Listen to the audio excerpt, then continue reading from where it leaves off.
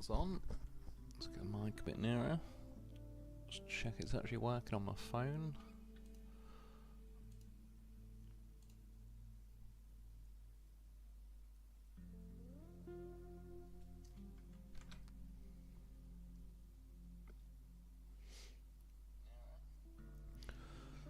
Looking good. Right.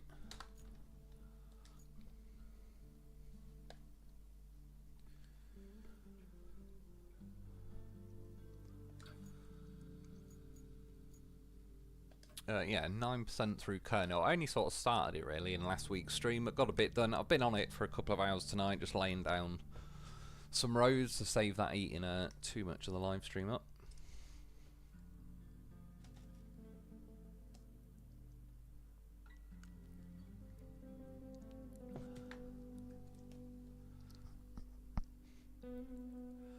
Will Provolo, why do you only go live on UFC nights? Why do UFC nights only happen on my live streams? No, it's every Saturday night, but yeah, it probably does land right in the middle of some other things for some people.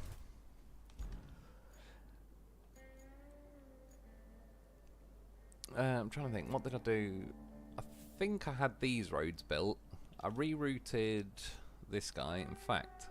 While I'm on here, I tend to find, you see now, like, there's no actual truck going along the route, and it won't send one for a little while, but if you just cancel the route and redispatch it, you get a new vehicle appearing, which I kind of need him to hurry up. I need 15 logs to deliver there. Yeah, I changed the route, just made it easier. They might end up having a head-on. I believe that one's got all the rewards, so I could turn that off. I mainly came down here, like, paved a road along, or sanded a road along here. Got a road going in here. I managed to get, where is it? This thing managed to get stuck on the pipe and was being annoying. The other thing that is a little bit annoying, oh, it's because I exited the game, it's turned it all off. Yeah, something they really do need to fix on this game sooner rather than later. Like, you see how I've got the yellow circle, which is where I can collect sand from? If I come back to here, it won't let me collect sand still, because if you have two dumper trucks near each other, they kind of cock-block each other's ability to refill the sand for some stupid reason. So I actually have to, like, basically drive back to here to where I'm outside the radius of that dumper truck. What failed? Did they end up crashing into each other? Yeah, they probably did. Bastards. In that case, I'll just dispatch that one, I'll just cancel the route, leave it like that for a bit. Get him going. Racing Ballisti, evening Mr. Wolf, how's it going, dude? Good to have you joining us. What's I gonna do? Oh yeah. So yeah, like, I've got two missions, drive to the machine yard and visit Northlock Village. I may as well go to Northlock first, then afterwards I'll head over to the machine yard, see what we get unlocked. Rebel by choice, morning mate, how's it going, man? Good to have you joining us. You're gonna finish Kernel tonight? I doubt it tonight, to be honest. I was sort of hoping to, but I'm only 9% through, and even though I've done like a couple of hours building roads and that, I don't think, like, it certainly won't take me as long as it did on my normal playthrough, because again, I kind of went over the top, built roads everywhere that I didn't necessarily need. But yeah, I mean, we'll see. I'm obviously going to try and get as much done as I can. But yeah, I've just got a feeling I probably won't get Kernel in the bag tonight. It's probably, if it, well, again, very unlikely tonight, probably next week's stream I should finish it, which, like I say, it would have been nice to have them more lined up a little bit evenly, which at some point I'm going to obviously get SnowRunner and go back to that, but I'm sort of thinking of waiting at the minute. One, it's not on offer at the minute, I want to, because I've got to buy all the bloody DLC and everything else that goes with it. But the other thing that's a bit of a pain, it's just is what it is this game has like a different control scheme to the to SnowRunner. And then there's DLC coming out for this in like a few weeks, really. And yeah, It sort of would have been nice if it either panned out like if I finished the game a couple of weeks earlier or a couple of weeks later. Because yeah, if I'm going to go back to SnowRunner, get used to those control schemes, and then come back and yeah, going to keep jumping back and forth, which is going to get a little bit messy.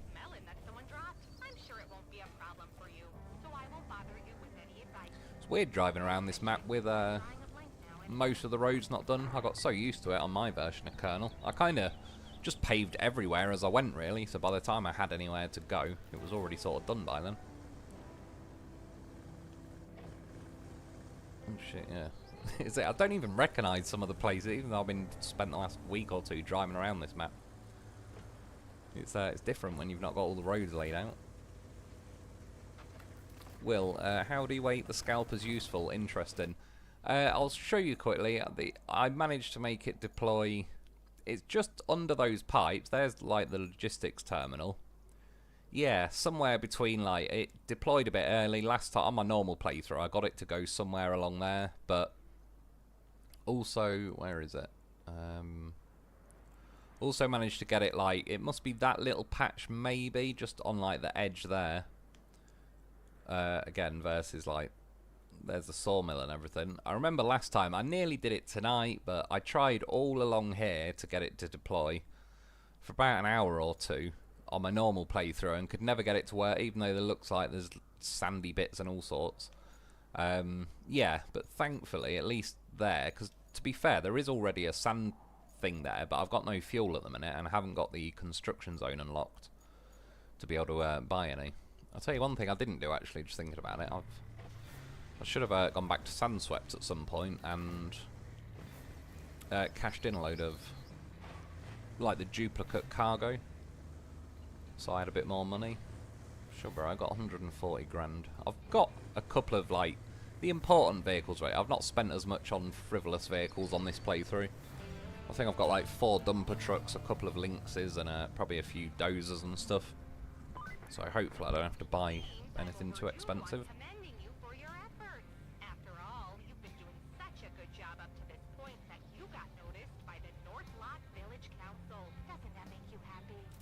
Of course it does. And right after they noticed you, they asked if you could help solve their problems. Ain't they grand? Oh yeah, that'd be a handy one as well. I've not still got not got fuel. Saying that. Do any of these missions unlock fuel? What's that? Countryside base will be restored, so that's one worth doing.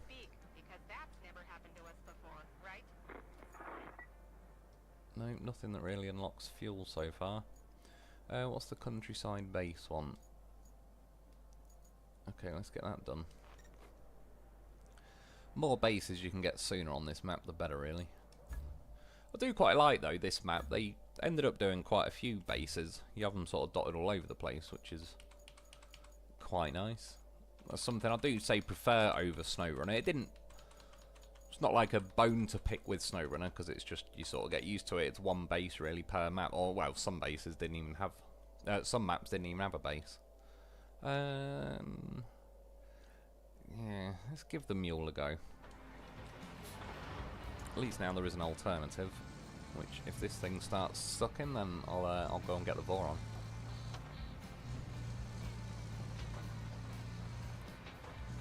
Still a few little rough parts. To be fair, it was because the dumper trucks kept getting stuck. I kept just getting a new one out of my base.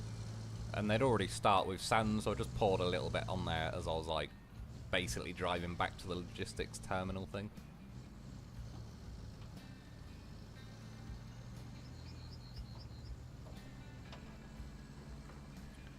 Boa Omega, evening ItsMrLoneWolf, hope you're doing well. I'm not too bad, cheers dude, how are you doing? Evening Boa. Will, Boa is English. I have no idea, I don't think so. You Canadian Boa. Or Canadian or American would be my guess. Saying both of them. Gonna be mad at one answer either way. Evening Rebel.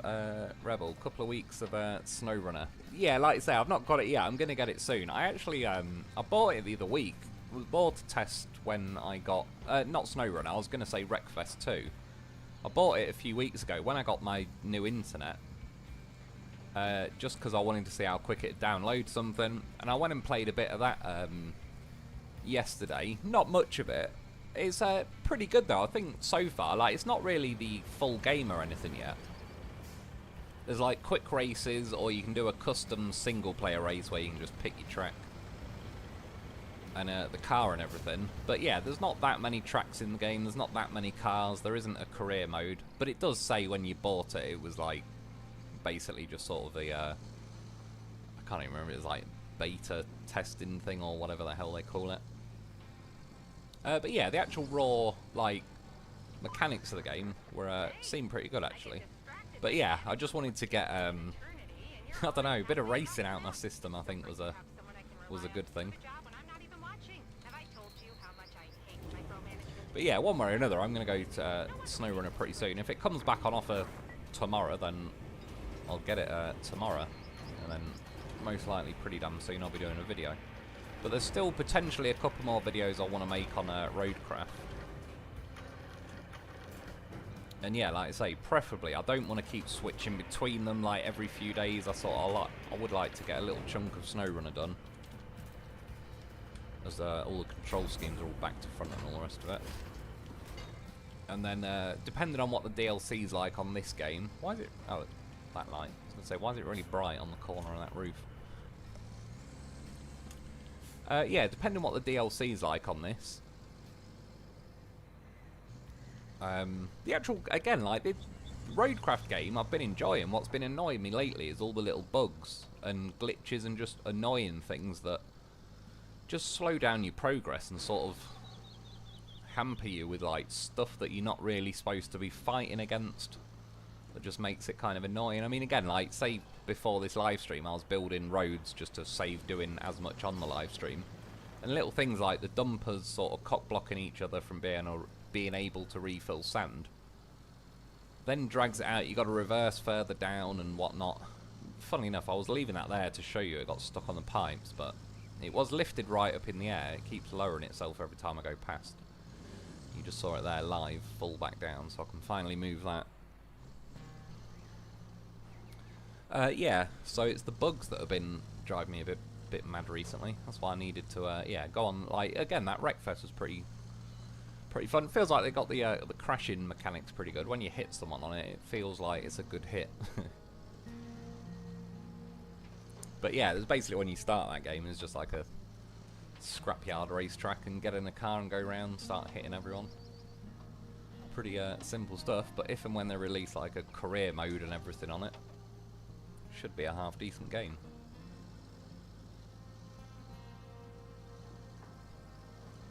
Ooh, new tip there. Boa, time for Wolf Boy's penance. What have I done? Rebel, Canada is Boa West Side. Okay, but I thought autocorrect had its way with you. Where am I going? Oh, over there.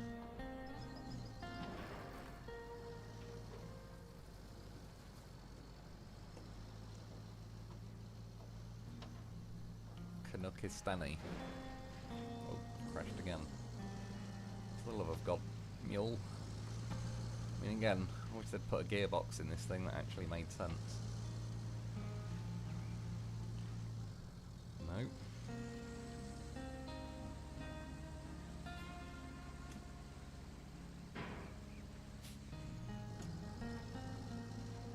Oh, there is a rock. It's a pretty bloody small one, though. I was expecting something a bit bigger than that. That's what she said, but...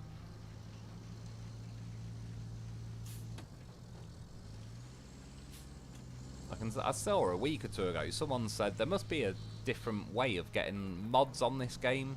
I can't remember the name they used. But they were using different vehicle mods, which I think on just the normal page of mods you look on this game, I don't think we've got access to them. But yeah, they said they ended up just getting loads of mods out for this map.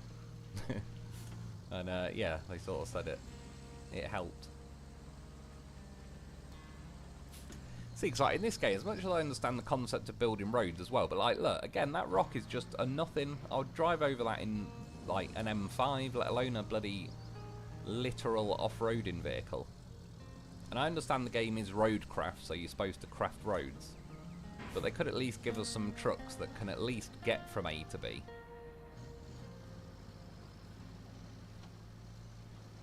Without being like, yeah, I mean, look at it, it's literally every few feet, you're just hitting something else and getting stopped again. Problem is, I can't really, well, I'd have to take a dump truck all the way back. Where's that stupid one that fell? There it is. Let's get one load in this. I'll head down that way.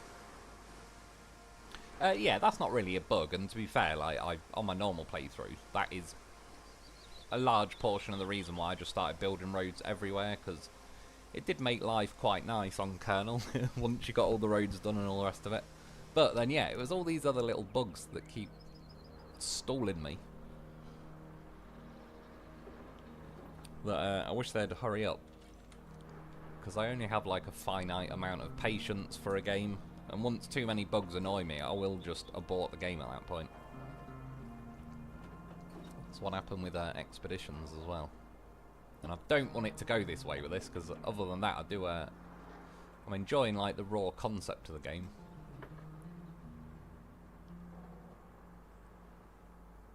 Rebel, yeah, I play SnowRunner and Roadcraft daily. Yeah, you do, don't you? Do you not get mixed up with the controls? Because I go into like, it's just like muscle memory autopilot mode. I mean, like, I really do get into autopilot for all, like, if I go and make a coffee, if for some reason I already had the milk out, I'll still put the sugar and coffee in my cup and then go to the fridge to grab the milk. Like, I just, yeah. It's like a very, I don't know, repetitive routine, even something as simple as making a coffee. If there's anything that's like out of whack, it throws me right off. And it's the same, I'll do it. If I go on SnowRunner now, I know for a fact I'll be hitting the wrong buttons every 2 minutes. Which I don't mind. I'd rather get used to the SnowRunner control scheme than this, really, technically speaking. But yeah, it'd be nice if like the DLC was coming out maybe like a week or two earlier. And I can, like I said, there's a couple of other Roadcraft videos I want to get done anyway. And then yeah, pretty much I'll like say gonna be going to SnowRunner pretty soon, because I was never planning on doing like Wreckfest videos anyway. I might make a video to show like the game, but there isn't like a career mode or anything in it, but I wasn't really planning on like, yeah, doing an entire like Wreckfest video series and all the rest of it. But yeah, what there was so far, like I say, it was just nice to go flying around a track really. Get a bit of the speed demon out. And then it makes me feel a bit more patient on a game like this where you go 2 miles an hour. See?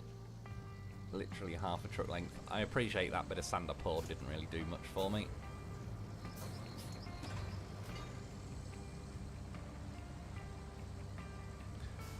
And then it's stuck. What a great vehicle. Well, we're going to abandon that one for now.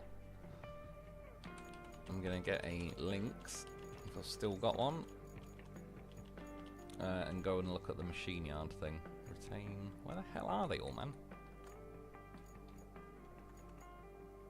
Where is that, out of curiosity? Oh, okay, I know where it is. Do you know what, at this part I may as well recover then to the not sawmill, tunnel exit base. So I can just see by ambience to the nearest horse piddle. Not sure what the rest of that sentence was. Will Holden Harrison, yikes. I can't even read that. Is that some serious like autocorrect or a different language? It could be. Ray Simplistic, have you seen the 6 new trucks added to SnowRunner Season 6? They're absolute gutless wonders. Are they? Yeah, they... One thing they do, I think, too much with SnowRunner is they keep adding generic 6-wheeled, like 3-axled vehicles that we've got a shitload of in SnowRunner. I've not really seen them. I think I did see, it might not even be the same vehicles, but I just saw a SnowRunner thumbnail like a month or two ago that said about a new vehicle, and it seemed like the same thing. Like, personally, I'd want more, I don't know, 8, 10, 12 wheeled, like, crazy off-roading stuff. Whereas, yeah, the 6 wheeled, like, there's way more than enough in SnowRunner of them already. Again, it's weird driving down here without any paved roads. At least this Lynx does climb over rocks and stuff, doesn't get stuck every 2 seconds. Oh yeah, do you know what? Just for the just for the shits and giggles, I may as well track the mission I'm doing. Rebel Season 6, we're waiting for 16. Yeah, so I was going to say, I reckon you did mean, yeah, 16. But yeah, they, it'd be cool if there was more, like, unique crazy vehicles than just another GMC Brigadier thing, for example. Not that even that was, like, a terrible truck. It wasn't, but there's no real point in using it. And even if you do, you've got, like, 10 or 20 other basically the same, like everything from the step pike or step toe thing, whatever, 310. Yeah, all sorts really. There is a lot of that sort of stuff to choose from. They need to add more things like Bruce. Bruce without a giant chin. Oh, yeah, so we've got... probably have to go around that way.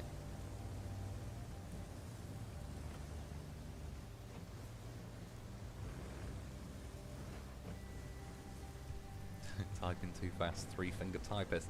It's funny, since having a PC, because I've not really had any reason to type, I'm definitely, like, if I look at the screen while I'm typing, there's, I don't know, 50 or 60% chance I'll type the word correct and all the rest of it without hitting the wrong keys and that. But it was from doing my business studies GCSE at school, that's when I mainly did, like, a shitload of typing. So I'm kind of, like, half terrible at typing, but like also kind of quick for a non-PC user and all the rest of it. Yeah, just back from the school days doing, yeah, mainly business studies really. Which I gotta be honest, didn't really teach me as much as I was hoping it would. But not as much, it just taught you stuff that's like, you don't really need to know. I thought business studies will teach you, like, yeah, how to start up a business and blah blah blah. You end up getting told just a load of shite about a company like Microsoft, and it's like, yeah, but why do I give a shit about Microsoft?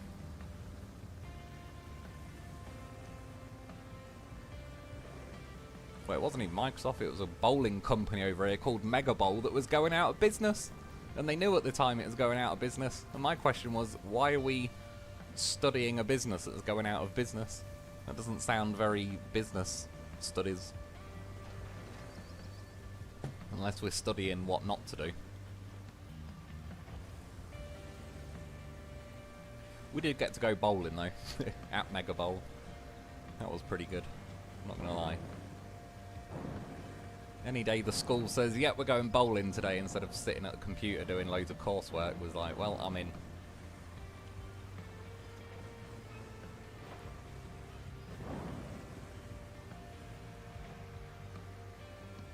But yeah, they're just only teaching, obviously, like, the difference between a PLC, public limited company, and blah blah blah, like sole trade and all this, but it's like, yeah, that doesn't really mean anything. A lot of what school doesn't really actually teach you anything to do with life, or like, even like, I was in the top set in maths and all that, and the sort of shit we were learning, it's like, I've never used 99% of it in my entire life. Oh cool, now I can buy... I don't want to go too crazy on them, but...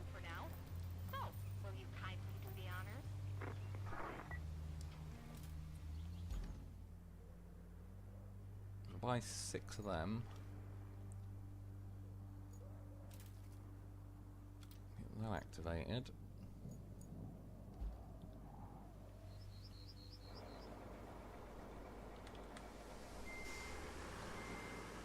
Get some roads here without having to reverse 2 miles back up the road. Boa, penance for living. To suffer this game. true. Certainly the it's trying its best to make it more difficult than it needs to be. I'll give it that. There's like another thing they've broken recently. I might be able to show you now that I'm kind of on a bit of a straight part of the road, but the articulation has got It used to be fine. It worked. It worked since day one of Roadcraft came out, and I've definitely used this thing a lot because I filled the entire concrete slab facility and all the rest of it. In the last week or two, somewhere between, I think it was like, not patch 2.0, but the hot fix for that, somewhere between that and patch 3.0, they've basically broken and ruined like the articulation. Like, it doesn't turn.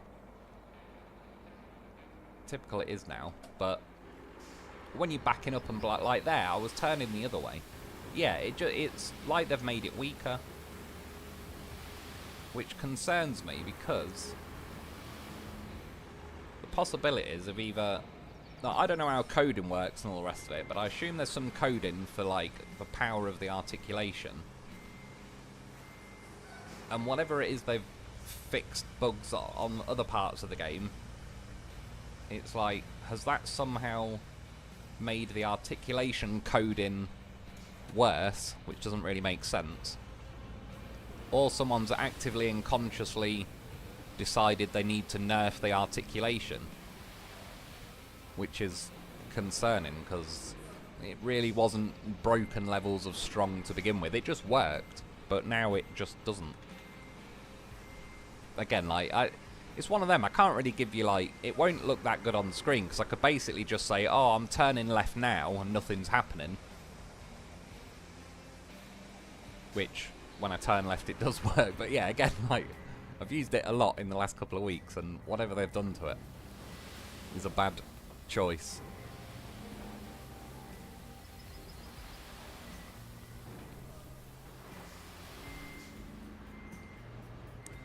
Rebel, just Splendor, no cream.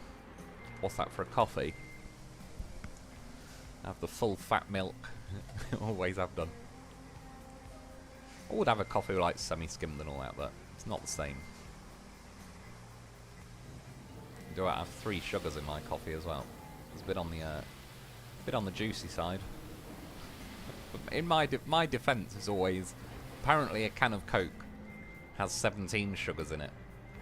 So I can have like a good 5.5 coffees is the equivalent to just 1 can of Coke.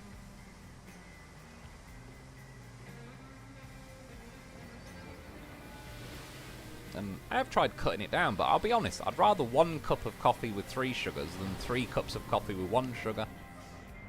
I'd rather just have less and save my sugar amounts up until it's a fucking nice 3 sugar one.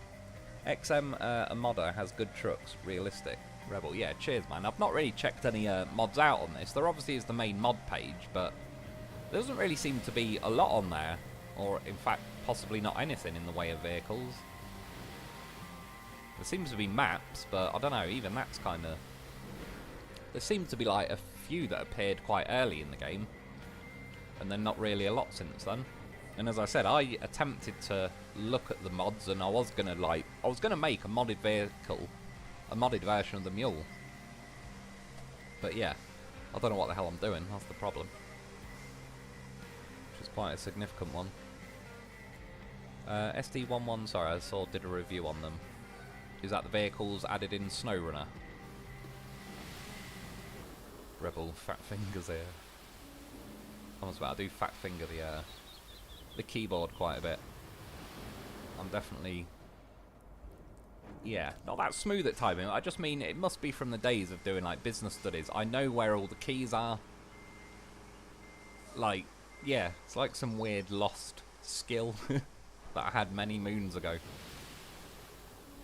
And yeah, there's like a vague memory, but my brain doesn't quite know how I have that memory.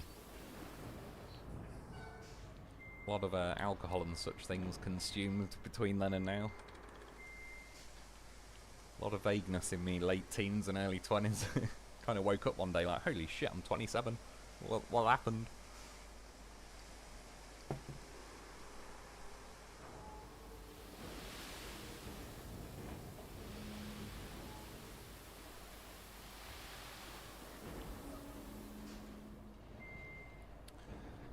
get too many more built. See, again, this is what I was trying to avoid, making most of the live stream being bloody dropping sand. I don't mind some of it though. Again, personally on my own, I like building the roads, just driving around pouring sand. In theory, if there was enough maps to do it and all the rest of it, I could spend hundreds of hours doing it. But since it's not the quickest progress thing in the world, as far as like doing it on a live stream, it can be a little on the slow, monotonous side.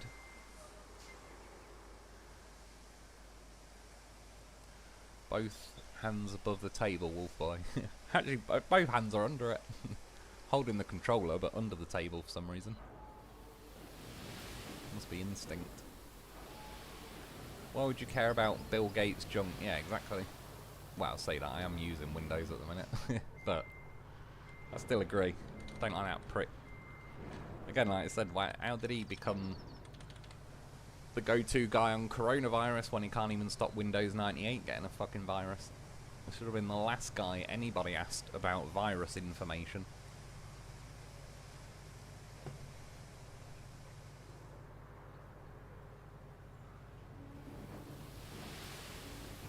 That's why, like, my computer, it's not even seen a pair of tits. My computer is a virgin. Can't trust it with Windows. My iPhone, on the other hand. My iPhone's like an 80-year-old retired crackhead prostitute. That thing's practically bulletproof from viruses. Although I do think, again, a year or two ago, I do think I got a virus thing on it where I think it was from, like, crypto or something. I wasn't really doing crypto, but looking, like, reading in it and going on, like, different sites and all that. I reckon I had some kind of bug that was just eating up all the rest of my memory. And, you know, like, I don't really know how it works, but you hear of, like, crypto mining. I think there was, like, it was basically a bug that uses the rest of your phone's capable memory, etc., to mine crypto on someone's behalf. And it was, yeah, that's why, like, for a while my phone was constantly saying, like, the memory's full, even though I was deleting loads of shit. But apart from that, it's, yeah, pretty bulletproof by comparison. Windows, I wouldn't even trust it. Bill Gates has rigged that shit. Boa, if the teachers knew how to run a Fortune 500 company, they wouldn't be hiding in a public sector at a school. Yeah, exactly, pretty much. But yeah, you'd think that someone could just look at what they teach at school and be like, right, is any of this of any use to actual people, day-to-day life? Again, like the earlier day, primary school and all that, learning how to spell, read and write and do maths like addition, subtraction, multiplication, division, all that's a good idea. But then by the time you're in like the high level, you're doing like in physics with stuff like electron diffraction, which I don't know, unless I become a physics teacher, maybe I would need to know that just to teach it to a bunch of kids that are most likely never going to need it themselves. Yeah, maths was, I can't even remember now, but all sorts of shite that you don't reasonably ever need.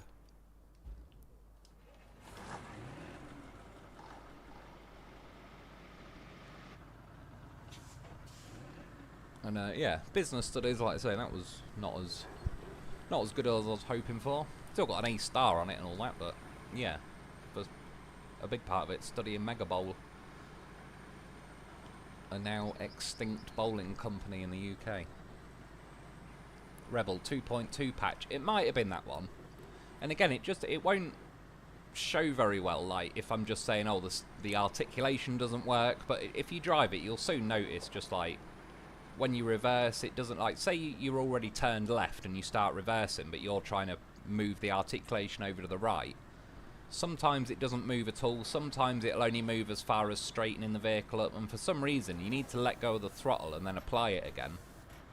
And then the articulation will carry on working for a little bit. But yeah, it's like, I don't know. It more worries me if someone's consciously chose to make that like that. If it's a bug, it's annoying, and I hope they patch it sooner rather than later. But yeah, Even scarier would be if somebody thought that was a good idea. Rebel, I've changed settings, thought it was me. No, I don't reckon, dude. It's definitely, feels pretty kind of consistently happening since then as well. And again, I did, like, filled the whole of the concrete slabs facility. I built a racetrack on Deluge. So I've definitely used the bicycle, like, not only a lot, but, like, consistently for hours and hours and hours each night. And, yeah, I don't remember once the articulation ever moaned throughout the racetrack or the slabs facility. And then it's only really been just by I'm not saying it's this map kernel, but it just so happens I was pretty much just starting this map as those patches were getting done. And yeah, as I said, I ended up paving pretty much every bloody road on kernel. And it's definitely been around since, yeah, patch 2.2ish that it's been happening.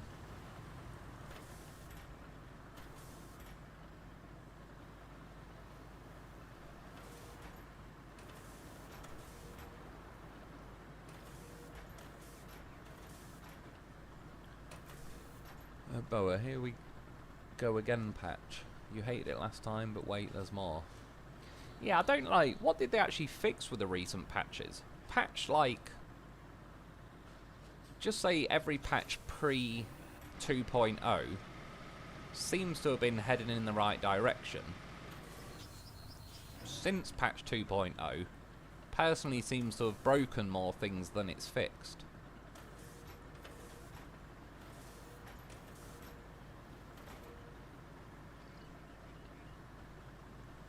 Will, I'm gonna head out. All good luck, all. I might be back later. Yeah, I appreciate it, dude. Cheers for popping in, and enjoy the rest of your night.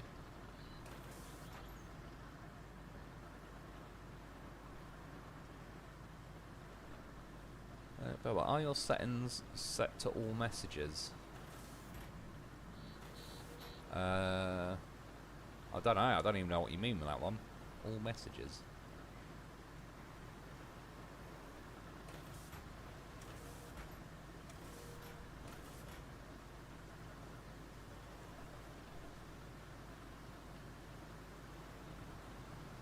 XM on the SnowRunner.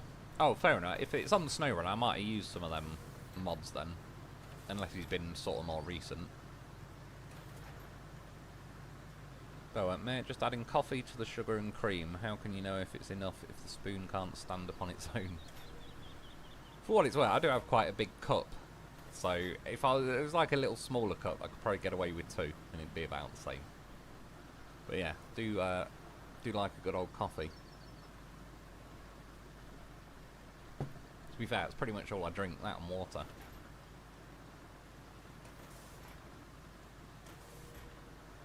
Oh yeah, is that a bridge I've got to build?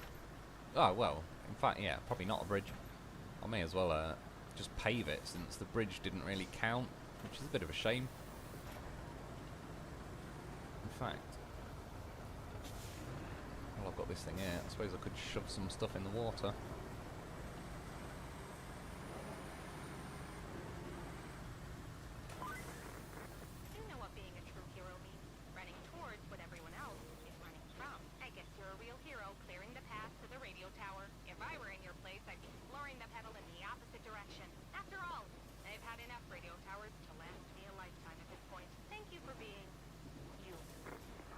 I mean, running towards what people are running from doesn't necessarily make you a hero. What if people are running from a tornado? Running at one doesn't necessarily make you a hero. Unless you've got some plan up your sleeve. It's going to have to be a pretty bloody good plan, though, if you're going up against a tornado. Rebel, I've deleted Instagram and Threads and phone talking apps. WhatsApp and Signal. Yeah, I've got... what do you call it, Instagram. I've not been on it for bloody ages though. Like years. It's not really if I remember rightly, last time I was on it, I just don't really know what I'm doing on it or anything anyway. Other than you go through videos and it's like, she's good looking, or there'll be like a car thing, that'll be like M5s or yeah, cool car stuff. It's like fair enough, but I could just go on YouTube and type cars. And I'll get to see that sort of stuff anyway. Most other things I don't really have. I've got WhatsApp, but it's more, ever since then really, I don't actually have to buy phone credit to text people. It's obviously just pretty much everyone's got internet these days. So it basically just made text messages free, really.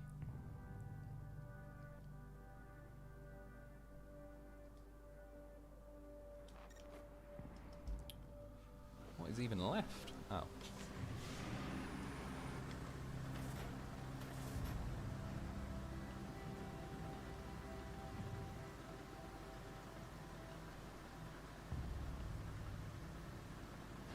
Kelly's talking about being a hero.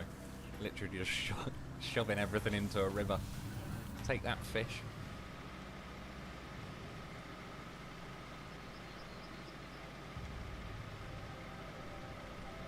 Boa, processing power to solve math questions to create a new unique 12-digit code that unlocks a new code to create a new coin. That's the extent of my understanding.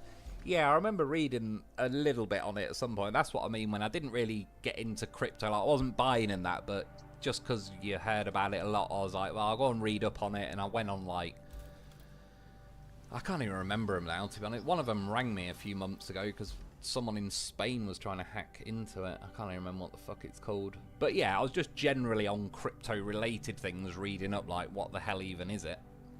And then, yeah, like, that's just, after a while, I was like, I think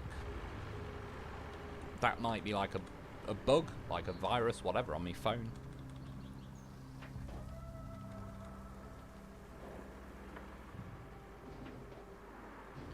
Yeah, I remember reading a bit about the crypto mining. Obviously, it sort of seems to be, like, an artificial way to create scarcity, really, where you're not going to, a human isn't really going to solve it. Obviously, yeah, use a lot of computing power.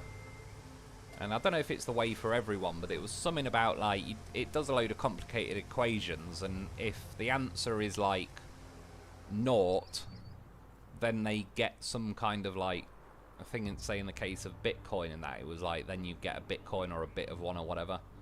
But it's, like, continuously solving equations that, yeah, like, you're hoping that the answer will become naught or something. Again, that's obviously the way of, like, regulating the scarcity of it, which is a bit like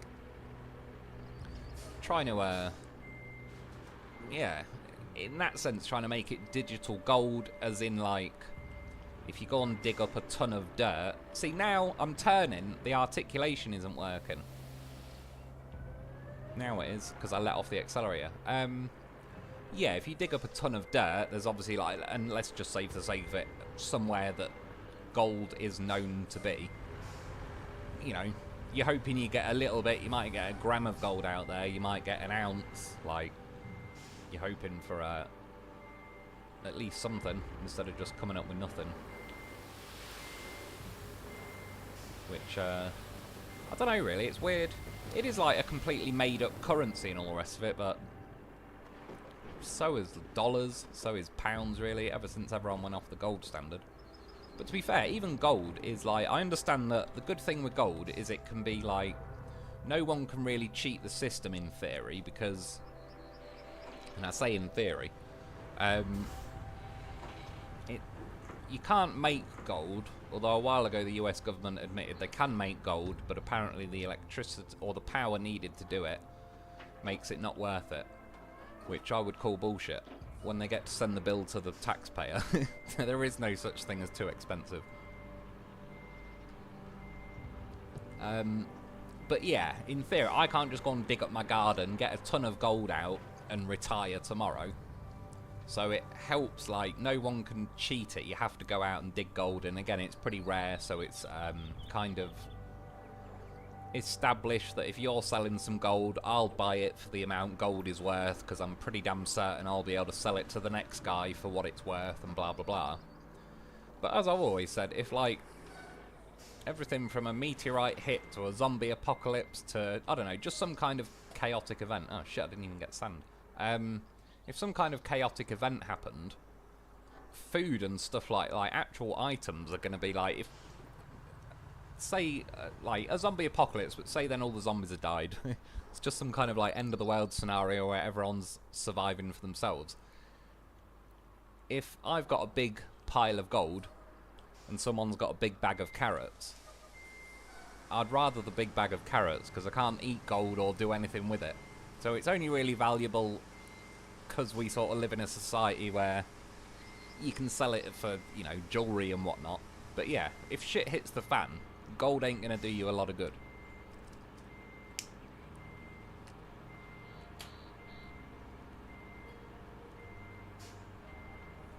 And neither's crypto. Like, so... But if you own Bitcoin or whatever in this day and age, which I don't, but... yeah, chances are it's worth what it's worth. Like, if you had a Bitcoin now, you could probably sell it for exactly what it's worth, so... it only, like, once everyone agrees something is worth something... it's like with diamonds, really. Diamonds are nowhere near as rare as they're made out to be. Like... De Beers or whatever, the diamond company, they just control the supply of it. And it's not even like some conspiracy Illuminati secret. You actually just go and read up, like, yeah, diamonds are incredibly common, and we can grow them industrially.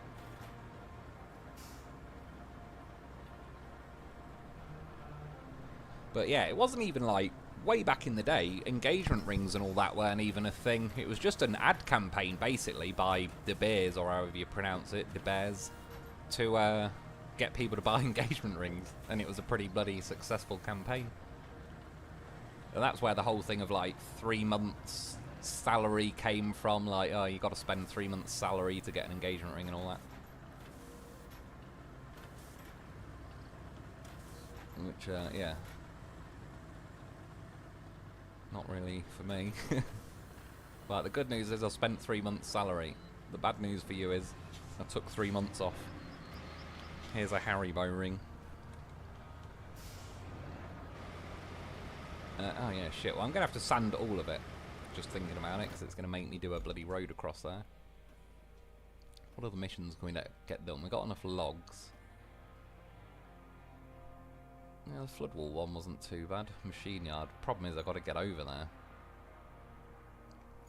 Which is easier said than done. What does unlock the harbour base, out of curiosity? Oh shit, still haven't delivered that. Let's get that done then, so we get that base unlocked. Oh god, will it be able to climb out of here? Probably not. Yay. Though not, aren't I glad I used the mule? Go and ram it with this.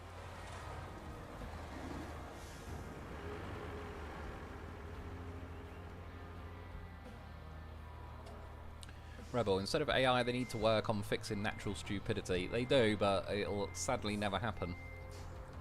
That's, I think, why the older you get, the more pessimistic you get. It's like, you realise people individually are smart, or certainly can be, but the masses in general are just dumb sheep. That's why, like, as enjoyable as it'd be to see some kind of, like, revolution going on, there's no point, because the masses just want to be told what to do, when to do it, etc. Like, I think most people, sadly, are just happy living the way things are.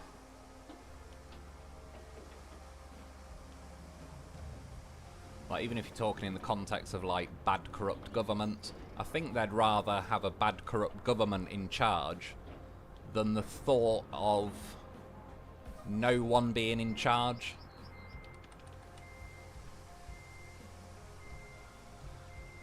And, yeah, you have sort of eventually realised, like, yeah, the world is, like, they'll just, yeah, most people just want to plod along and be a sheep about it, really.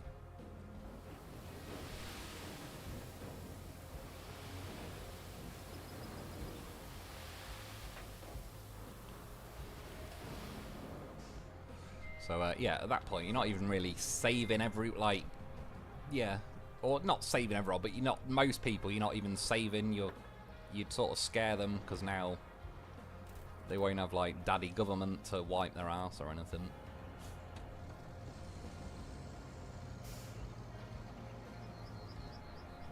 So, yeah, then you go to plan B, just become incredibly pessimistic and antisocial, and enjoy the rest of your life while you can.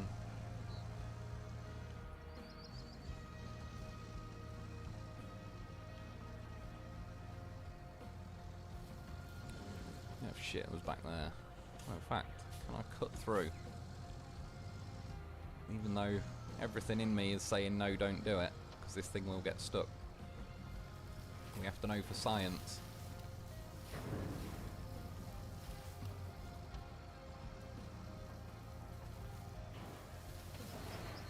Jesus Christ, so it climbs over all that, but it kept getting stuck on like a 4-inch rock in the water. Typical. So a good old Latter-day Saint coffee and non-herbal tea, not on the menu. Again, I used to drink a lot of tea, but yeah, just more coffee now. Does the job. Well, not really does any job. I just like the taste of it and something to drink. Boa, no, you might be clinically depressed. I don't know. I don't think so, though. I don't really feel like sad or anything like that.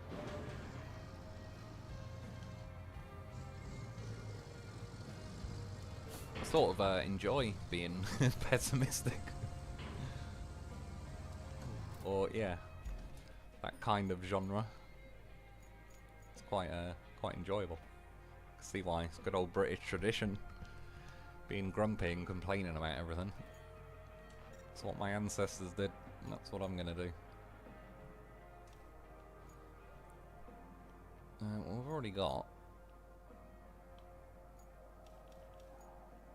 Oh yeah, do you know what, let's see, because this is the one... I did this manually last time, because it's not in the range of a sand quarry.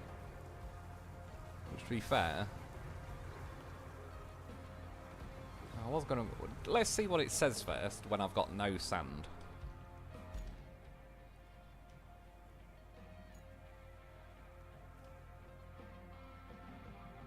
What?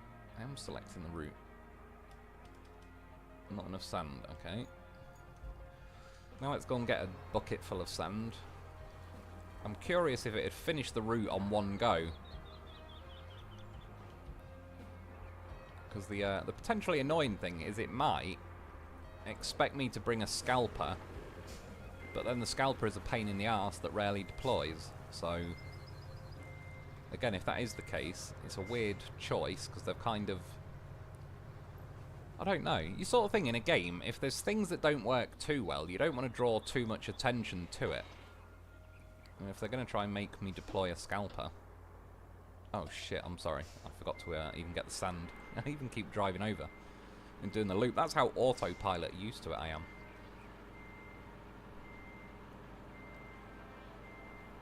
Rebels, just looking at lasses. Yeah, is that on like Instagram and that? Which is good. But I don't know, you see it so much these days, and again, I'm not like, I could scroll through YouTube and there could be a nice big cleavage or a girl's ass, and it's like, of course you look scientifically made to look, but I think everything's like almost so purposely sexualized these days. More prefer seeing like, not like, I'm one of the few people I'll see an 18-year-old cheerleader and be like, God damn, I can't wait till she starts dressing like Kevin's mum from Home Alone.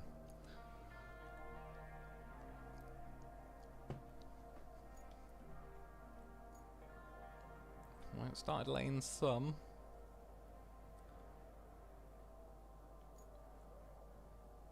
Let's watch it. I mean, already it's laid about a bucket's worth. If I was doing it manually, I probably wouldn't have even got that much on one. Uh-oh. I was just about to say, oh, it's looking like it's not really emptying. And then he tilted it more. Worst, if we can just get to that where I've already laid sand, I could probably finish the rest of it off with just one more bucket load. Oh, I only had WhatsApp because work wanted us to snap pics for our security tour. Yeah, WhatsApp is generally quite handy just because it effectively acts as like a... text messages, like, really, so... And then you can send pictures and that. I don't know what it was like in other countries, but over here it was 10p a text message. And then, I don't know, about 25p to send a picture or something, and then obviously WhatsApp was like, if you got internet, it's effectively free.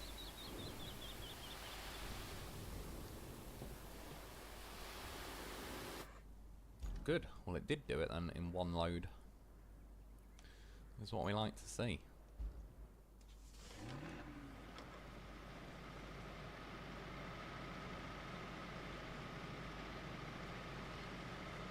Oh yeah, it did unlock the base. Good, because gonna need a paver in that.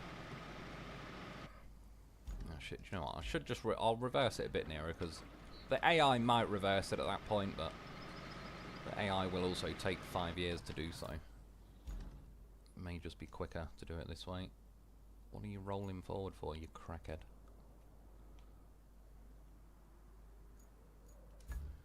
Paver. Oh, nice. It's the top menu. I think it's the first time it's ever happened. The first vehicle I needed, it's there. Canada 111, hi. How's it going, dude? So if you're joining us. But anyone have a time machine and $5 grand USD? I'll pay you back yesterday. Yeah, exactly. I had quite a few things I'd get into. Again, it's funny, like, Bitcoin was one of them things I said years ago when it was, like, first starting. I was saying to my brother, like, oh, you know, just saying about it. I think it's because I've read it in some magazine. And there was, like, a company selling, what I suppose was essentially, like, mining computers, but not like a full PC. It was just like a thing, a box of computer gubbins that... Obviously, I assume you plug it into your PC or whatever, and yeah, it had whatever is needed to do the mining thing. If I'd bought a bit back then, I'd be a millionaire by now.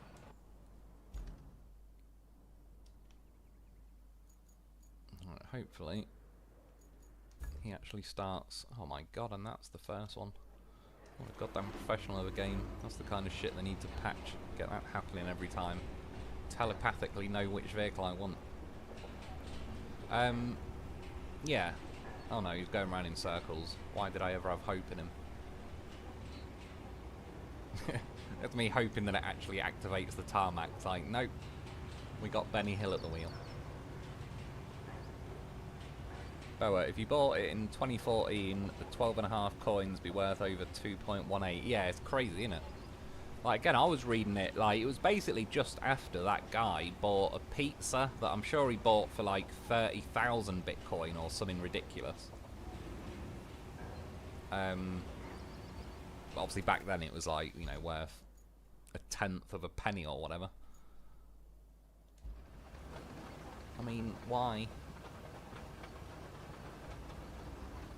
What part of your brain decided that was a good idea? Oh, he stopped turning that way.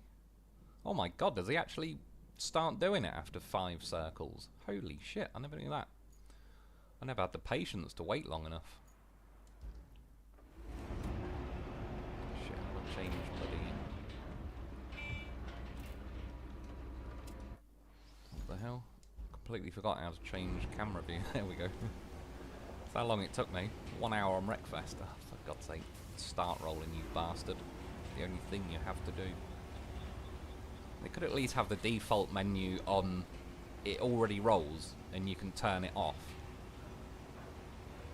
because anyone who's professional and meticulous enough to want the roller to activate and deactivate, because apparently then, like, some people saying if you're flattening out a road to get it extra smooth, sometimes you don't want the roller rolling all the time, which is fair enough. But if they know the game and everything that well, they'd know to turn it on and off. They should just make the default that it's already on. I think would make more sense. Let's just get that out of the way of the road. We have a cargo ship loaded with Kelly's equipment back. to fix that radio tower of yours, but that'll take a little time. While we wait, we have plenty of requests. Seems you're popular now. Wanna guess with who? It's those rascals from Northlock again. How the hell have I already unlocked that? Putting someone else on the job. Oh, probably haven't. Quite important though, so I can't blame them. They are real low on food right now. Patch but them. The supply convoy is stuck in the southern tunnel. What you need to do is clear the debris at the tunnel exit and fix the road at the village entrance. Should be easy enough. So, could you do it post-haste? Possibly. Yeah, well, I've kind of got some of that done now. So let's get a bit more of that road done. Then I will clear that tunnel exit thing. Oh, turning lead into gold is doable. You need a particle accelerator. Cost $500,000 per ounce. Current price is $400 a year. Oh, yeah, $400 an ounce. What, for gold you mean? It's a bit more than that now, isn't it? Or was that supposed to be 4,000 maybe? Yeah, see, look. See how the road is turning yellow when I'm just reversing over it? I'm not dumping any sand. That's another bug I've noticed, which... yeah, is a bit of an odd one on this game. I've only really noticed that on Kernel. Yeah, but that's what I mean. They have got particle accelerators, and again, if they can send the bill to us, then they're not going to give a shit if it costs $500,000. As long as they can write that $500,000 off as particle accelerator research, and then they end up with an ounce of gold they can stick in their pocket at the end of it. And again, that's assuming that's what they told you. It's like, oh yeah, we can make it, but trust me, bro, it's not worth it.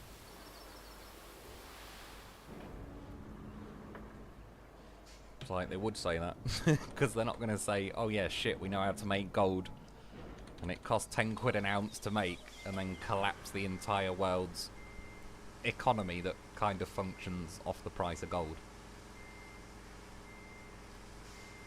So they'll never tell you.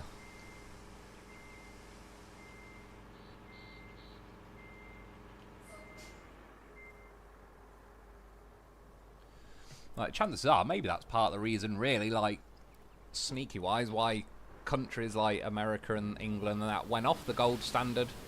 Maybe they realised a way to make it cheap and just figured, like, fuck it, what's the point in having Fort Knox full of gold when we could just make all of it for £1 million quid?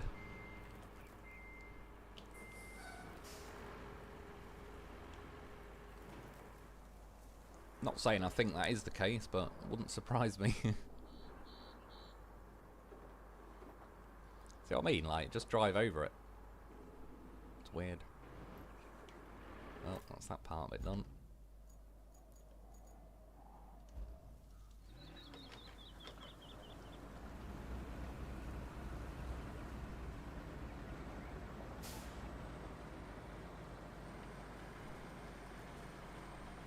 Boa, Megadeth. Is that Elysian Fields? The world don't want to be saved, only left alone. Yeah, but then I wouldn't even say left alone. I think some people like Big Brother looking over them kind of thing.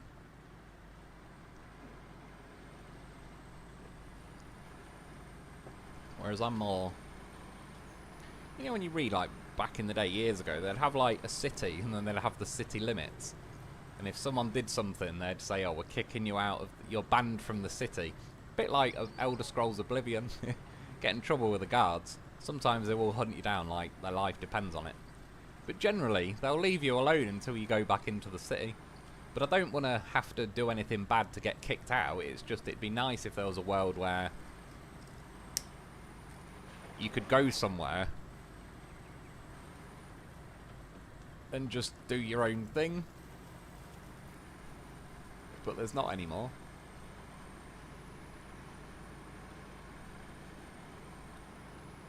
Like I saw earlier, there was a house that was built in the 50s and sold for $8 grand, and it's currently listed for 1.1 million.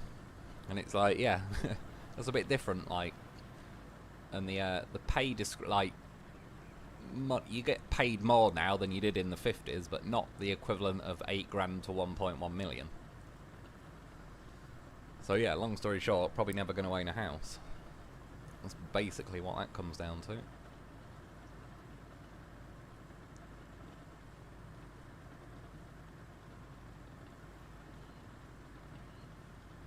Whereas, like, for example, there's an old woman I know of that lives near me, and she owns, I don't know how many properties. Between her and her kids, probably a few hundred properties. And she made like 10 million last year just off renting them out. And yeah, it's like, can't compete with that shit.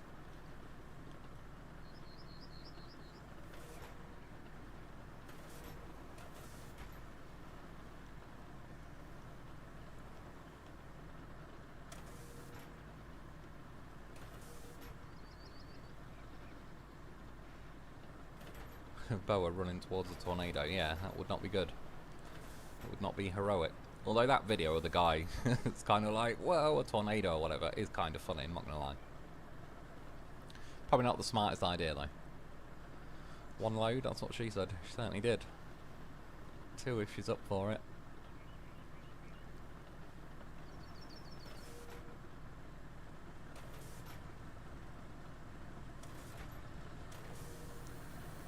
So Tarja Turunen. Finish hard rock metal.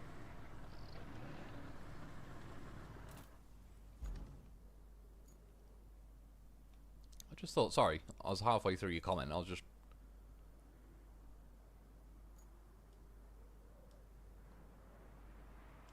Or is that already done? Yeah, it might be actually. I think I need to... Fuck knows. Let's go and pave it, see what happens.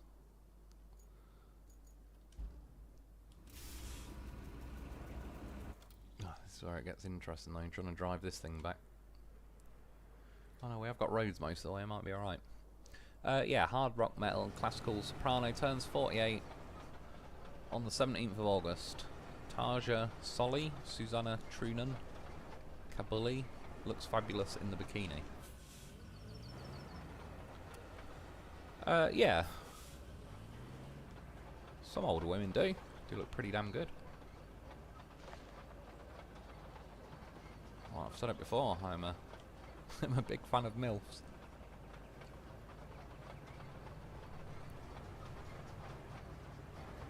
Justin Lynch, sorry for not being on, watching AAA Triple Mania. No worries, dude. It's got to be done sometimes. Hey, Justin. Race and Ballistic Wolf, did you hire Ray Charles to drive the paver? I certainly did. Well, yeah, Ray Charles probably maybe not have even been able to go around in circles. Let's say that was Benny Hill style, that. To be fair though, I didn't know. I mean, now I can't help it. I have been trying to turn left for quite a while. Yeah, I didn't know after doing several laps they actually start paving though. Normally I just cancel them at that point. But you see, that's another bug that's been prevalent for a while, is not the spinning around has as well. But then when you start to lay like paving, in fact, let's do it now. It probably will activate now, typical. Yeah, a lot of the times it doesn't though. And they seem to get it fixed for a little while. Somewhere between the early 1 point something patches and 2.0. And then around then they kind of broke it and it went back to like 50-50 chance it'll pave, 50-50 it'll just do nothing.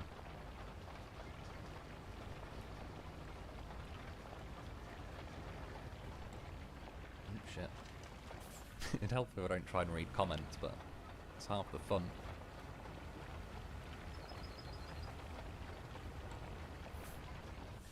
Guy who had Bitcoin on his hard drive got thrown out, went to the landfill, wanted the local government to dig it, worth millions now, no dice. Yeah, I've seen that. Yeah, I think he's tried suing them and all sorts. They should just let him bloody look for it. Yeah, I bet he's not happy with his wife though. Wasn't it her who threw it out?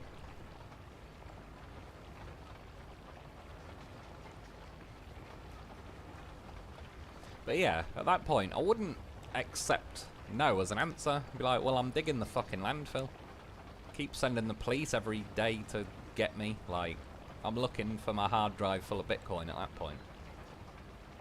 But if you told them it had bloody information on Epstein, they'd be like, yep, let's find that. Not to release it, though. Let's find it and bury it under the landfill. They'd be all over it then.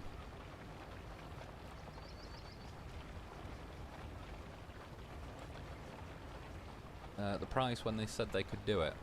Yeah, because I think he's been arguing it for quite a while, hasn't he? And obviously it keeps going up kind of since then. I remember he's worth something like, is it like 500 million's worth on there now or something? And he's been saying like he'll give the, I think it was like the council, I can't remember if it was 10% or half or whatever. I mean obviously at that point he just knows, if theoretically if he finds it he's like on the rich list levels of rich. So even if he had to do a deal to split it. But yeah, I just wouldn't accept no. I'd become an absolute menace to society if they said no. It's like, well, Don't be surprised if shit's on fire tomorrow.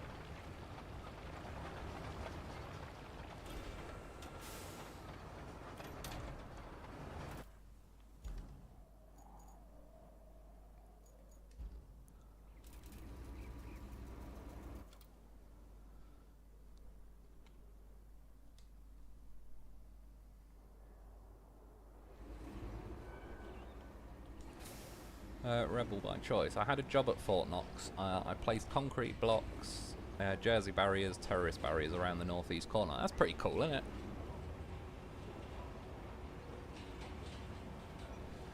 Yeah, I wonder if there is gold in there or not.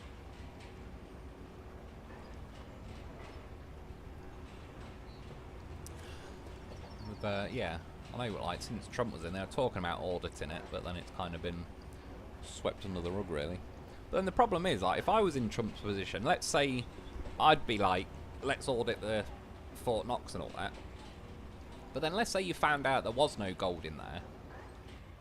You'd be better to just go along with it as well, because it's like, nothing good for America would come of it if it was discovered there's no gold in Fort Knox.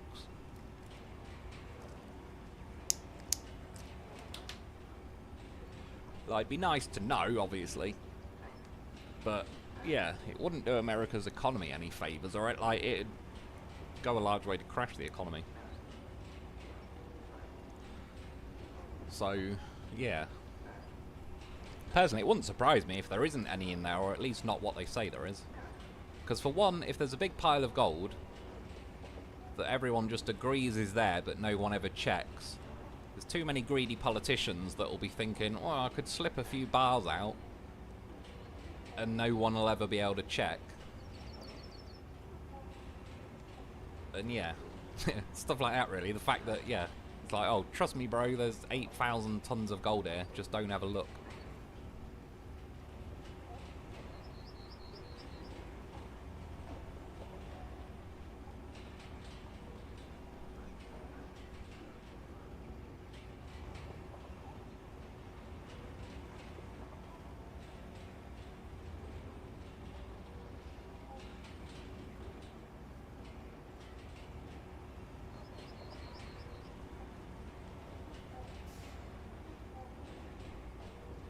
Rebel, early 80s, around 83. Yeah, that's pretty cool, though, to say that you've been there and... Yeah, like anti-terrorist barricades. I wonder if, I can see why they do it, but it's probably a location that there's not really much point in a terrorist even attacking it anyway, because you're not really going to blow gold bars up anyway.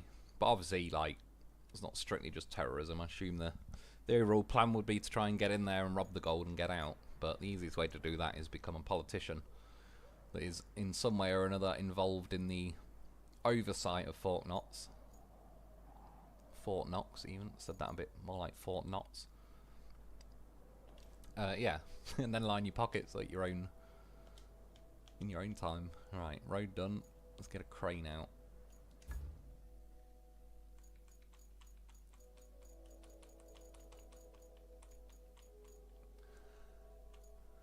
You know what, fuck it, let's try the Zix crane. I've been using that other one for quite a while, the Epic thing. This one's not too bad either.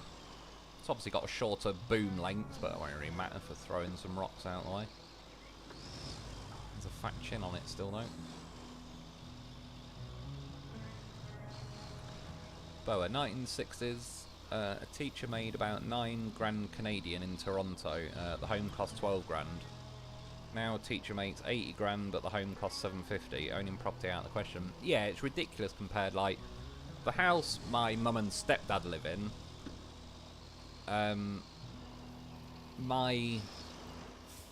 Funnily enough, I think it was my landlord's dad bought that house back in the day for like 17 grand. My real dad bought it, I think, off him for about, I think it was like 70 grand. And then when my dad died, me and my sister inherited it, and we sold it to my parents for, I think it was 140, and then now it's probably somewhere between 250 to 350. And since the time that my landlord's dad bought it for 17 to 350, it's literally gone up 20 times, and wages have probably gone up 3, if that. So yeah, to buy that today would be the equivalent of buying 7 or 8 houses back in the day, which is obviously a hell of a lot more unrealistic.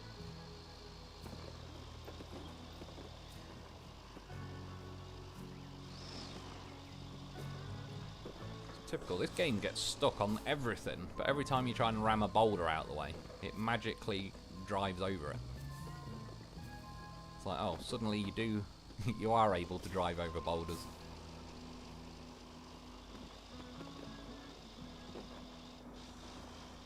Could have got a crane out. There is a few more along the way. I remember doing this the other week.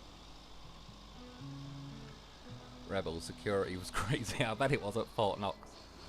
It's like, to the point, it's a cliche just to be like, you say something is like, yep, got that shit locked down like Fort Knox.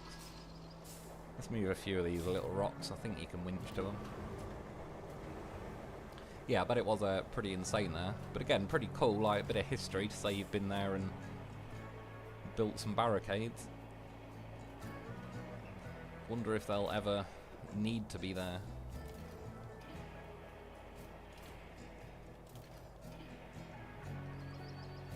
Which, yeah, like I say, stuff like that's sort of pretty interesting. It's like that when I worked in the Isle of Man for a little bit, I built a wall that you see on the TT game and on the TT racing and all that. And it's like, yep, I built that wall.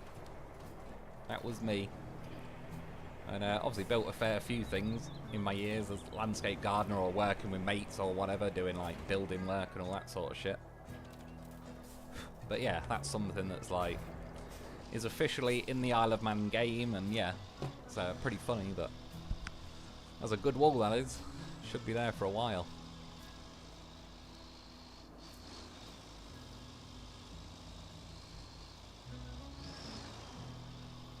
Well, I actually built it with a guy that was like an ex-prison, like, loved his drugs and all sorts, so might be a bit of a crazy wall, but it was a good wall.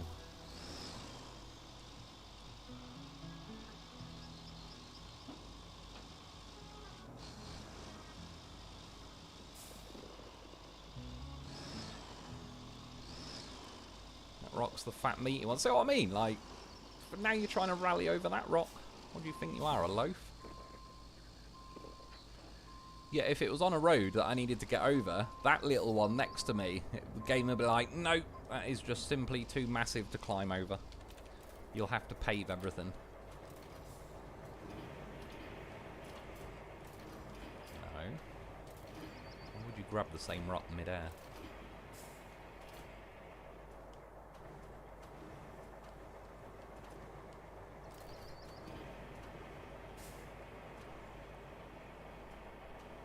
Oh, please, diversity barrier. That's true. Ain't no Scottish guys driving at them barriers, is there? Let's be honest.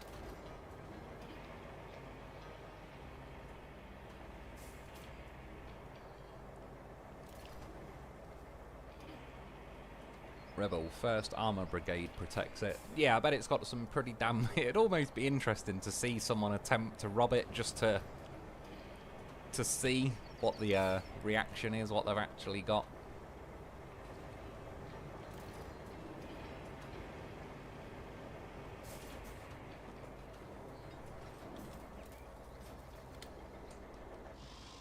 I've even got the crane legs deployed. My crane was just rolling backwards then for some reason.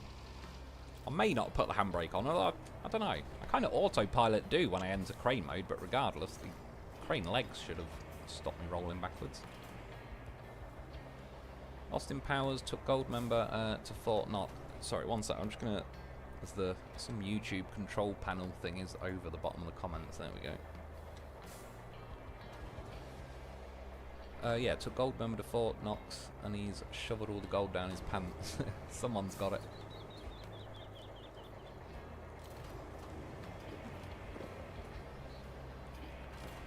Of course, the other side of the equation, it might be not only full of gold that is known about. Could be all kinds of other things in there. Like, you think how many, you know, like if you see back in the day, like it could be 1800s, whatever, someone finds like either an old Roman burial site or blah blah blah that's got loads of gold. Or you hear of like, oh fuck, what's it called? There's like a 7-foot solid gold cross. I can't remember for the life of me now what it's called, but some pirates apparently had it back in the day and buried it. And no one's ever found it since. But that's the kind of shit. If the government found it, it'd be like the end of Indiana Jones, where he's wheeling it into like a gigantic warehouse full of shit they don't let anyone know about. So, yeah, could just as easily be full of things that are like, oh yeah, no one's ever found that. Wonder where it is. It's all sat in there. And the Smithsonian, that's another sketchy place that hides a lot of shit. Oh, infrastructure. Okay, well, I'll move this out of the way.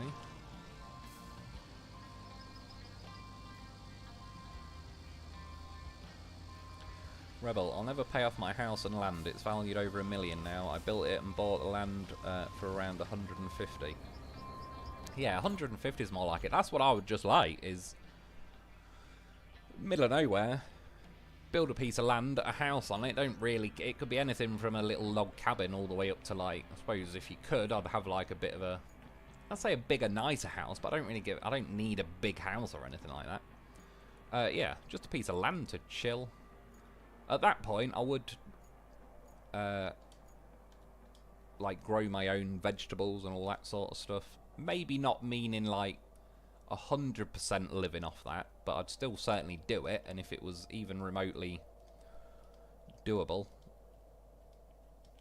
then yeah, I'd happily just live off that. Like, but yeah, generally speaking, I don't understand like people who live in New York City and London and all that. You couldn't pay me to live in a big built-up city like that. I'd hate it.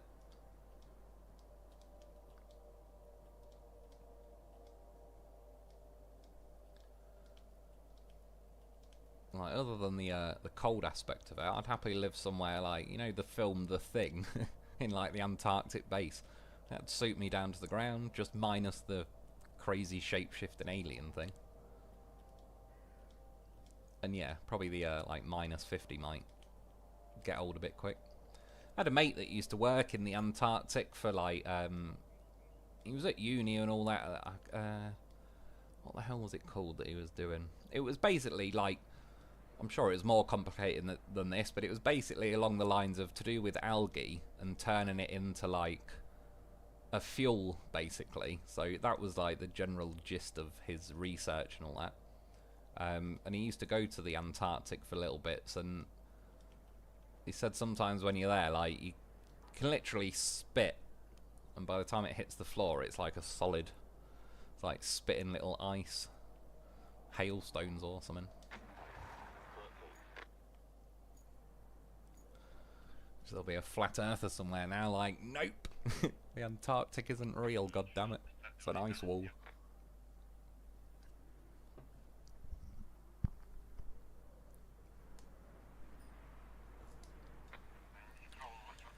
Oh, fucking hell, it is a semi-truck, isn't it? Might be, I'm probably going to have to pay, sand that little bit.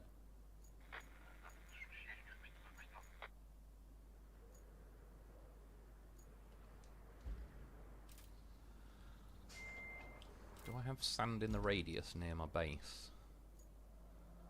Close enough.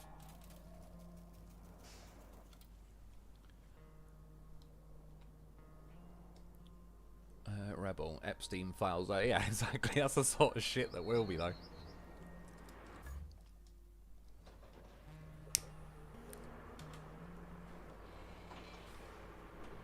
Well, to be fair, it always makes you wonder. It's like, obviously, Fort Knox, to be fair, it's well known, but I suppose it's like, it theoretically isn't supposed to be a secret. Like, everyone knows there's a lot of gold there.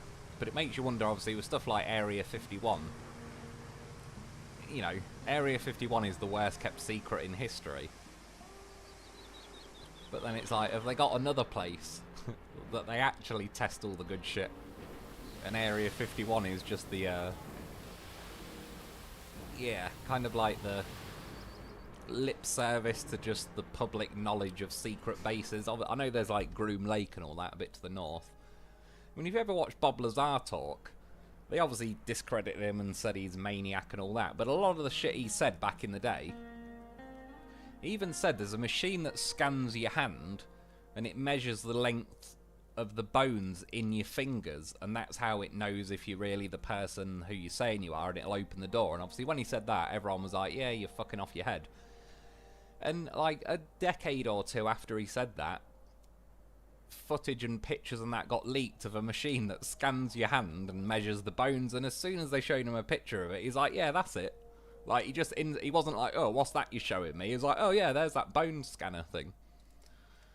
And there's he obviously said, like, he worked in S4 in Area 51, but yeah, there's a lot of shit he said back then, including, which is no small feat, he mentioned element 115, which didn't even exist at the time. It's now called Moscovium because they first discovered it in Moscow, or shall I say first officially discovered it in Moscow. But yeah, he was literally talking about an element 2 decades before science as we know it declared that it exists. I think that guy is a lot more legit than he gets credit for from a lot of people. Because it's one thing to make, oh yeah, I saw an alien, but when you're talking about elements on the periodic table 2 decades before we discovered them, and bone-length hand scanner machines that turned out to be real, he obviously knew something more than nothing. And he used to drive, I can't remember the bloody university he went to, I'd know the name if I saw it, but he had a jet-powered, like, fucking Honda Civic or whatever it was. Guy was just a, yeah, a random dude, kind of dude you'd want working on alien shit.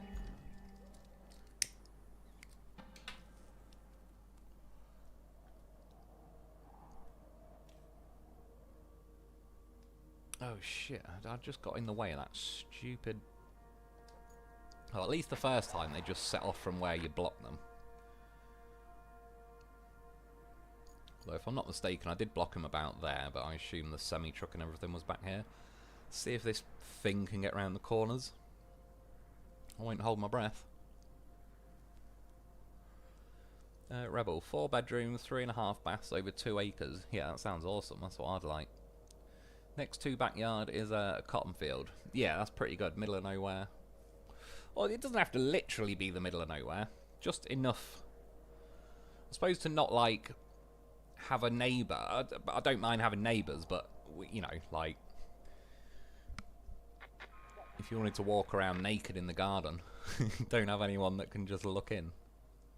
What the hell's... Oh, yeah, because he crashed there. See what I mean? Like, the understeer is insane. I remember this last time. I ended up, like, almost taking the piss and cutting the corner obnoxiously. But once you factor in the understeer... What might happen now, though, because it's spawning them there... Yeah, I was going to say, might not have enough speed to understeer and actually just start hitting the inside. In theory, if they set off from back here a little bit, by the time they've got enough momentum, they probably would just understeer it. But if his cab... Yeah, he should just drag the trailer, because it weighs practically nothing. All the Azov might give him a boost.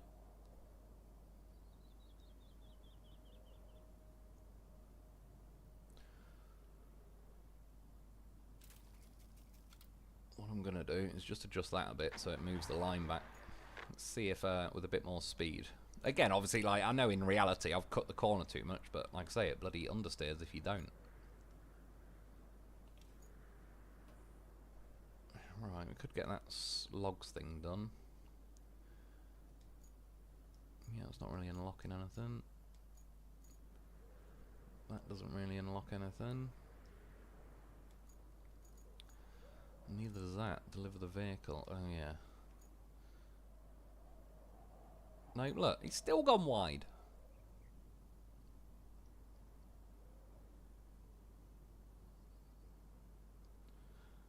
And that's again where it's like, the game has forced us to come this way. with 90-degree corners, and their AI vehicles just aren't physically capable of doing it. Which again is like, it brings attention to the not so polished side of the game. Oh, you might have climbed back out though. Typical. Just as I'm on the way. And he has the audacity to honk me. Oh, for God's sake, that went bloody well, didn't it?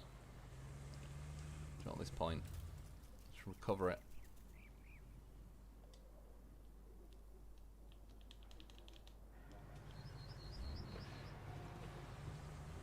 That's weird, it started me over here for some reason. Yeah, so great, the semi-truck tapped out again. It might have this time got a little bit nearer. Right, so he's officially around that corner. Those two corners, though, questionable. Set him off again, let's try and get going before he appears.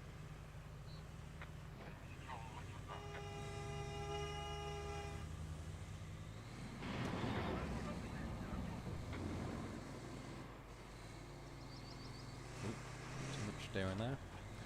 Been up 19 hours. Need my ugly sleep. That is a good old while. It's a bit of a long day, that one. Yeah, night man. Enjoy your sleep.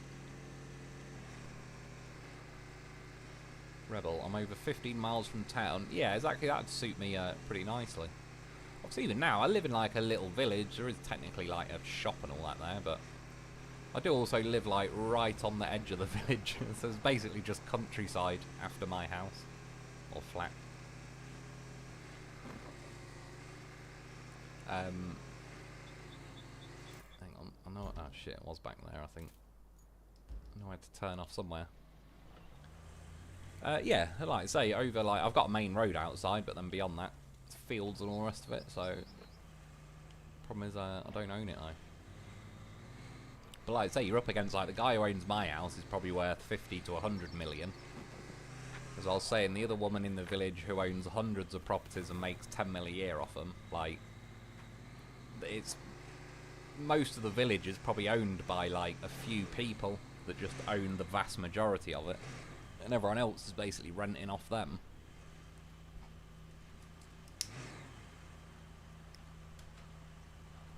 And I don't know how much it'd cost, but I'd imagine to buy the flat I'm in it'd be at least $250,000, but that's probably low end really.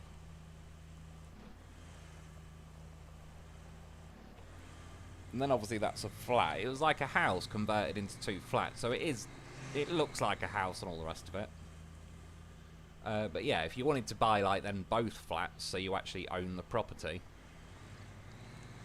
yeah, I imagine you'd be talking like probably $500,000 to $750,000.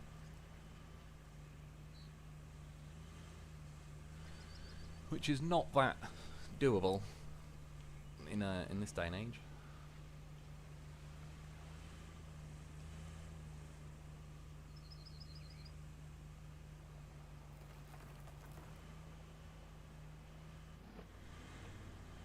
Excuse me.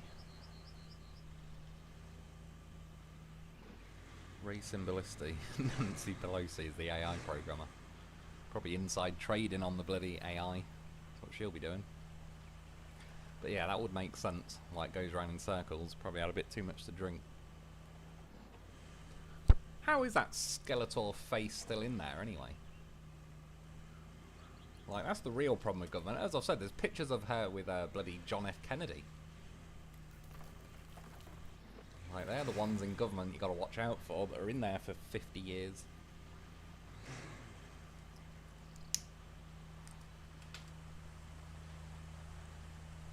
I mean, we're not officially stuck, but I remember doing this last time,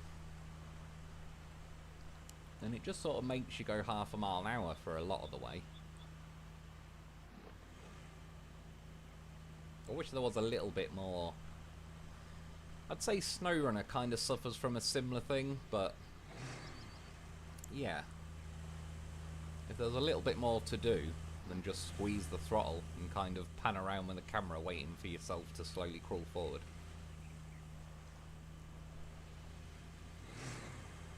Like I say, when I watch like off-road videos online,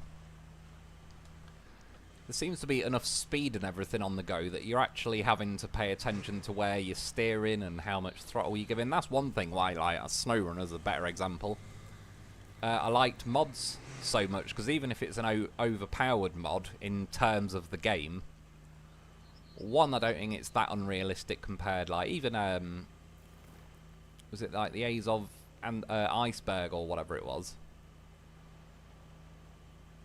It was like, I can see why some people say it's overpowered in the context of SnowRunner, but it didn't seem that, like, compared to real life, there's some high-end vehicles that do travel like that across some pretty harsh terrain.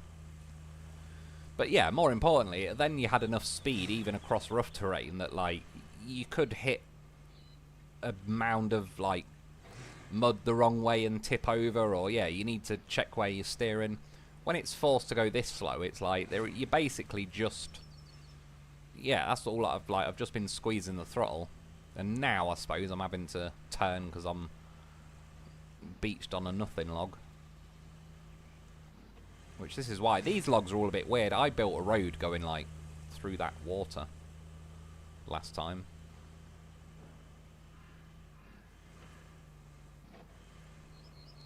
Should be about alright now. Well, it might go a bit slow through here, but it's, like, probably more than half a mile an hour.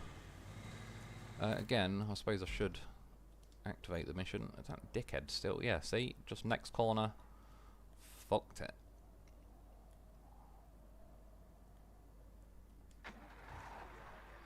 It's not that poor little Land Rover. It's a bloody semi-truck.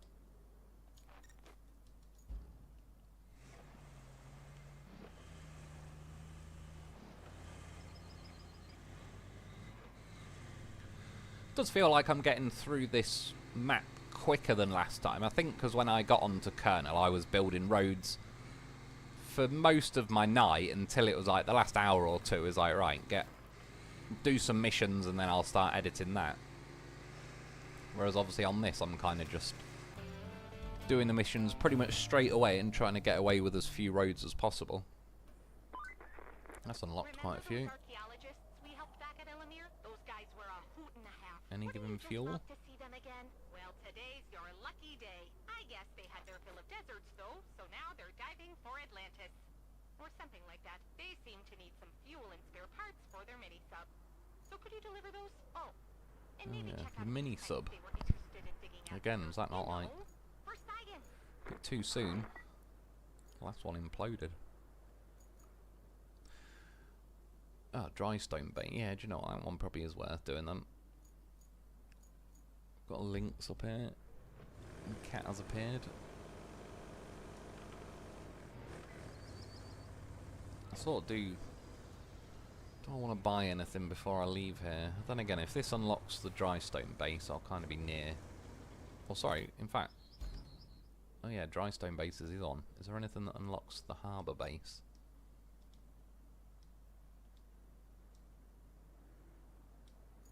Not looking good. It probably is that mission, but there's probably another mission after it. Even though I did only do these the other week, I've already mostly forgot. Route for concrete supply. Nope. No, right, let's get this base unlocked. We'll worry about that afterwards. Right, Nutter.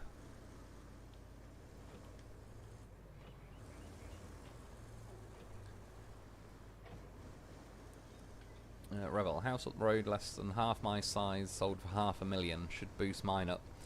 Yeah, I must admit, by comparison, definitely some pretty big numbers these days, though.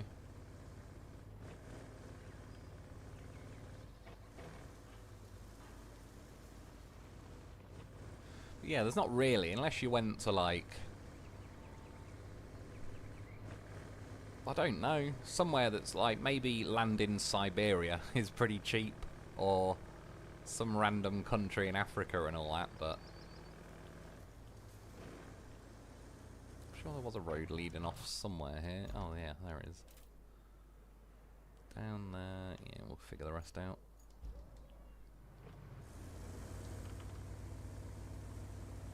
It's alright, got a cat trying to jump on me and the keyboard.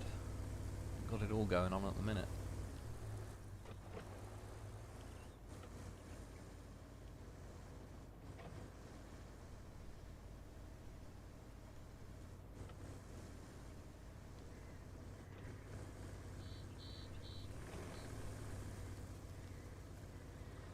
At least I do quite like driving this Lynx. This is definitely a vehicle that they did pretty well in this game.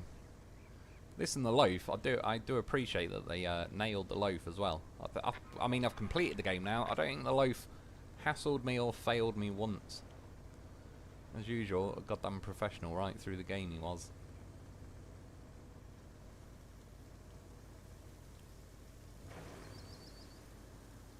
And yeah, to be fair, I think actually the majority of the scouts really in this game have actually been pretty decent. It's sort of, in that sense, like the opposite to SnowRunner. In SnowRunner, for the most part, the scouts just aren't worth it as much as taking a truck, really. I mean, in this game, it's been sort of forced in, but you've got this scanner thing, which only really the scouts can do.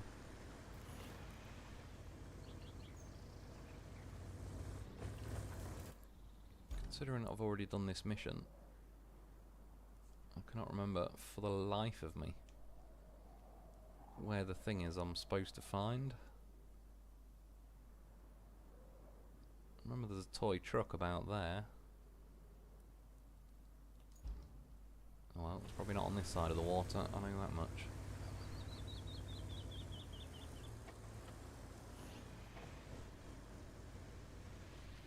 Rebel, there's some Roadcraft vehicle mods available on SnowRunner. Oh, is there? Yeah, that'd be pretty cool to check out. I should imagine by now there's quite a fat list of mods I could do with checking when I'm on SnowRunner. Looks like they had to leave a truck full of equipment in their base camp when they evacuated during the quake. Maybe they shouldn't have bothered since both the truck and the camp survived. Still, they made themselves busy elsewhere, so if you deliver the truck... Oh yeah, it's this mission where I've got to deliver the front half of the loaf. That's what was throwing me off. I was thinking I have to deliver, find like one of those tablet things. Where was it? I went round the back of there. Somewhere around here, I think.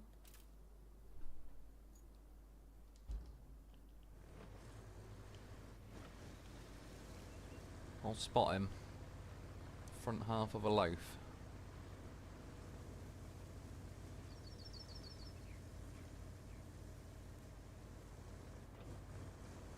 There he is.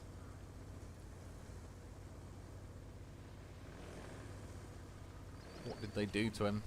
It's like a scene from RoboCop where they shot Murphy up.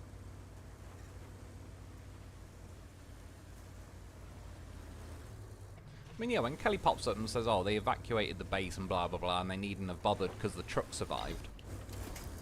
Not sure I'd really call this survived.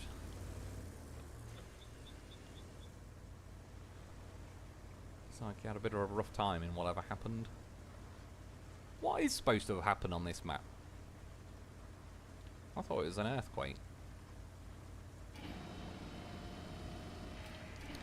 It will pop off that rock eventually, but I remember saying this last time, like, do you really have to put a rock that's annoying and has a stupid ledge on it right in front of where you got to start dragging the loaf?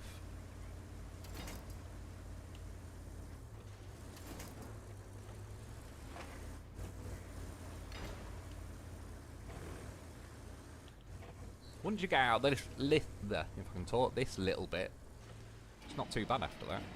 It's just getting out of this swampy area.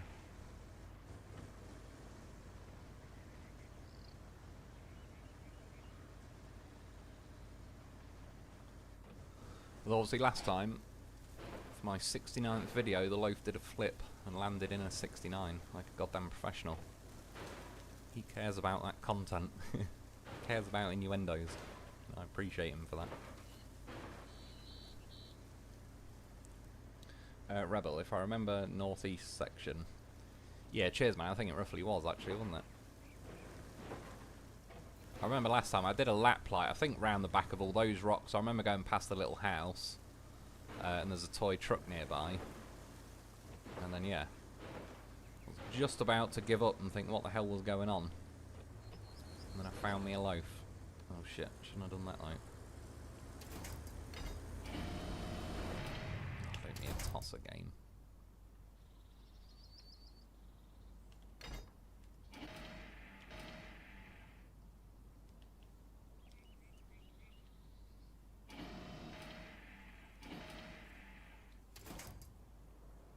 See, in SnowRunner, there's so many ways. Like, I'd do the back winch to the front of the loaf. But there, I mean, it's only because I've got the right camera angle, but it's just got an X on it. Yeah, in SnowRunner, because you can change the winch, that opens up so many options. Whereas now, I'm basically stuck to just the back winch and these top two bits of the roof rack, which, and the fact that the winch is gutless, I am actually, it is on right now.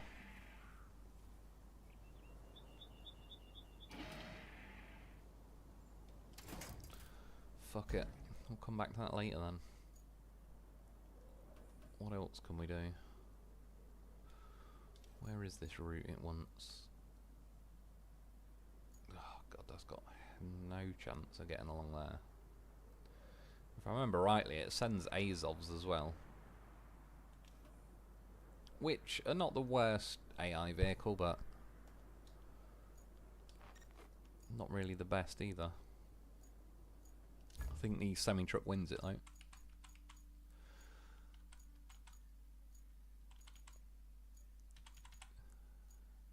Which this is another glitch I hope they fix soon. The scrolling down menu is weird, like it, I have to tap the down button a few times and then let go and then it'll sort of catch up.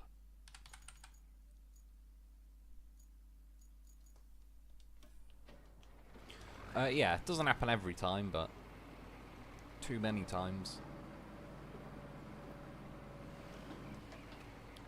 So it's one of them really, they just sort of need to go through the game and polish a lot of the things that are already in the game.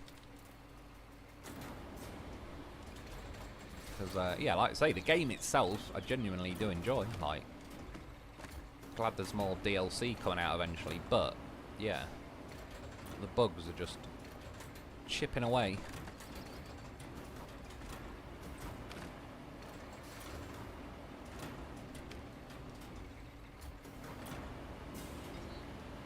Crane legs out. Or, oh, I did already have them out. Nearly bit myself. Turn, don't you dare drop that log. I know you're thinking about it.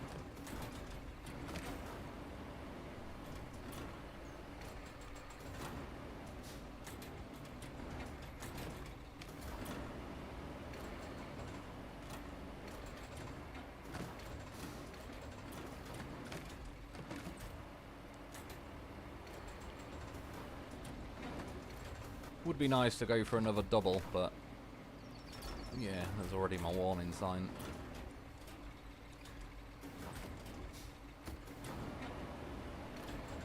We're gonna have to move a bit closer as well.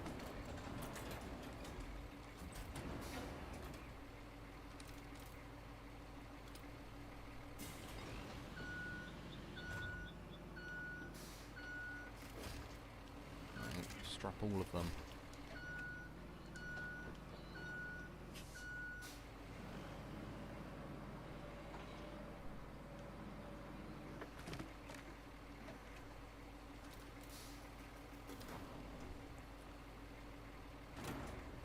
They stole all the gas and the land collapsed. Yeah, that does ring a bell. I'm not sure if it was this one, but now you've mentioned that, was there something to do with some executives up to some sketchy stuff? Cost cutting and all that. What was it? It might have been Sojourn, that was it, where the I think it blew up to do with the gas things. Did at one point on this game. I got a triple log, but yeah, it just never happened since. Although this is a bit of a fat log to attempt a triple log.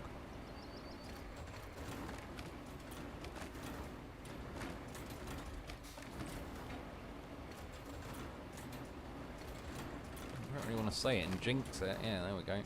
But the crane's been doing all right up to now. Again, I had to jinx it. Crane. It's, yeah, just keep the jaws horizontal. It's like, that's all it has to do. normally going for a double log quite a lot.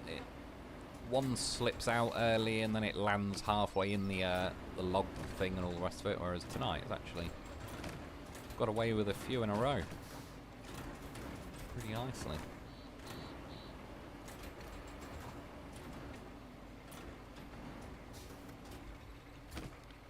Nope, well, I'll accept a double.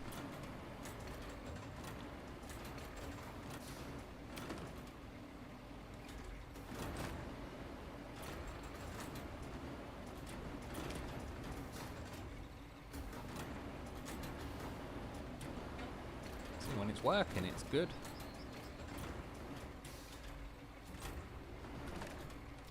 It was a perfectly respectable log grabbing mission, although typical, it's now going to say it can't pack the crane.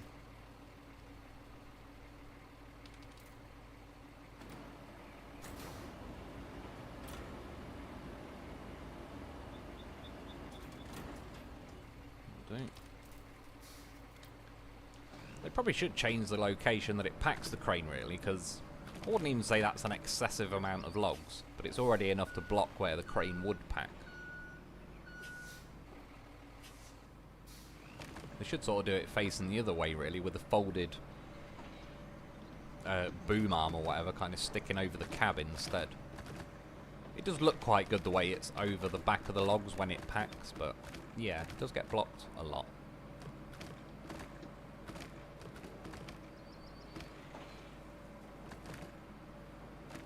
The old shortcut.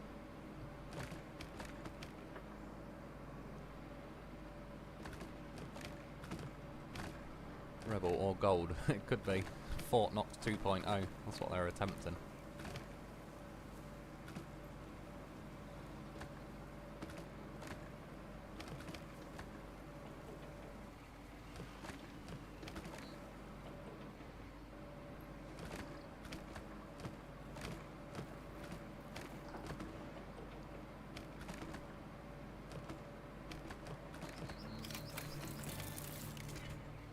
Symbolistic. Link's trying to get a little dry hump in before delivery. It was. It knew the plan. The sawmill folks are back in business. That should make them happy, unless, of course, they wanted to be lumberjacks themselves. Yeah. I mean, the boom arm sits high enough. It's probably the crane jaws that end up technically like touching the edge of the logs, because obviously you tend to pack them, try and get it flush with that back plate or whatever, front plate, I suppose. Yeah, it probably is the jaws of it that cause more trouble than the actual crane. Oh yeah, that's that one. We'll leave that for a bit. Oh yeah, concrete supply ain't happening.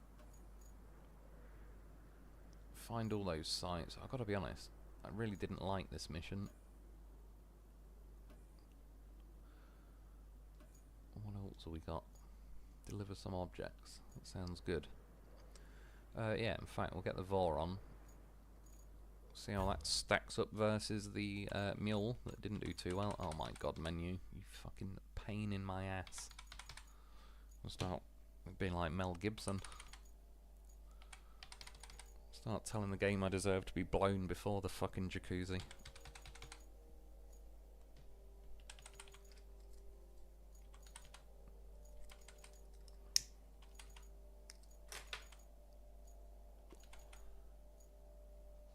I was going to say, after all that scrolling, I was thinking, I hope I bought one. Pretty sure I had, but... Ah, shit. And then I get the non-fucking crane version. Alright, see, now the menu's scrolling like that's how quick I like to be able to scroll. Oh my god, I've got another fucking non-crane. How many non-crane ones do I own? I don't even know if I own a non-crane one on my normal playthrough. I don't remember ever getting one out anyway. That's what she said. Third time's a charm.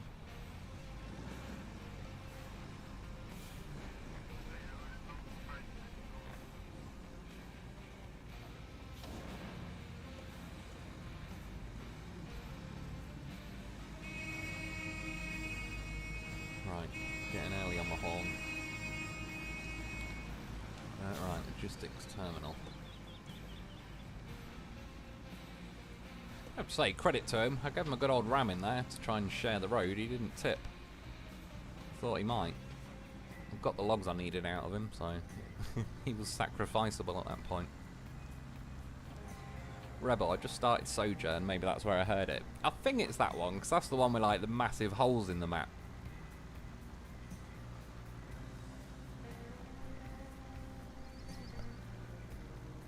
And like the oil spill and that. But yeah, it did ring a bell though when you said it. Oh shit. Tell that's where I got the scalper to deploy. That's why the soil's all mad over here, because once it deploys those like sand arm things, it blocks the road. So the oh shit, turn them on will help. Yeah, getting the dozer, whatever, past.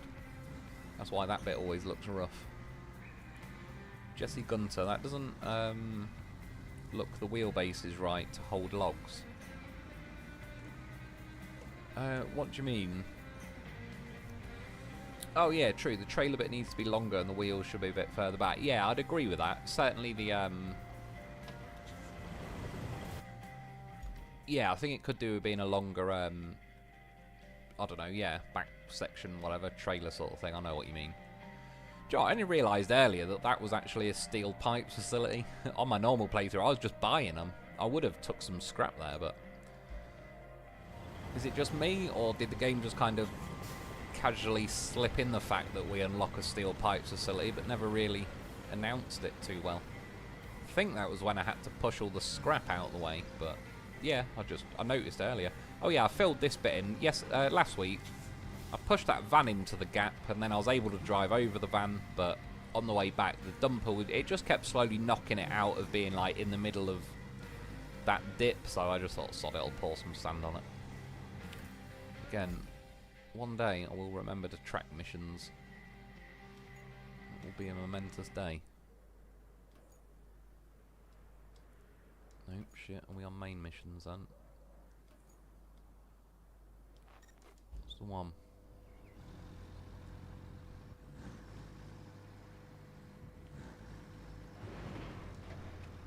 Parked. Let's go on first. Zach 1755, greetings Mr. Wolf, how's it going, dude? Good to have you joining us.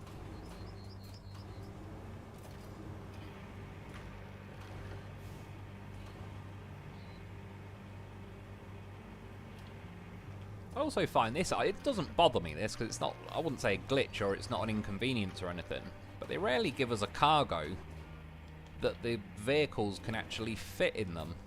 I always end up just stacking them sideways like so, which works fine. I have to say the vehicles are kind of pretty respectable, even with the cargo sort of placed quite a high centre of gravity. But yeah, it's just a bit of an odd one.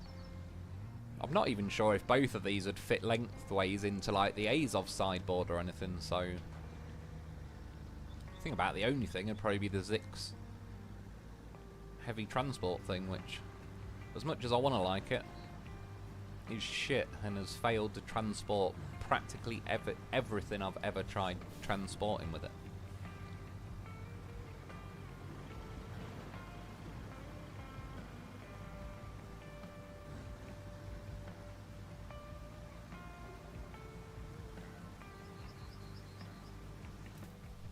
Just think, I suppose this is the best way, but yeah, it is really. I could follow these roads, but I can't remember. You can cut across somewhere there. Where? Oh, it's back up here, I think.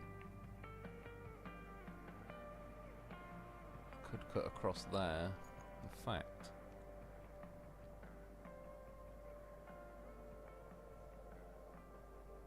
well, that's the options that way. What's the options like down here? It's probably going to be the same way. I had to go with that Land Rover. To be fair, let's see how the Voron does, because again, I think I just sanded everything, so I didn't really have... I don't think I had to drive the Voron through like the mud.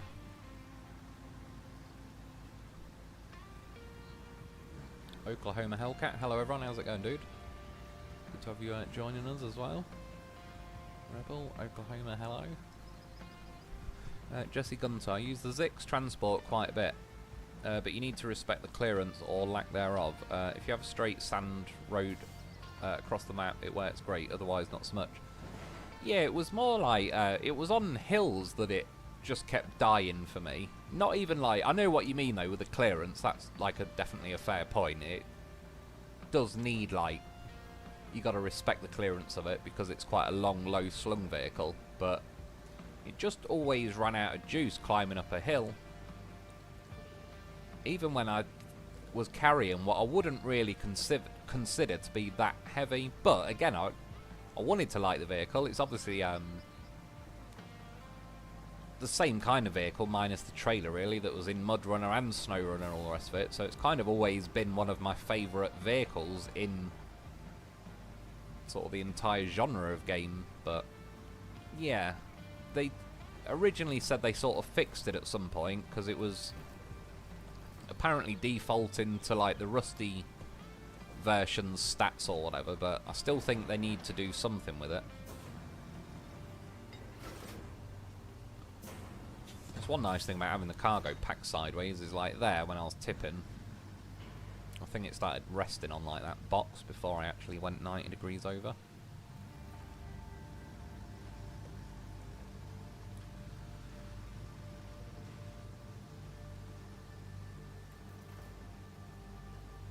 At least there's no stupid hitboxes so far in the mud. Like, driving through the mud in these vehicles aren't bad, but like the other day, yeah, when I got the back end beached on like an immovable hitbox, stuff like that's kind of annoying because I can't really help that. Well, fuck it, we'll go the log way. Yeah, like this speed through mud, even though it's not rapid or anything to the point where steering's much of a concern and all that, but I can live with that. I could see a vehicle stacked with cargo. I think I tried to say vehicle and cargo and said vehicle. Yeah, driving across the mud about this fast or this slow.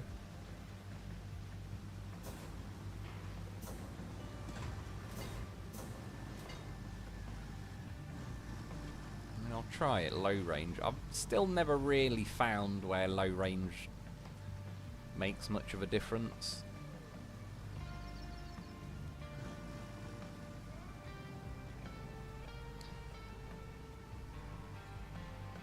Cat is back. Did he get his dinners? He certainly did.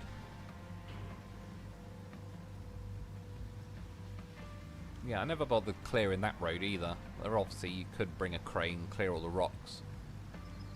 But to be honest, the logs look a little bit sketchy in the sections. And yeah, I just think I built a sand road along here, so I just never really bothered clearing all of that out.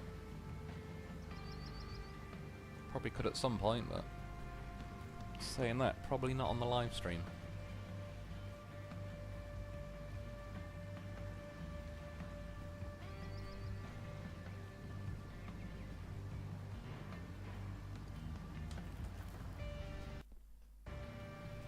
Controller's going a bit weird. I think it got unplugged for a second there. Come on, vehicle.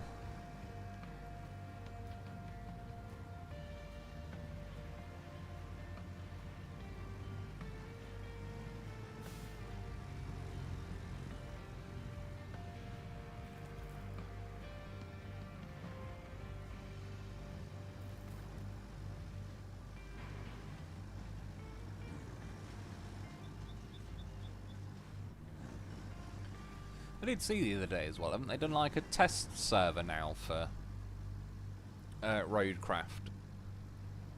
I did, it came up on my Steam thing, it sort of says like now underneath Roadcraft in the list of games I've apparently got, it says like Roadcraft test server or whatever, but then I clicked on it and it just wouldn't download anything. Even though I had internet, but it was, yeah, it said something like can't do it, like try again later, or I don't know, something weird, so I just didn't bother. But I've not seen a video or anything, but again, I saw a thumbnail because I get Roadcraft-esque things recommended on my YouTube. they've added like a hard mode at some point in Roadcraft that, from the looks of it, there was actually a gearbox that was going to be like high, low, neutral and reverse or whatever it was. Yeah, not too bothered about the high gear, the low gear, but high gear. Liking the sound of that. And it looked like there's going to be fuel if you do hard mode as well. Oh, man.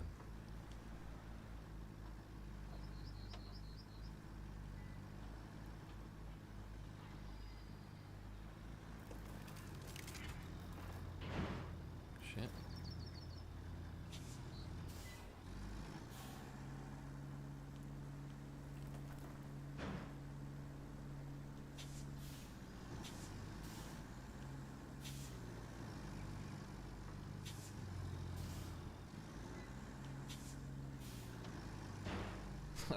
It's close. Oh, did work. Good for me. Look. Sorry, my cat's jumped up. You're in the way of the screen, mate.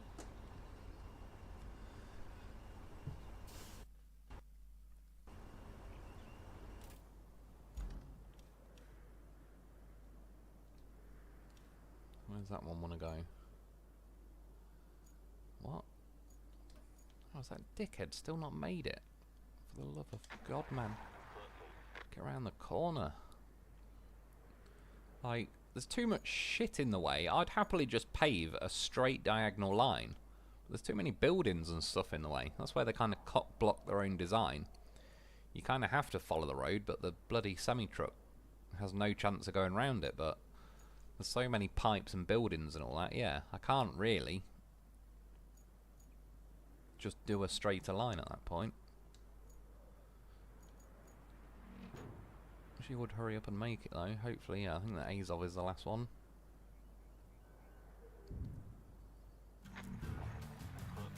About bloody time.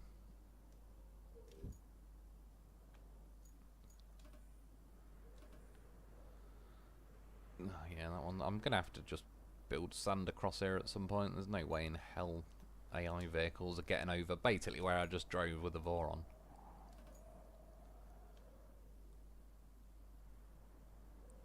Steel beams, slabs. So in theory, one of those missions does deliver slabs. I can deliver the vehicle, so this is why I did want to keep a vehicle over here.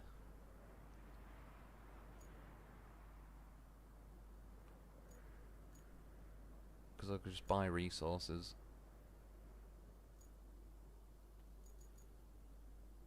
Doubtful. Oh, what the hell? Clicked on the vehicle, not... No. Enter.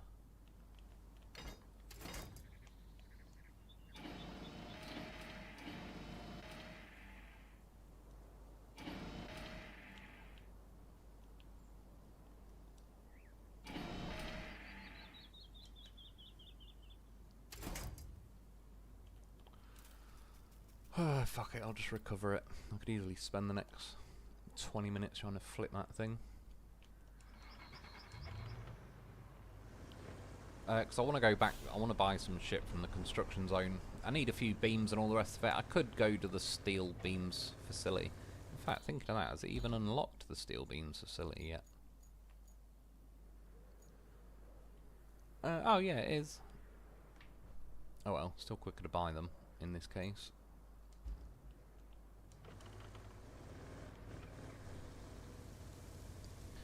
So I didn't have much of the map kind of unlocked tonight. I would have done a few more things like, I don't know, I kind of, not too long before the stream, but I was getting that AI route to deliver enough logs, so I had logs to do the sawmill mission.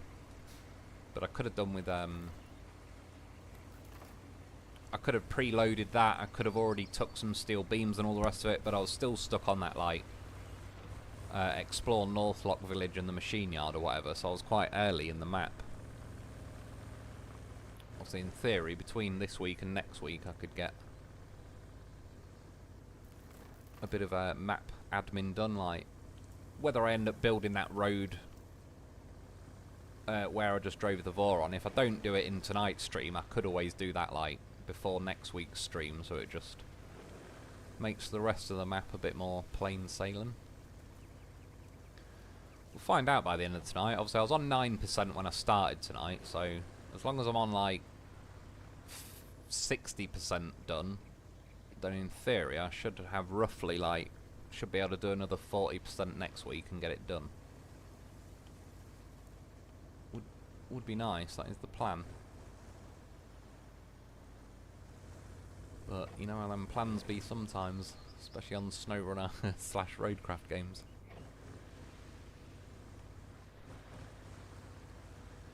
Jesse Gunter, for low range primarily, I noticed it helps if you somehow have too much torque and you're spinning. The semi-truck with cargo trailer is one you may notice easier. Yeah, true actually. I personally, when I was driving this Lynx around, like, I can't exactly do it now, but let's say I was trying to climb this rock and there was too much wheel spin, rarely it became like, put it in low range, and yeah, you're right, like when there is too much wheel spin and that going, it does force the tyres to sort of rotate. In fact, here might be, yeah, there, like it just, the game sort of like, once the wheels are going fast enough, they just sort of auto wheel spin. But in the scheme of things, I think like with SnowRunner, it almost felt like it added an actual like grip bonus to the vehicles, whereas it doesn't feel as much like they've done that in this game.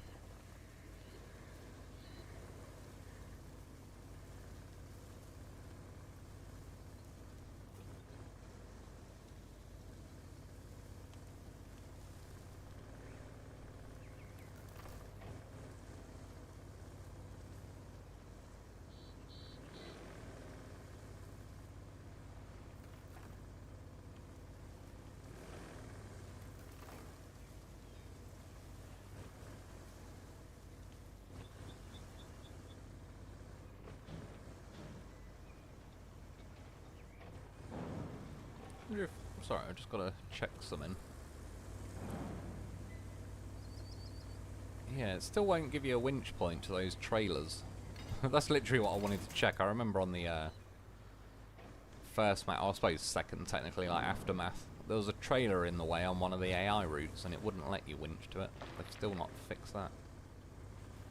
Not that it's the end of the world, that I can live with, like, it's a minor inconvenience rarely. It's not really game breaking that you can't winch to them.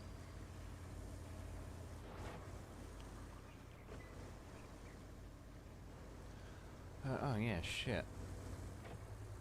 I can buy the materials. I keep thinking they're just going to land in my resources. Need a couple of slabs. There's about 6 beams. There's some logs in there. Let's throw a couple of them on. I suppose I could just check. Since there's not that much. Which one was it? Resources 5, 2 and 6. I think I did actually do that. How many logs? 1, 2, 3. Oh, nailed it. Yeah, so that's the resources, but I've got to get that loaf to there, I believe.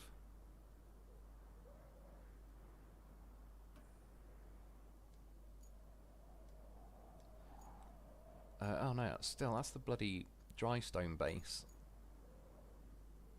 I need the harbour base.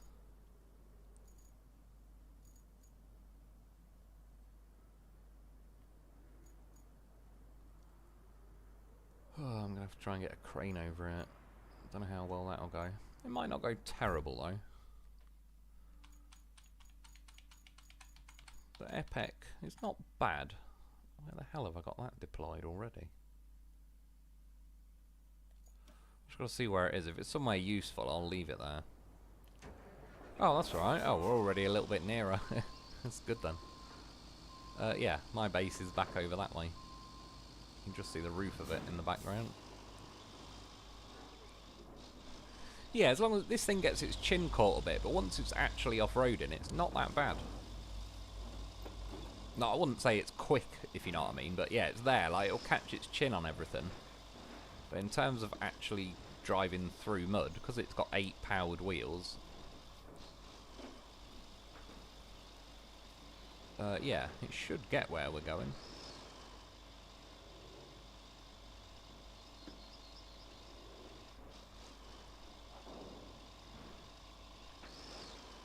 Rebel, you're on Steam, you can do points. What do you mean with that? Sorry, I've seen the points, like when I've bought games. It says something about points, but I've never done anything with them so far. Rebel, hard mode, I'll be starting again. We'll be able to get any trucks at any time. They cost 0. Oh, do they? You'll be able to enable all kinds of difficulty. Fair enough. I'll have to check it out. It was just like... yeah, I was just getting to the point where I was doing like the last missions to finish up the actual, like, my proper playthrough of SnowRunner, so... sorry, Roadcraft. And, yeah, I think kind of I probably missed the boat a bit to get it out as, like, earliest video possible, but... Like I said, I did try, though, to get the test server thing, whatever it is, of Roadcraft.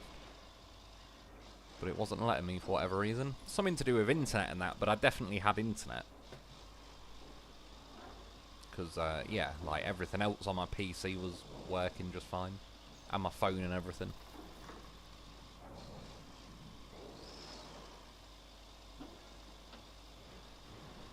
Jesse Gunter, Rebel, the gearbox seems pretty nifty since it defaults to auto anyway. And you can select low, high, reverse, etc. NPC routes degrade the road as they cross it, which is kind of cool in the Roadcraft lore. Yeah.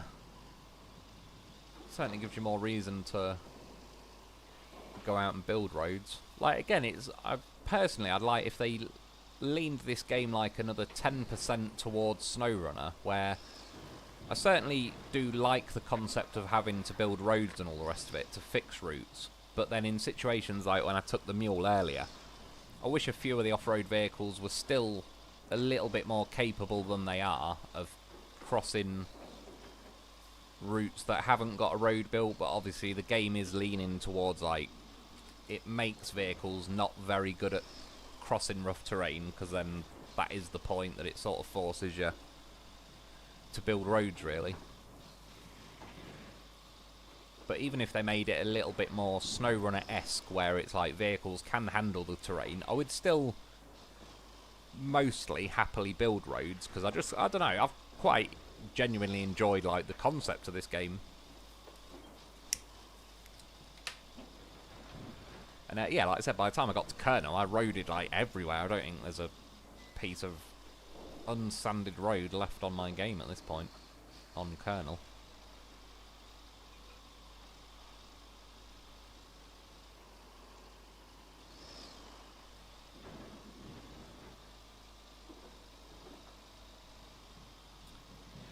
Yeah, in fact, while I'm going past... In fact, I may as well activate the mission. I remember, yeah, one of them's back there. I may as well just grab the 3 out of there. Got to take 2 there. Obviously, I remember there was a glitch with this on the other wall. It just ate one of the pieces of wall I had to fix. Got to make sure that doesn't happen, because I don't want to quit and reload on a live stream. I don't even know what'll happen, actually. Back on, like, the PS4, if I quit and reloaded in a live stream, just because the game ended, it would end the live stream anyway. There might be a chance on this, like OBS and all that it won't end the live stream, but it might just go black for a minute while I had to, like, quit the game and reload it. But I'll also be less less violent and frivolous with my cargo delivery methods, so one of these doesn't go flying in the wall. Again, this annoys the shit out of me, that the winch points don't appear until you lower the crane back down. If a crane is this tall, it should have the reach to reach the ground at maximum height and all the rest of it. I don't think that's too much to ask.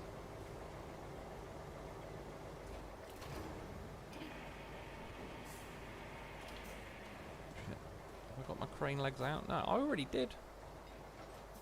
Just flopping around a lot there, considering. Still got a bit of a lean on now. I can just drop one of them. It was acting heavier than I thought. Yeah, I only need 2 for the bit of wall I got to fix. I'll grab the other one on the way back.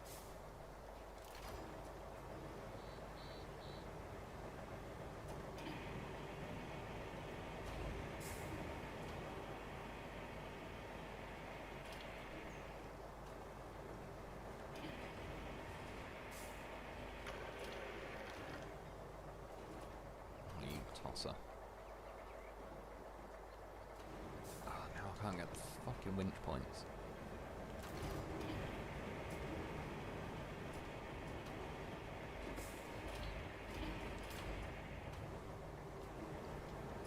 Plan B.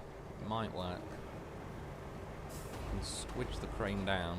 Yeah, that'll do. As long as it stays.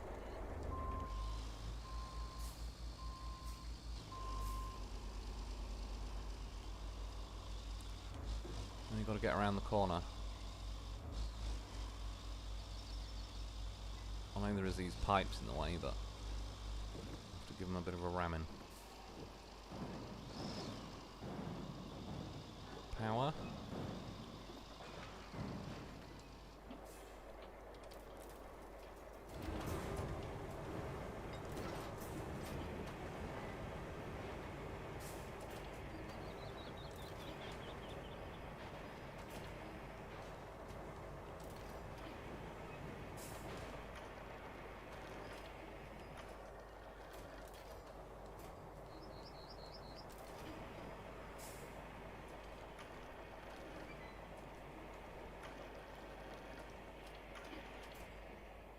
Oh, actually went better than expected.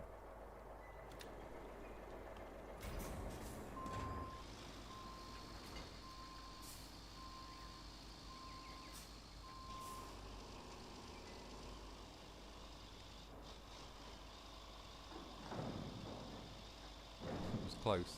I was not able to thread the needle.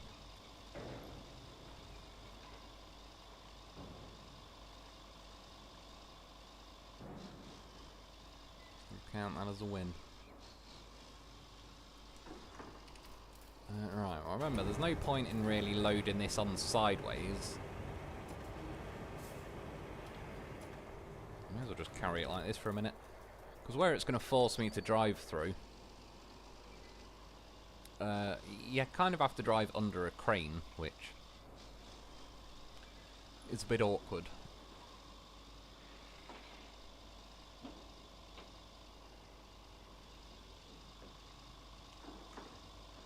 I think you can go out that way and round, but I remember last time I kind of drove over this. It was a little bit sketchy, but it is doable.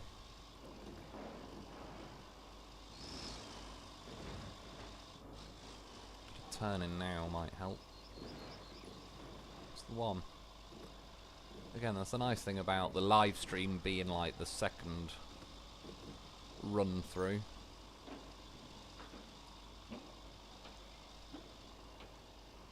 Wonder how well, I'm not going to do it right now, how well the crane would get around that course. It'd probably in theory not be terrible because the turning's very good on this crane because all the wheels steer. Right, I've got to move that red crate. Since I'm going to enter crane mode, I may as well try and enter it this side.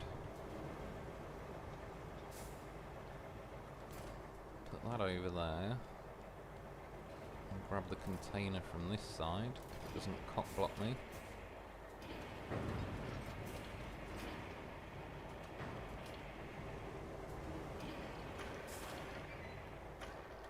What is that little...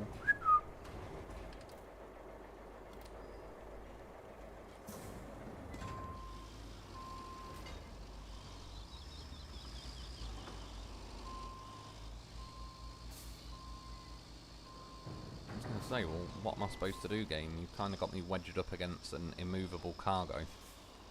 My rear wheel is caught on there.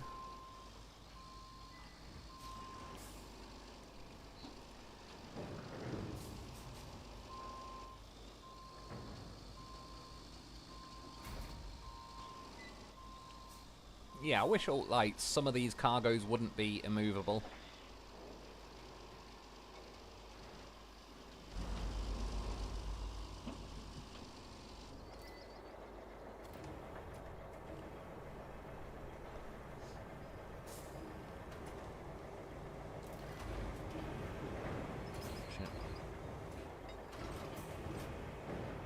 Just land both of them on the roof.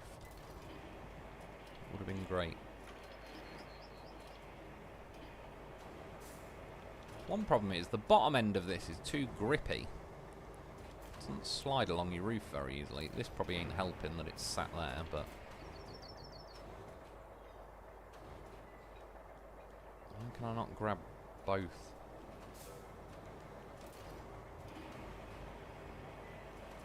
Yeah, to be honest, it's... Oh, just go to the right fucking winch point, will you?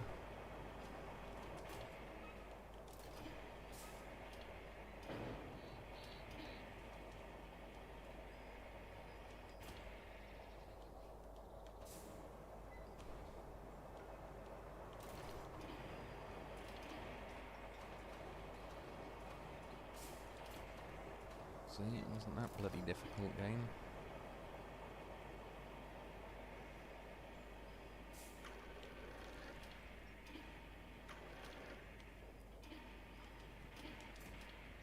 Oh shit, a bit higher than I expected. Fuck it, at this point I could sit here for the next 10 minutes.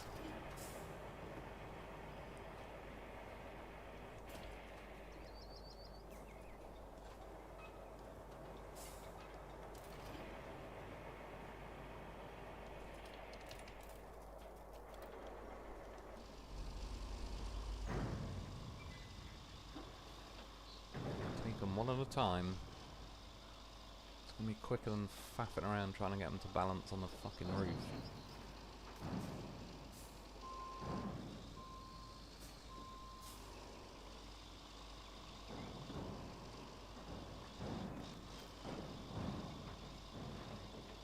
This vehicle's chin gets stuck on everything.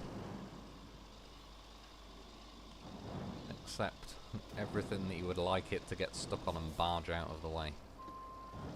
As his life. What am I even stuck on?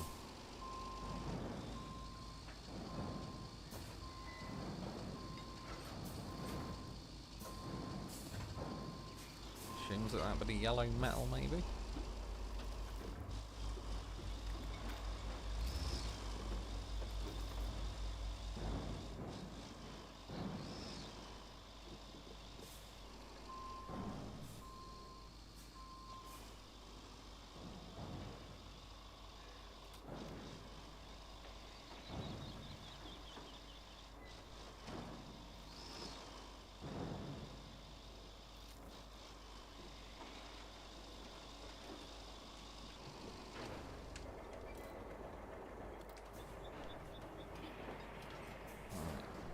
Not let that go near the water.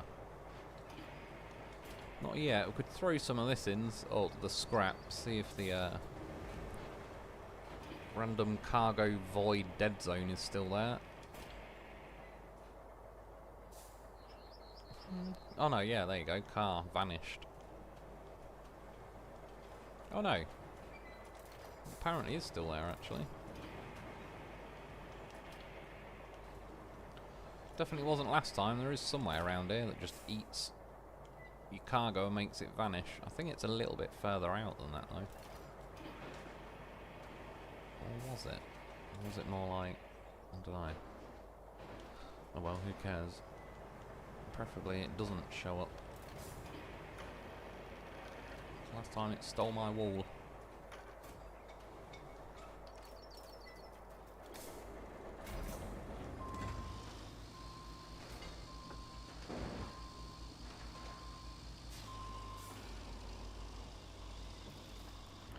Ford Tough 83, what's up, man? Just joining in. Yeah, I'm not too bad, cheers, dude. How are you doing? Rebel Jesse, yeah, I'll try the gearbox and do some testing. Yeah, like I said, I'll have another go at downloading that thing if it lets me at some point. And yeah, I'll get on it myself because just having a gearbox sounds pretty cool in its own right. It's something this game has been missing, I reckon.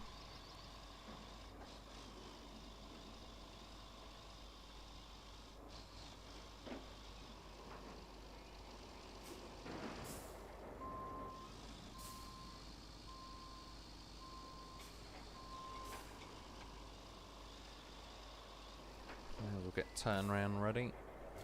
Otherwise I'll end up loading these on and then knocking them off while I'm trying to turn around.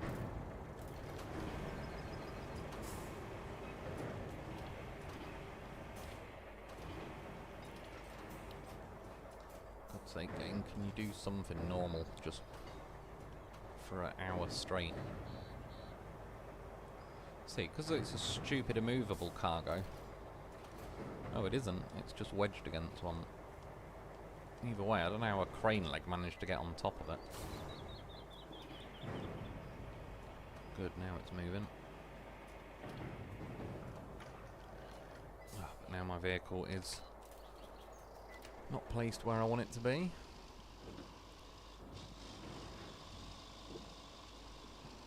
At this point, I may as well try and just somehow get both of them on. 3 is a little bit tricky. I did it last time, but obviously the magic of editing does help. See, when it like that's how it's supposed to go, only without tipping off 2 seconds later. There, just stay there. Simple when it works. It just doesn't work a lot in this game.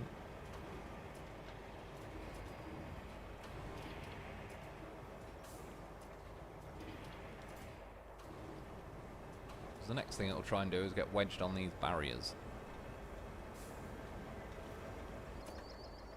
That's weird. The crane went black all along the back of it there. See how it's like, when I push it down, it's like bulging the metal parts out the top of the crane.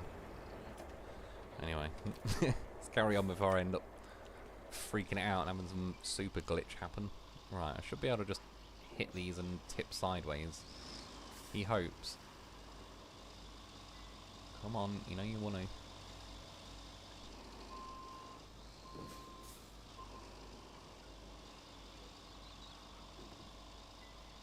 That'll do. There's a bit of a glitch going on. Just get them near. Always reach back, but preferably I don't want to drive through this shit heap again.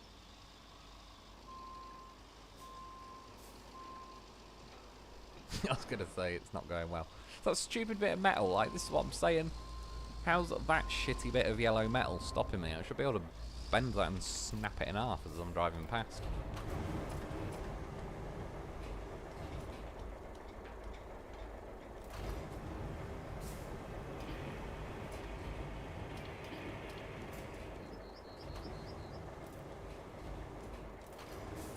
Fuck it. Don't even waste me time.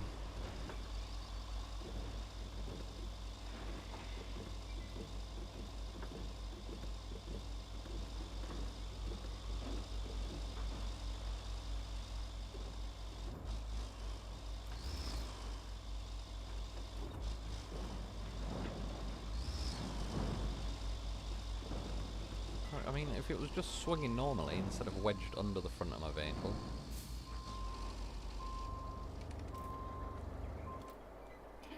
This game does make a meal out of some easy shit.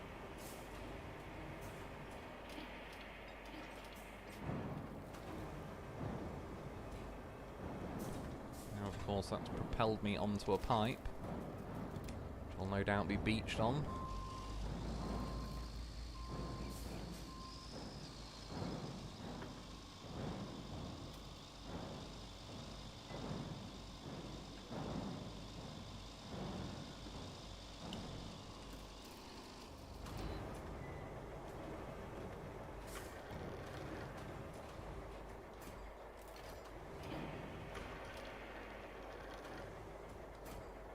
Steal my wool. It's doubtful. Can I reach back and grab this from here? Yeah, the reach might be alright. It's these winch points. Yeah, there you go. At least it gets it.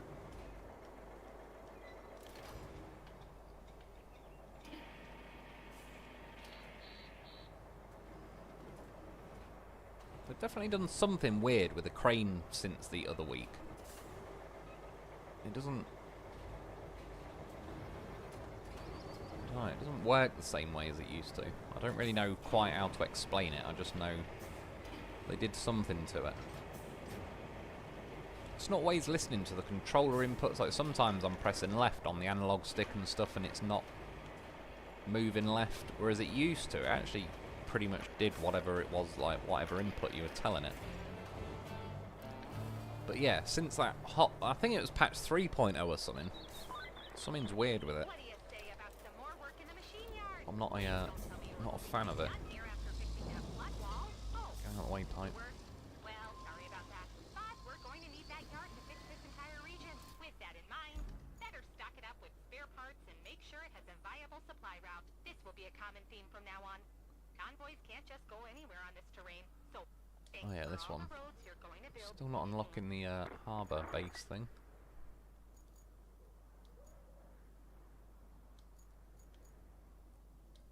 Yeah, delivering that, that's all good.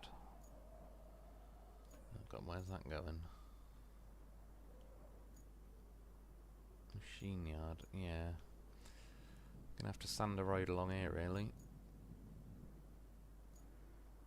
I can plot the route. We'll see what vehicle it sends, but unless it's Superman driving a loaf, I wouldn't hold my breath.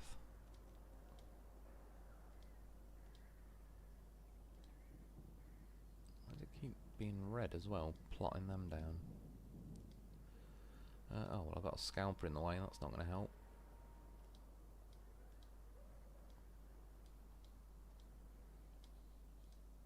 Oh yeah, just while I'm here, was that actually a route? I remember I sanded up to there.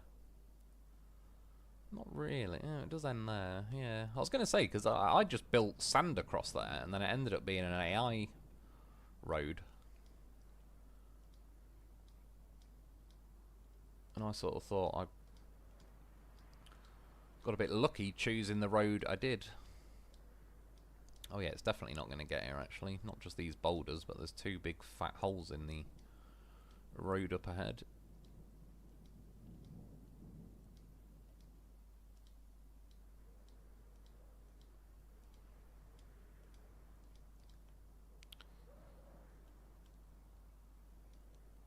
Oh yeah, because he always goes wide and hits that.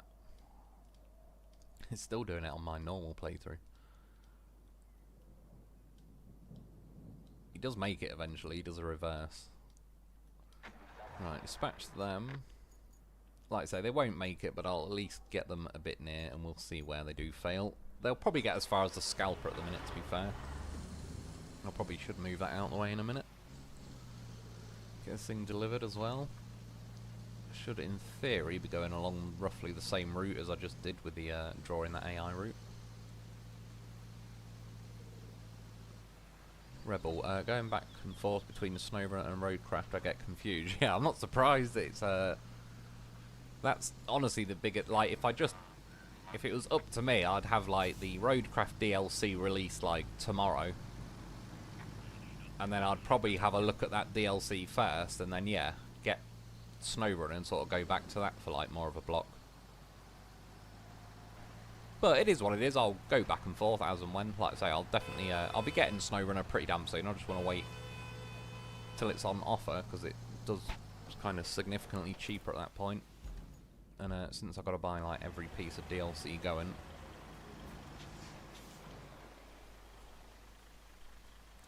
yeah, it would help. Voron's shoving that van around.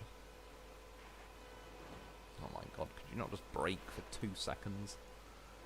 Is the van dead? So that'll quit the mission in a minute. Is there? No. Sand quarry 6 to activate. Shopping time.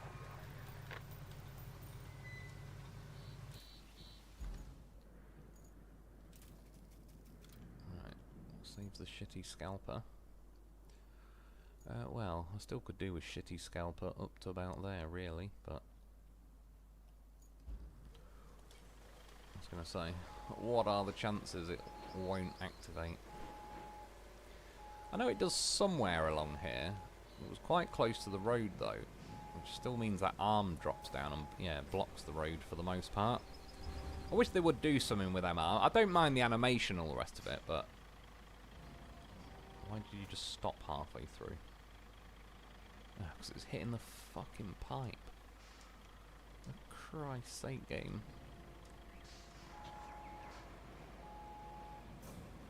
Yeah, like, I don't mind the sand things deploying sideways, but they could at least make them a bit taller. Since the scalper is such a cock-blocking bastard that only deploys, if you're lucky, right next to the road, and then them wings instantly block the road.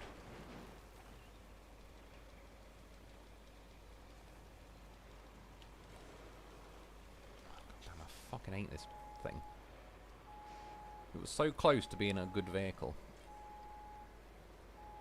It's a good concept. Just a terrible execution where it doesn't work almost everywhere.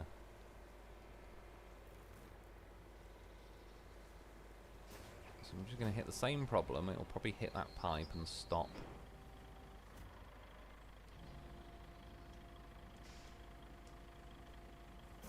Right, just maybe. Someone that works there could play this game and get to this point and be like, oh yeah, the scalper's a bag of shit, let's fix it. I know it won't deploy there, but I was wondering if the top thing would just... Oh. Nope. That's why I don't like using this thing on streams, because it just eats into time for no reason.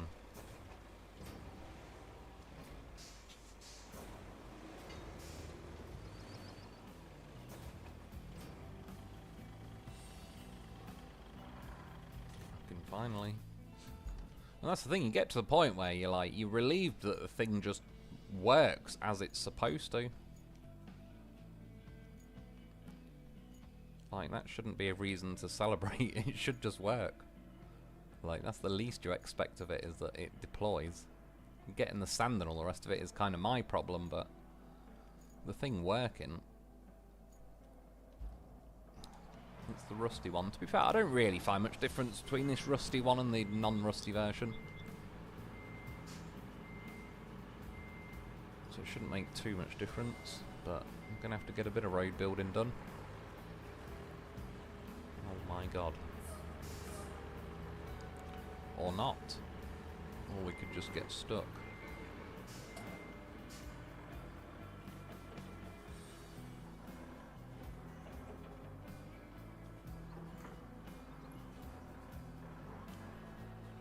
Yeah, I'm going to have to build some roads up ahead, because I need to fill those two gaps in the road, otherwise the vehicle I'm about to deliver ain't getting anywhere anyway.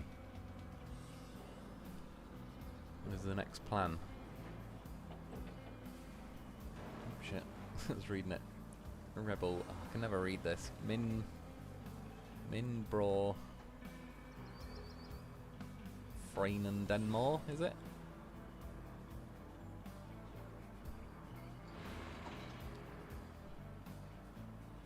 Rebel, not PTS, yeah, public test server.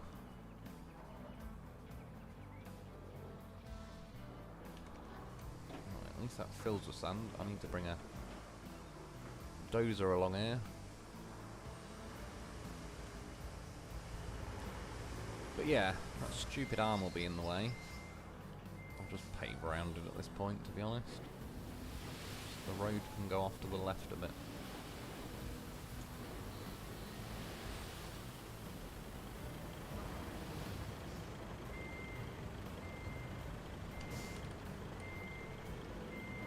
Fucking an active quarry. I'm literally parked outside of the active fucking quarry.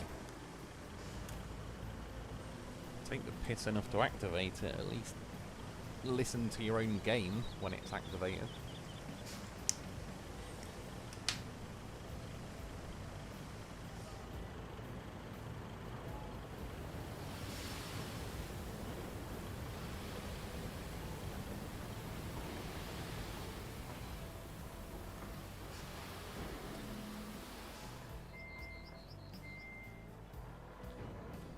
Hard mode should be coming up in September. Fair enough. I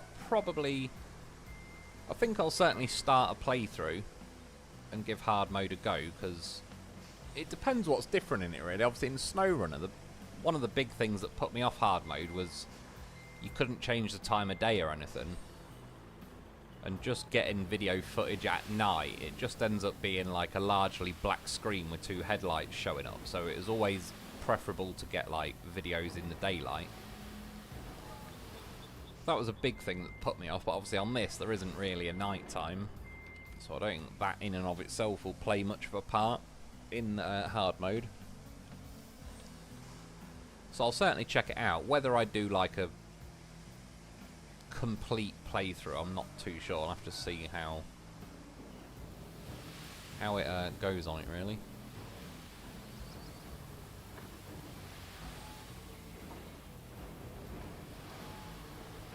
Or even if I eventually get a complete playthrough, then I just mean like consistently, you know, doing like a daily video on it or something. If it's basically the same game but just with gears and stuff, I'll certainly check it out. I'll play some of it, but I probably won't do like every single mission again. Probably just save like some of the important missions and the good missions where the gearbox kind of makes sense to use and all the rest of it.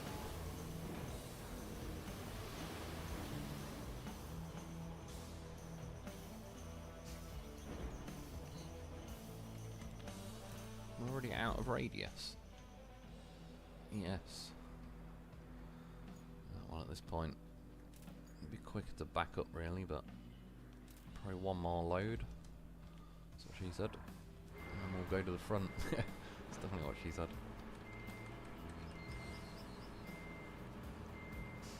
Rebel, I like my Western Stars on Roadcraft. Yeah, you do, don't you?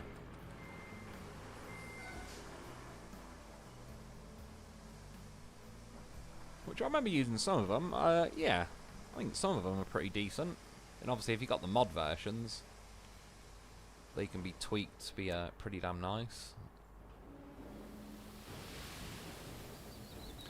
I know I like me loaf on SnowRunner. Been missing the goddamn professional.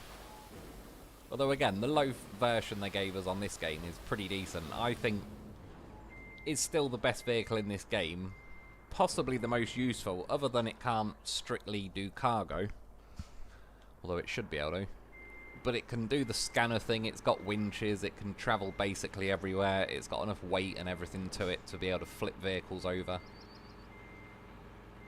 So yeah, thankfully they did actually make the loaf a goddamn professional. In this game as well.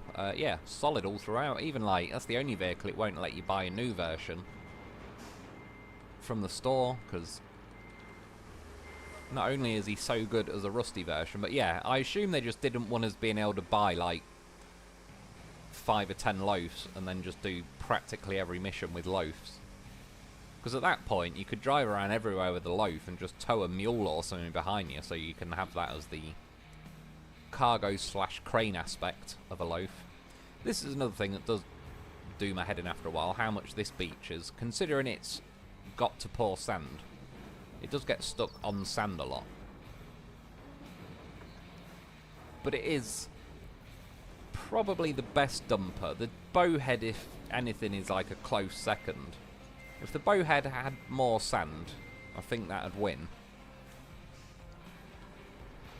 The fact that this has 40 tons is just like, is helpful. But yeah, the amount of times it gets beached on that or its front chin, given the job it's doing, it literally like catches itself out every other pouring.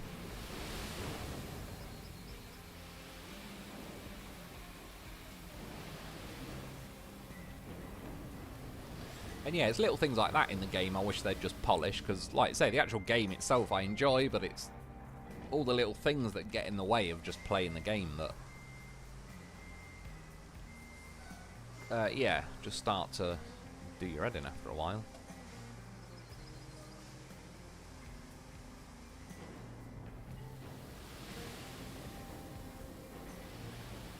And I did see on like that test server thing, they've sort of said, you know, let us know if there's any bugs or whatever, now you can give us your feedback. Which I agree with is a good thing, but some of the bugs still in this game are so basic, it's like all you have to do is get one person at the company to play the game, and they'll soon realise stuff like the scalper doesn't deploy on 99% of the maps. Just simple things is like, yeah, obviously feedback on like, there might be some weird quirk where it's like, oh, if you go round the back of that building or whatever, in a specific vehicle it glitches. Like, you could understand weird bugs like that they probably wouldn't easily find by themselves. That would just be like, you release the game, someone just by chance is going to stumble upon some weird glitch. But yeah, just obvious stuff like the scalper is like, it feels like they haven't even played their own game at that point.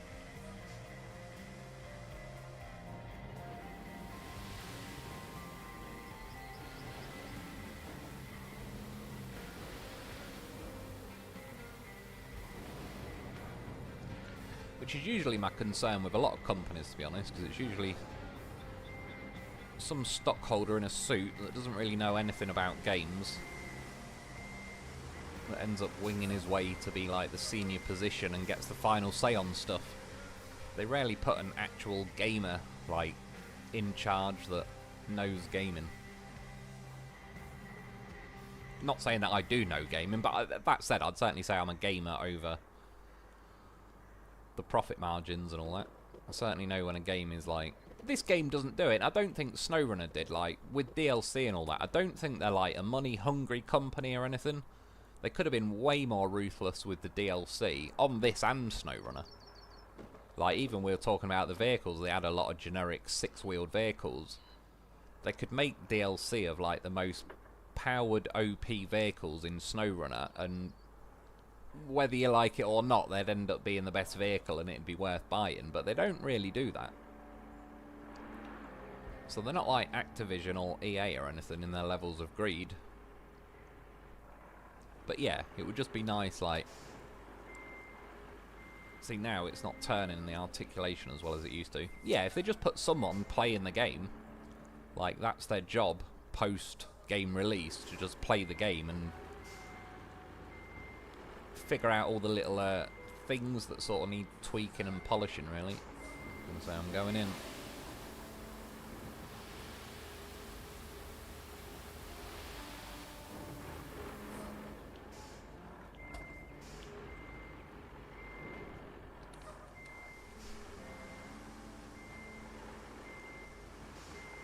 Jesse Gunto, if we could have SnowRunner but with the ability to fix the dang roads. Yeah, true. See, like, yeah, blending the two games would be quite interesting, because I still like SnowRunner and the fact that, because originally, like, the intention, you know, like in SnowRunner, you can't fix the roads, so they do give you vehicles that are capable of crossing the terrain in its current condition. Whereas, obviously, yeah, on this game is almost the opposite, like, because it is Roadcraft and they want you to build roads, they've sort of purposely given us a bunch of vehicles that just aren't quite good enough unless you build roads everywhere, which again I understand, but yeah, it'd still be cool if they sort of gave us both options, really. So it's like, well, it's Roadcraft, but if you want to take the mule and go off-road and all the rest of it, you can, but we kinda, you know, the plan is to build roads. But you can definitely tell there's been an element of, like, say they made this game and then they drove the mule, and then it was like, well, if the mule can just travel across muddy roads, there'll be no reason to build roads, so just nerf everything.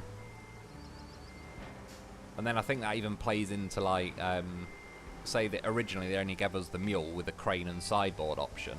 Now they've got the Voron as well, but it was like, I think that's why we didn't have 10 different cargo sideboard trucks, because they just wanted to kind of limit you to one, essentially nerf that to the point it's not very good unless you build roads, and then yeah, it just sort of forces you into that mindset and playstyle, really. Which might as well be why, like, with mods and that, there seems to be, like, map mods on the mod menu, but I've not really seen anything in the way of vehicles, although, like I said, someone mentioned that they've somehow got mods onto Roadcraft. And yeah, they were sounding sort of pretty good.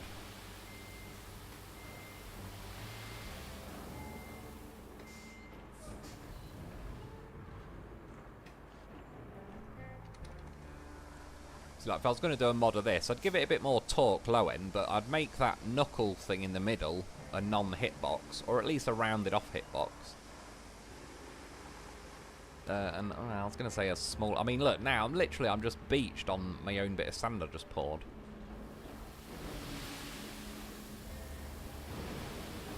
Times that by the amount of times it happens when I built like the concrete slabs facility and the racetrack. It's probably quite scary to think how many hours got kind of sucked up just by the amount of hours I've spent trying to wiggle my way off a beached high point of sand. I was looking for a dozer. I don't think I really have one nearby. Where is he? Oh, there he is. May as well recover it to the tunnel exit base, really. It's probably going to be the quickest option.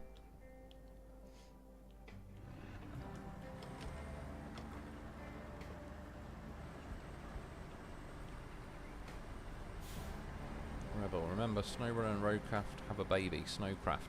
Yeah, exactly, that's what we need, really. Again, in theory, all the bits are there for them when they make SnowRunner 2. If they kind of keep it mostly SnowRunner, maybe add a tad of expeditions just in terms of like those deployable winch points would be quite handy. I wouldn't say no to them adding them. And then yeah, a bit of a Roadcraft element just so you can tweak the maps if you want to. But not, it doesn't necessarily have to be like the main point of the entire game. That's where I think like, yeah, this is Roadcraft. It's like the point is to build roads. SnowRunner, the point is to use vehicles to get across the roads. If they blended the two but kept it more SnowRunner, so you have the vehicles available that can cross rough terrain, but you also have the option. Because yeah, I mean, I have even on these maps, some of the later maps when I've got more into the mode of building roads. I've built roads and that in various places that I even know I don't need to. It's not like I did it and then realised afterwards, like, oh, that was a waste of time. Like, I'm quite happy to tinker around on maps. I've even said before, I'd quite like on SnowRunner, like, I don't really know how to explain it, but if you could buy property or build things, like, just a bit more side projects, that I suppose at that point it'd end up just being factored in a bit like part of the map missions, but yeah, I don't know. I mean, again, road building would be one thing I'd definitely do in SnowRunner. But yeah, if you could get a plot of land, buy it, deliver some shit there, build like a nice fat house on the go or something, even though it doesn't really add to the map and everything of itself, I'd still do it. It's a bit like, ish, like GTA 5, you can obviously, you got the world and you drive around and all that, but near the end, if you got the money, you can buy like the golf course and all sorts of random shit. Even if it doesn't really mean much, I'd still buy it or build it or whatever, if the option was there on SnowRunner.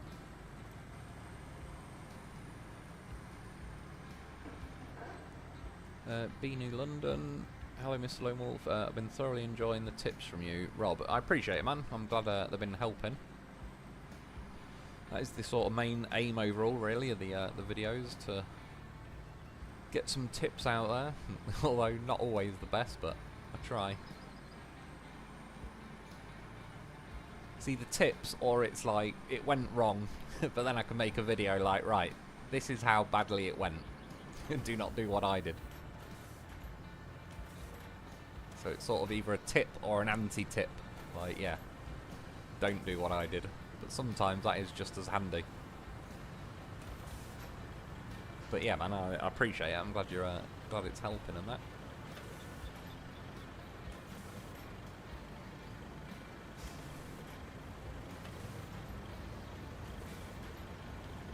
Rebel, Min, Bra, Fra, and Andenmore. Ah, my brother from another mother. Yeah, Danish. I'm gonna say that I don't even live that far in the scheme of things from there, but I don't even think I'm sure I've heard Danish, but it's not really a language that actually comes up very often over here. Like, considering how close in the scheme of things we live to there, I think we do get some Danes and that around there. But yeah, I've honestly never really sort of heard the language spoke that much or anything. As I'm thinking about it, I hear a lot of bloody French. Should be fair, I just have a natural aversion to French because school forced me to learn French. So it's nothing personal, French people, but that was why. Although you are frog leg eating bastards as well, let's be honest, like. How hungry do you have to be to eat frog legs? Ireland had a potato famine and they didn't even eat frog legs.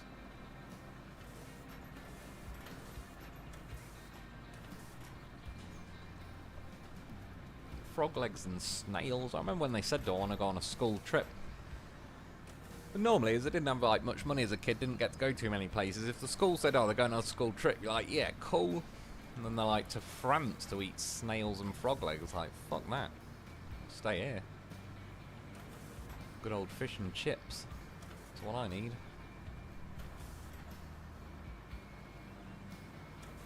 Then yeah, like French exchange students, like. So I'm just going to go and live with a French family. And deliver some French kid to my house. I'm not sure how well that would have gone down.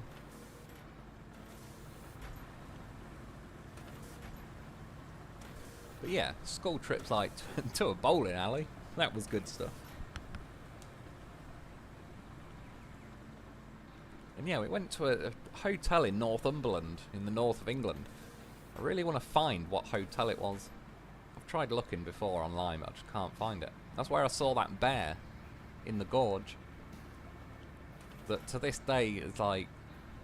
I know I saw it, because not only I saw it, but the teacher and about 10 other students saw it, but... Apparently we don't have bears in England, but I'll tell you now, we fucking do. I also saw once, funnily enough, it was around the same age, roughly. When I was about 11, funny, it was my mate of mine, I said, he was half black, his dad was black, his mum was white, but his dad just loved racist jokes. And they were a very wealthy family. They lived in a house that was like used to belong to Queen Elizabeth I. It's got like a bath with gold taps and that in it, sorry. When I was around his house, at the end of his garden, it was like, there was his garden, which was massive, but then there was like fields beyond that. And we saw, well, at the time, we were all kids, there was 3 of us, and we saw a black panther, I know it sounds ridiculous, walking through the field, and obviously we were like, all pointing at it, like, is that, we all can see that, right? There's we didn't necessarily, well, we were like, it looks like a panther, but it was fairly far away, but not that far, and we were like, well, obviously we don't have black panthers or anything in just roaming around the countryside, but it was like, it clearly looks like a massive cat, like, obviously not a cat, like, the size of a fucking large wolf or something walking around, and then a few weeks later, in one of the local newspapers, there was a photo of a black panther that had escaped from somewhere and was roaming around the countryside. And yeah, I reckon we've seen it. And the crazy thing is, as we're all watching it, it's like, it's a bit like the same thing that happened when we saw the bear, was because they say in England we don't have bears, or they would obviously say we don't have black panthers. Like, we were just looking at it as if like, oh, that's crazy, there's a bear or a black panther, but anyway, we don't have them in this country, so... There was kind of like no, I don't know, no protocol on what to do. It's just like, oh shit. And when you think about it back then, like the bear especially was really not that far away from us, and we were like a class of about 30 of us walking from this hotel. It was down into a gorge, and then you go up the other side and it's off into the woods and whatnot. Yeah, and the same with that panther that was really like a field and a half away from us. If that saw us and just decided, oh, well, there's my next meal, that thing would have came at us, and yeah, just because it's like, oh, there's no there's no protocol on what to do. I'm sure if you grew up like in America, places that have dangerous animals, even if you don't literally have black panthers, and you got like mountain lions and all sorts of stuff. Like I said, we just don't really have any of that over here. But obviously rarely you get shit that escapes, or people that have brought like animals illegally, and then it might get a bit too big for them and they just fucking release that shit into the wild and let someone else figure it out. Like I said years ago, my dad had a bloody pet tarantula. That thing was massive. Like, way bigger than, like, any tarantula I've ever seen. And I sort of know what he was like and the people he hung around with. And I reckon he got it off someone that's, like, imports illegal pets, essentially, to the UK. And it was probably some kind of tarantula that you're not really able to buy over here. But yeah, the thing was an absolute whopper. Like, when it shed its skin. Yeah, and he put it in a biscuit tin or something and gave it to my mum, and she obviously opened it and shit herself, because it wasn't the tarantula, it was just the skin it shed, but it essentially looked like one. But yeah, if that thing was walking, like, if it's all bunched up and everything, it looked a bit smaller, but with its legs out now, it was like, I said before, like a good 8-9 inches like in diameter. It was pretty fucking massive. Had some massive black fangs on it as well, like, and then obviously used to feed it also when it was younger. Weird talking about a tarantula like when it was younger. Used to feed it like locusts and that, and then eventually it moved on to mice and stuff like that. But yeah, the thing was a right unit. But yeah, that's the two weird animals I've seen in the UK. A black panther and a bear that we're not supposed to have, really. Oh shit, sorry, I didn't know what. I'm just autopilot road building mode again. I think I've done that, so let's try and set that off again. Oh shit, after all that I didn't really flatten that out too well. Yeah, and try and deliver this. Fingers crossed. Beanie London, I think at this point I've poured enough sand to cover the entire Kernel map. Do you know what? I was thinking, like, I'm probably not gonna, but it crossed my mind at some point, was like, I wonder how long it would take to pour sand across the entire map. Is he gonna move, or is he just sitting there? No, he's starting his engine up. I might just draw the line around it. I should have, saying that's not that much of a hill. I think he's being a bit of a pussy, to be honest. Oh, fuck, I'm definitely going to adjust the line, because he's just going to hit that scalper after all that anyway.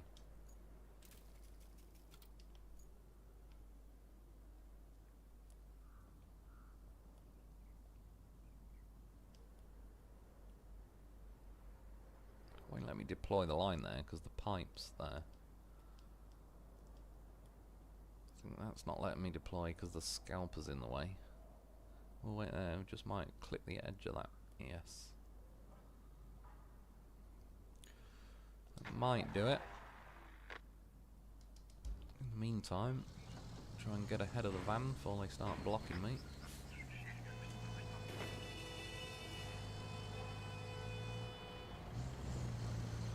I mean, it's a bit of a small sand hump for them to be getting beached on. Yeah, sorry, yeah, it did occur to me, like, I wonder how long it would take to just cover one entire map in sand, and then I was thinking, like, what would be the smallest map to try it on, or what do you reckon would be the easiest map to cover in sand? I don't think this one would, just because the amount of, like, rocks and everything you'd have to get up with the, bicycle, preferably. I mean, you could do it with a bowhead, but there'd be a lot more dumping involved, even though the bowhead, the dump bucket thing does operate faster than the bicycle, so it does make up for it a little bit. Yeah, and obviously, like, you'd still have to cover all the sandy maps. Obviously, you can't just count all the sanders done. Yeah, and you can't really count at least the first map, because that's only really like half or whatever of the second map. But yeah, I don't really know.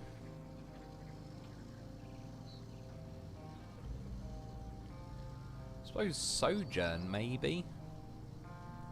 It'd still take a bloody long while, because doing that concrete slabs facility took me a while. Doing the racetrack took me a while.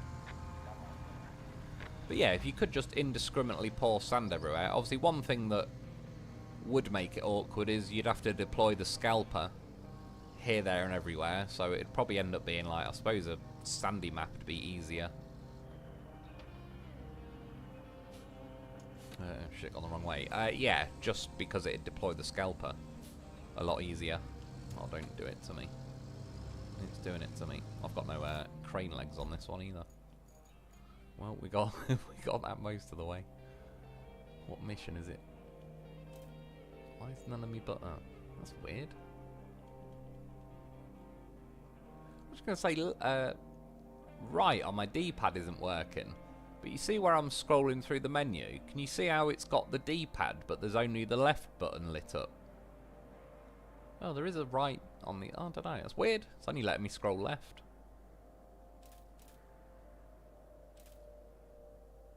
God knows. I don't know if that's a bug or... if the right button on my... Is there anything... Does the right button doing it? No, I can't even really test it out. And that links over there might be able to flip this. I might want to know what unlocks the bloody harbour base.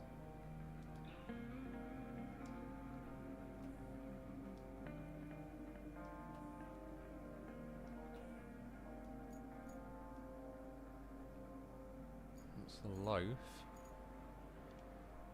Oh, in fact, I've got the dozer here. That's not too far away. Go and flip it that then. At this point, I may as well take the link soon, though, really, to go and try and get the loaf there. At least that's the dry stone base. At least it's a base on the right-hand side of the map.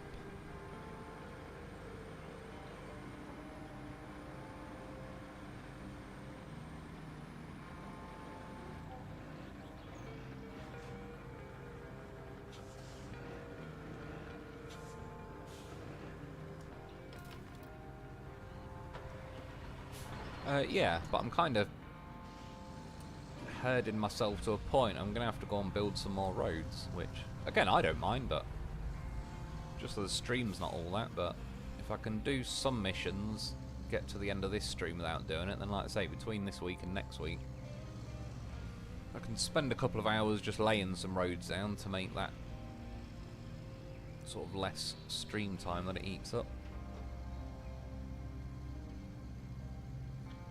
Rebel, Roadcraft time doesn't change. Yeah, exactly. I mean, it does get a bit darker and dimmer, but yeah, like, that won't be an issue. It shouldn't be in hard mode, so... And that's one of the main things that put me off doing SnowRunner in hard mode, so yeah, this one might be more doable, entertainable for me doing it, kind of thing. I don't mean entertaining, but I entertain the idea that it might be doable. It's like the most complicated way possible of explaining that. Zach1755, I wonder if they'll patch the resource exploit where you make millions of dollars. Yeah, I don't know. I hope they don't. I certainly, on principle, it'll annoy me if they do before they fix all the pretty common annoying bugs in this game, because it's like, yeah, fix the shit that needs fixing. Like, that duplication bug doesn't need to be fixed, but I could see them being like, I don't know, a bit of a spoil sport about it, like, yeah, let's patch that so they can't get free money and cargo. Which they should just leave it in. A lot of games get a lot of character from the bugs, the good ones anyway, that they have. I might have said it before, I can't remember which game it was, but there's some, like, you know, like a Call of Duty-esque game where you're shooting each other and you can get a rocket launcher on it. And people figured out if you point it at your own feet and shoot the floor, it'll fire you up into the air. And obviously, when everyone realised you could do that, I just can't remember off the top of my head what game it is, but when everyone realised you could do that, the game, one, got more entertaining, two, it attracted more people to the game just to try it out because it was funny. And then when they made whatever game it is 2, they kept it as a feature because they knew by then everyone, like, liked it for that feature and sort of had a bit of a fond memory of being able to do that in the first game. So yeah, they kind of lent into it in a good way. And yeah, so, like I say, some bugs are a positive thing in a game, even if it wasn't originally intended.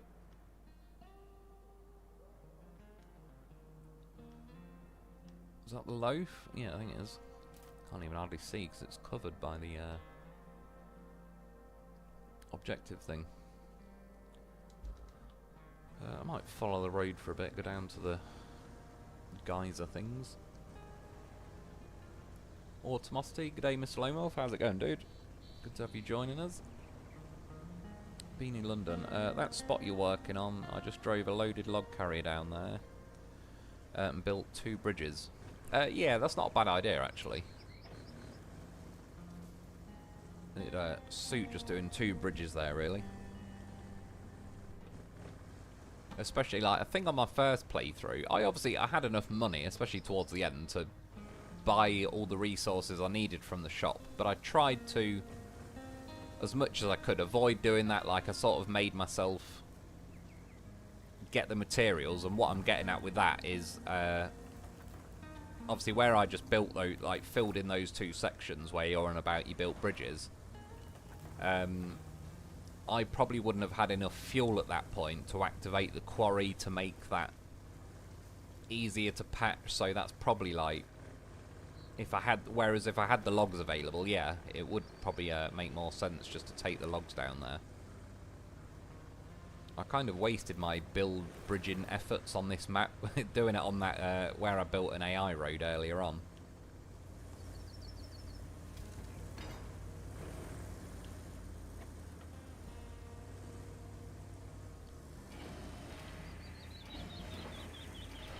The weird thing is, it wouldn't let me pull the loaf over that rock.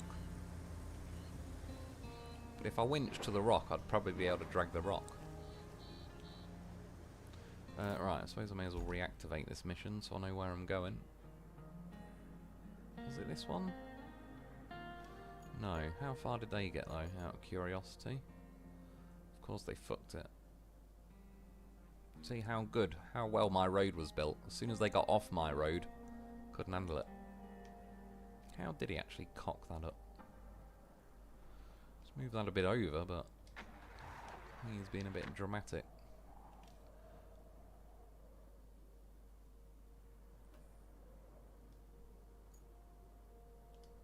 Is that the loaf? Yes. Oh yeah, see, like, we do get some fuel for this, so that's probably what I would have done on my original playthrough, is like use this to get the fuel to then unlock that sand quarry maybe.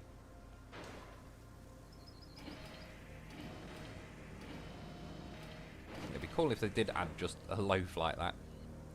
Just the front half. I still do SnowRunner, I undoubtedly prefer like the loaf as it is in SnowRunner. But in this game I actually think like the dual unit thing has been pretty good, because it definitely, from being a tracked vehicle and a twin unit vehicle, it gets a lot of grip, and I think that's helped me more in this game, the fact that it can tip just about anything. Well, not just about, literally anything. Yeah, it can tow everything. Like, it's been good being a tracked vehicle in this game, but I wouldn't say no, since they've teased us with the concept of just the front end of the loaf. Yeah, I wouldn't say no.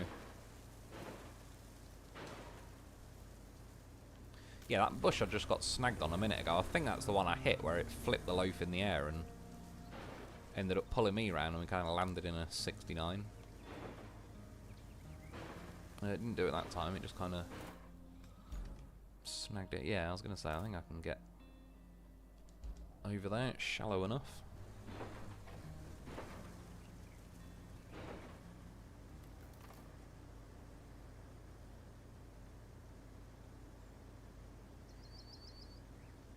See, vehicles like this would be interesting if the high gear helps a bit.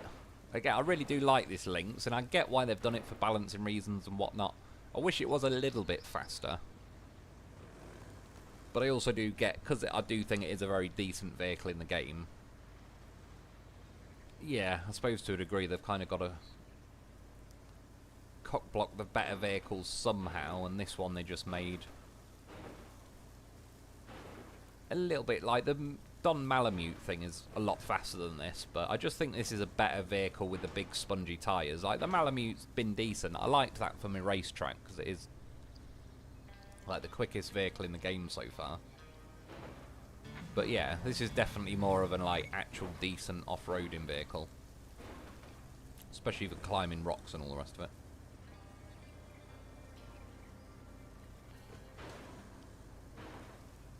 Rebel, maybe you could build your own garage and have your company name on it.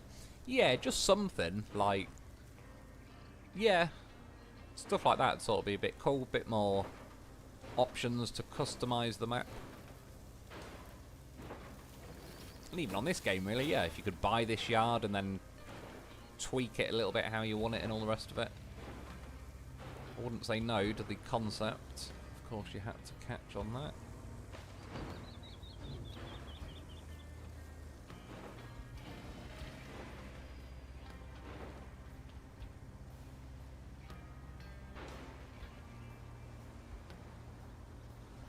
Got himself a pallet.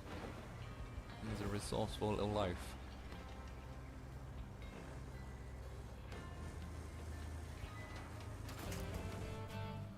Nailed it. In London, watching tonight from work in Connecticut, USA. It's pretty crazy how far away people are that are watching. It's pretty cool though. Rebel, sister speaks fluent French. I did briefly know some, but it was more, it wasn't even French, it was the French teachers that were arseholes.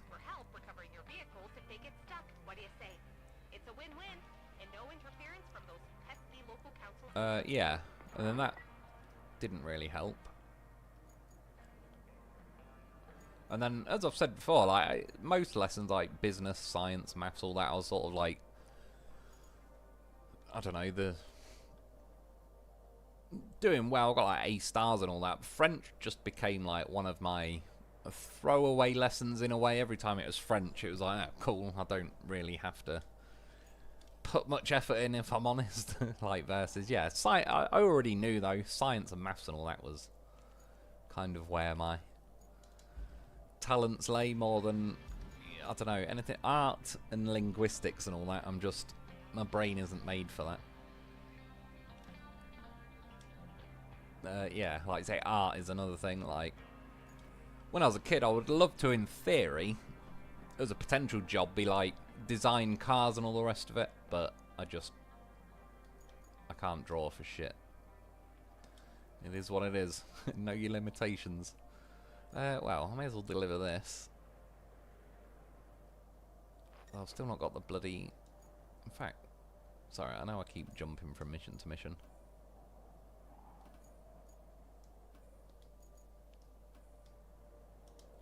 The goddamn harbour base, man.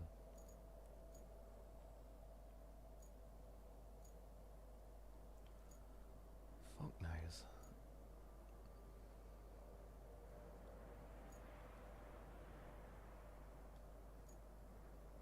Oh yeah, okay, so that's doable. Let's do that one instead. I could deliver that other vehicle, but since the other half of the mission is delivering the supplies, which are stuck over here, and I don't really want to drive all the way over here, if I could spawn at the harbour base, I can grab the materials, deliver them into my resources, and then spawn over here or something and drive them down. So for that, I want a Voron.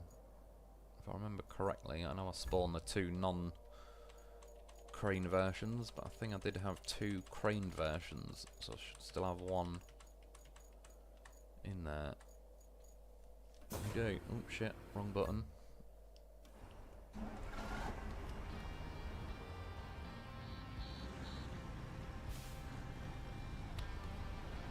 Oh yeah, logistics terminal. We're all good. New London. There should be more wildlife in this game. A few random birds is not that interesting. Bears, deer, squirrels, snakes. Yeah, exactly. I think that'd be pretty cool. I remember saying back on SnowRunner, as grim as it is, if there was like a deer run out of the forest and you hit it, it would make things a little bit more interesting potentially on certain routes. But yeah, you're right though. I wouldn't say no to a bit of wildlife. That's part of the reason I leave like the AI routes on, even when they've got all rewards received and all the rest of it. Just because it does add a bit more life to the map in general. But yeah, actual like animals sort of roaming around as well would be pretty interesting. Do you think even games like Grand Theft Auto's got like the coyote running around that, which are coincidentally pretty funny sometimes to run over.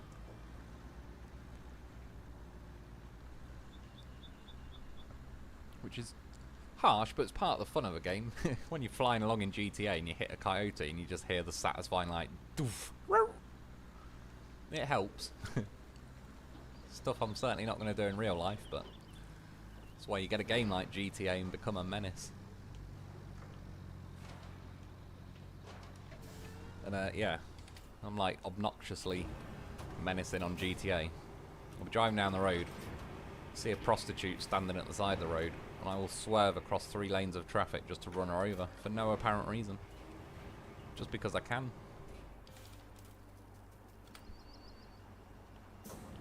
Or you see someone broken down fixing their car and I'll smash into them. And yeah, even as I'm doing it, I know in my own head, I'm now wasting my own vehicle to hit a random piece of AI that has no conscience, but I'll still do it.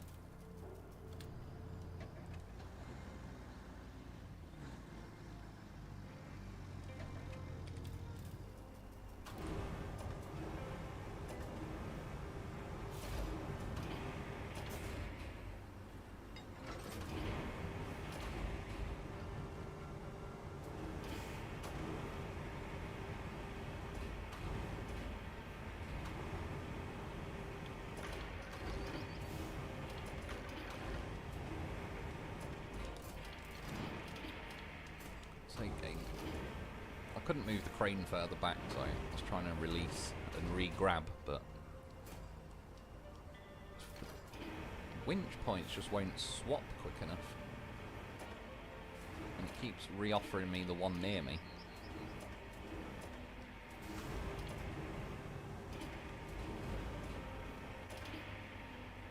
I don't know if it's possible, but if they could add some code that's like, offer the winch point the last thing you are winched to first.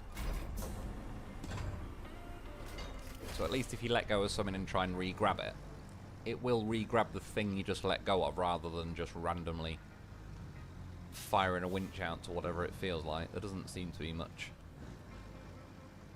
method to which winch points it gives you. Again, that's another nice thing. I know it's not strictly a bug, but if you could scroll through the winch points the way you would want to.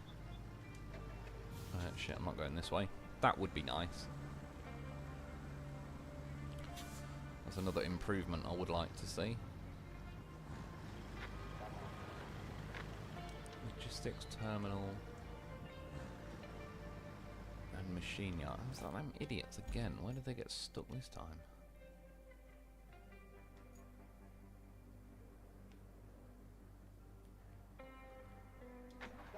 On basically nothing. Like, if they listen to the bloody road.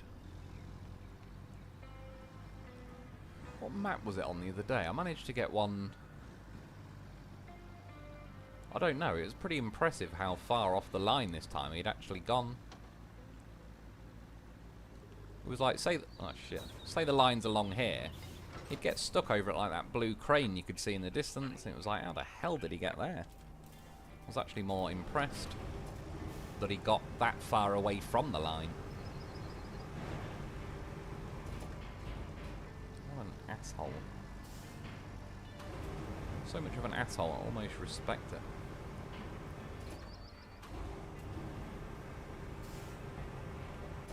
Tip, you silly bollocks.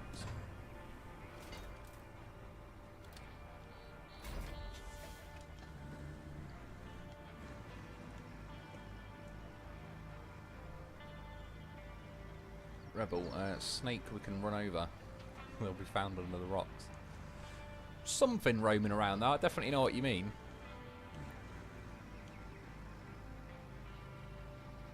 Like I say, yeah, there was, where were they? Some birds flying around back there somewhere. I mean, again, I still vote for a Tyrannosaurus Rex running around. I don't see the problem. You got to admit, especially on a game like this, I've said it before on SnowRunner, but if you're just randomly driving along here and then you heard some like booming footprints and looked around and there's a T-Rex running at you, it would shit you up on a game like this. If you didn't know why it was happening. I've still said it before, again, Torok, that game back in the day. Before you could go on YouTube and look at videos on how to complete it. The last mission on that game, it puts you in like essentially just a compound yard thing with a crazy Tyrannosaurus Rex that's trying to eat you. And you're running away from it. But they designed it really well, so you can only run about 1% faster than the T-Rex. So it's perpetually trying to bite you in the ass as you're running around. Like, there's like cargo containers on the map and that you can run around. But it's legitimately like you don't get a second of breathing room. And for the life of me, the game just never told me how to kill a T-Rex. It just put you on a map with one that was trying to eat you. And that was it. And in the end, it's something weird. Like, you had to shoot it 3 times in the chin with a bow and arrow. And then when it leans over, you click a certain button and stab it in the eye with a knife or something weird. It was like, how the hell would we have ever known that?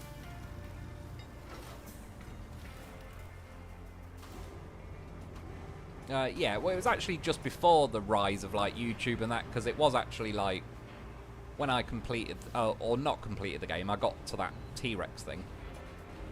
It was probably like 9 months after I did that YouTube was like, it'd been around for a little bit, but it was to the point where someone had actually put a Torok how to complete the final mission video on YouTube, and that was probably, roughly speaking, it's like one of the first videos I ever actually used YouTube for, beyond just clicking on it and watching whatever it is that's on at the time.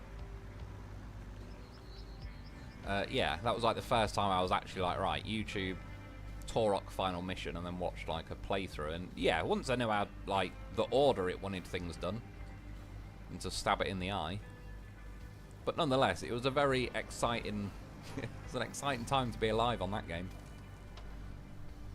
Yeah, it was a scary ass dinosaur running around trying to eat you. It's my idea of a good time.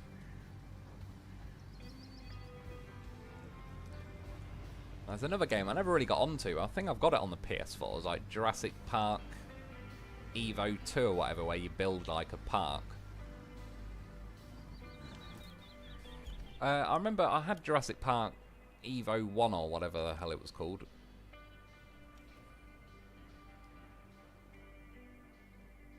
Oh, is that just one of those bloody...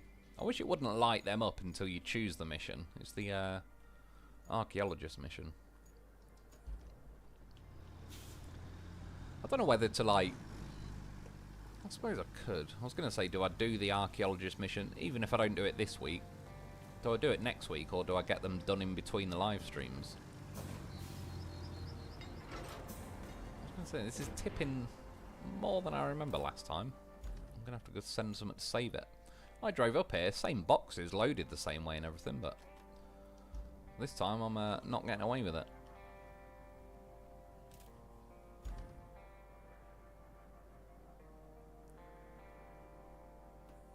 So that's the thing at this point. I might as well get the goddamn horse out, because it's doing the scroll menu thing again. Yeah, like I can send scouts with winches, but I don't think they'll have enough oomph to pull that thing over.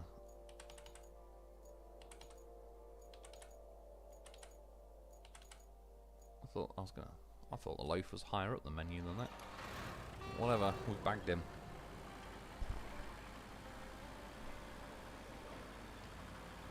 It won't be turning over any. Be running over the snakes. Go Red Dead Redemption on them.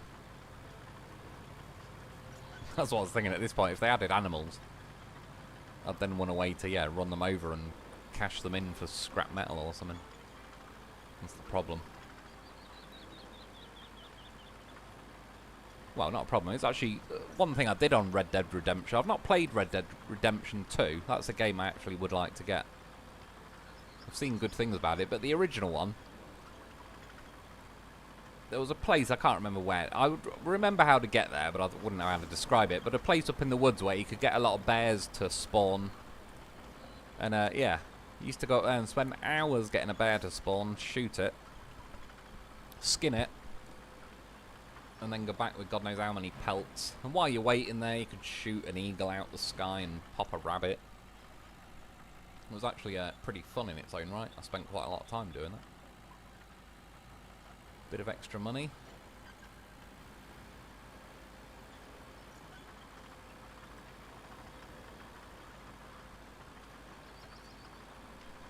Which, yeah, for what it's worth, is like the opposite of what I'm like in real life. I'm not actually a menace in real life, that's why I like games where I'm allowed to be.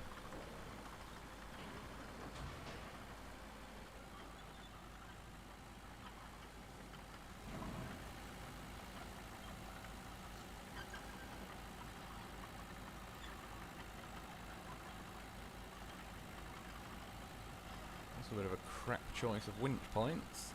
I don't think it'll do a lot, to be honest. I wanted like the middle, but I did get something else there.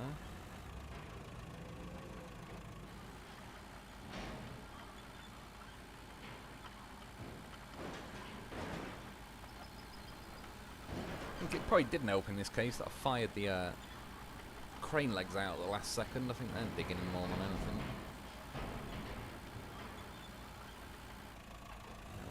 Way. That's the one I wanted.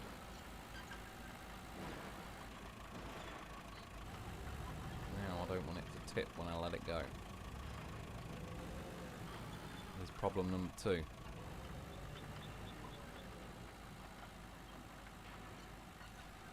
But if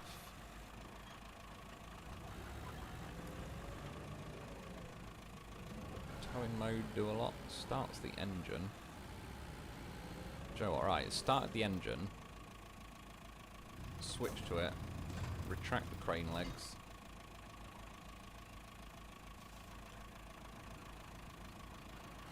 yeah, and switch back to the loaf. Oh, I've got a handbrake on the loaf. And can I switch? Oh, not quite.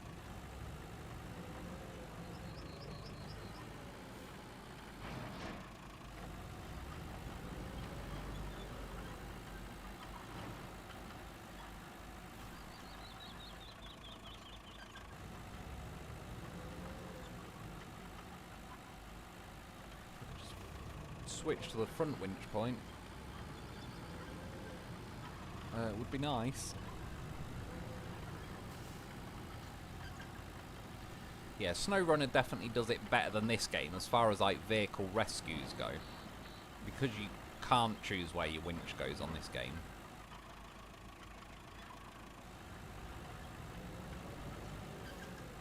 It does make it a bit more of a pain in the ass. Like, why just winch to the front? Not that difficult game.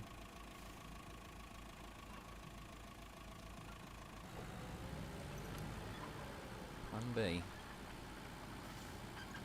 But yeah, there's an example. Like, if I could just switch to the front winch point, then I'd just pull the front facing a bit more up the hill. And even though the vehicle would probably tip, it'd probably still be enough on its wheels. Like, basically just the short way of doing that.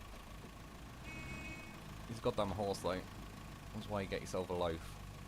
I certainly wasn't concerned that I wouldn't be able to get the vehicle out. It's just the lack of choice of winch points is a step back in this game versus SnowRunner, I think.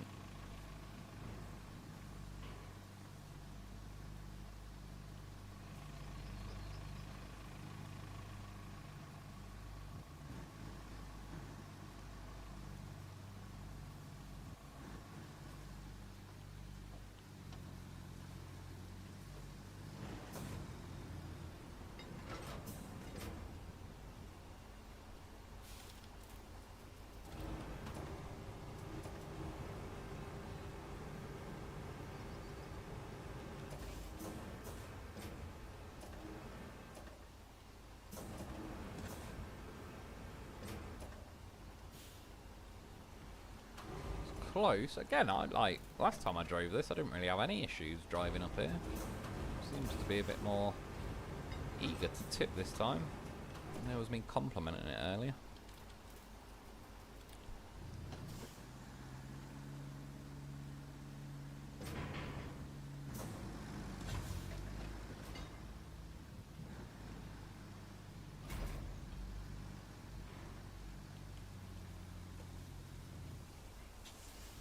Feels like it's about to go again. Like I say, the other day or whatever, I just literally drove up here. Like, I remember it being almost suspiciously easy. Whereas for some reason, at this point I should have, to be honest, just kept the loaf. Just drag this thing up with the loaf. Probably would have been the better bet.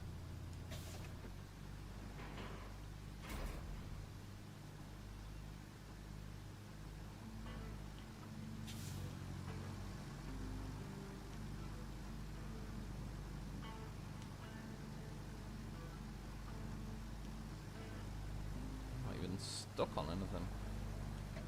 God knows, feels like they've nerfed it. I literally have it on video where I just drove up there.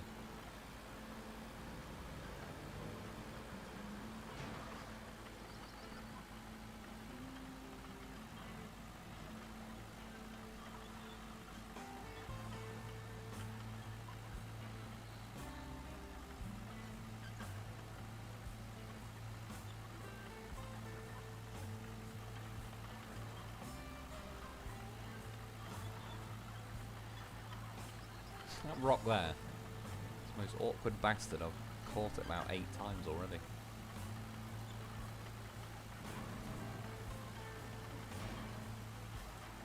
See, this is why they didn't let the loaf deliver cargo. Because they know he'd deliver it. New London, did you fix the pipe on top of the mountain going in down into the geyser yet? Yeah. I did that as... I'm trying to think. It was probably in... Not like yesterday's video was the toy locations. The one before that was the last mission. It was either the video before that or the one before that. I ended up using a big crane, and I just basically made a Voron, like, just loaded it with the crane on top of the hill, so I kind of cut out the journey up there, really.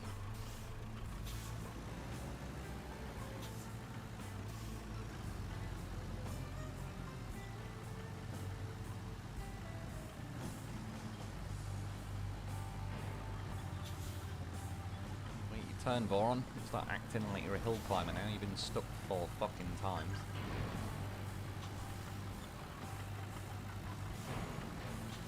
It's like, oh, now you fucking work. Where were you a minute ago? Oh shit, wrong button. Still think the loaf should have cargo straps. It's only fair, he's earned them.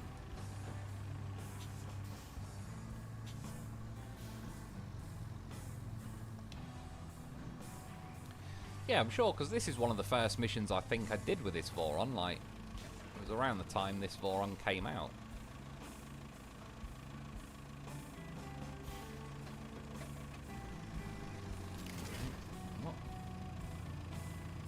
Weird. Did anyone else see that? It just... I don't know. Did something weird, like, it sort of unstrap one and strap the other.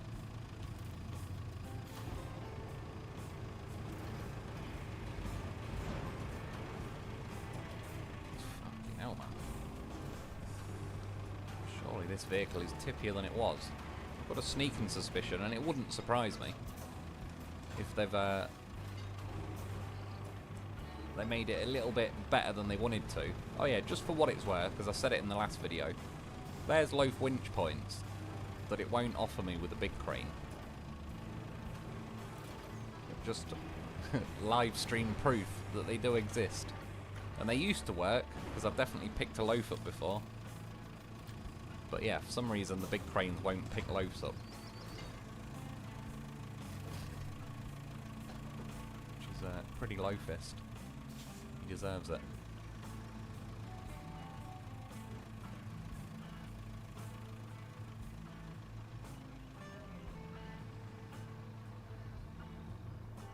Yeah, probably help packing that away.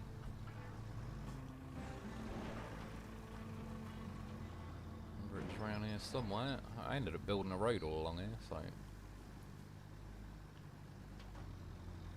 it even feels a bit sketchy, like it's about to tip even with one box in the sideboard.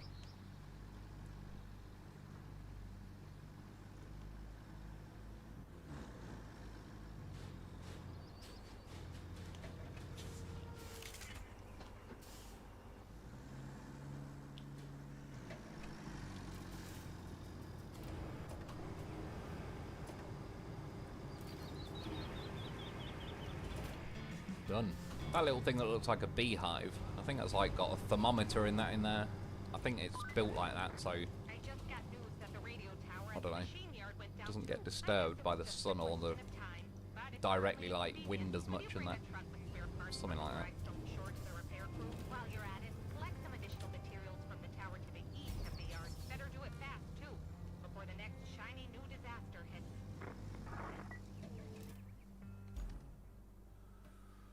Right, what else we got?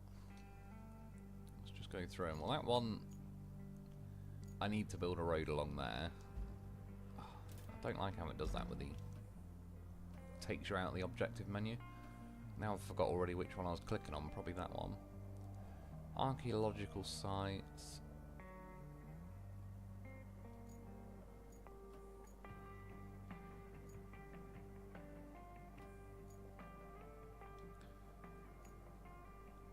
Oh god, deliver that vehicle. This has, oh, in fact, less than 0 chance of getting there, because isn't this the one that's got the glitch trailer? Oh, the trailer looks fixed.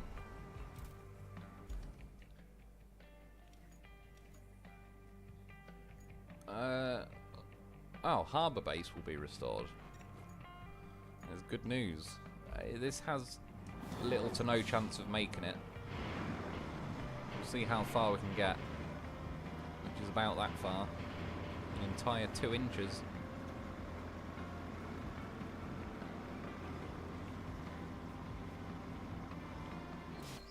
Why do they even spawn in such a dick location?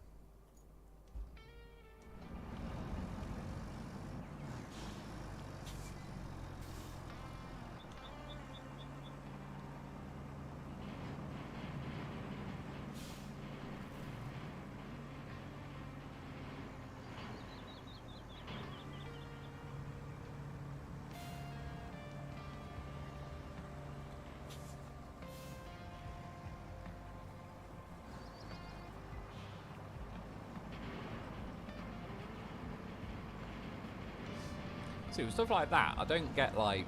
They spawned it in a weird dick location. But what do they intend us to do? Like... Was their plan for me to ram the trailer and the truck? Because it just seems an odd... choice. Because again, it basically highlights that the semi-truck is... basically hopeless.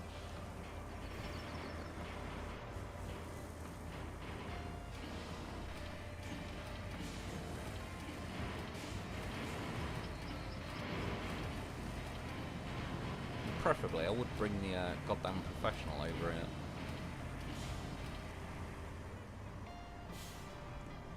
But the amount of time it'll take to get the loaf over here, I may as well see what I can do with this thing.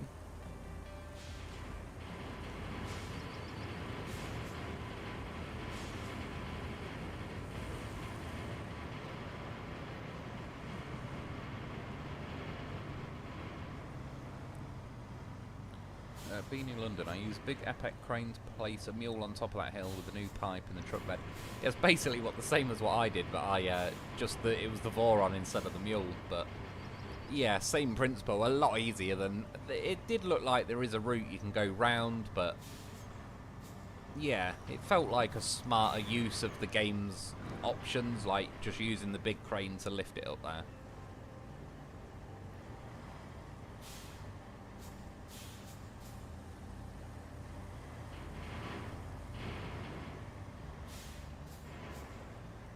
Hitman homing briefcase, i.e. a glitch left in future games, too love to remove.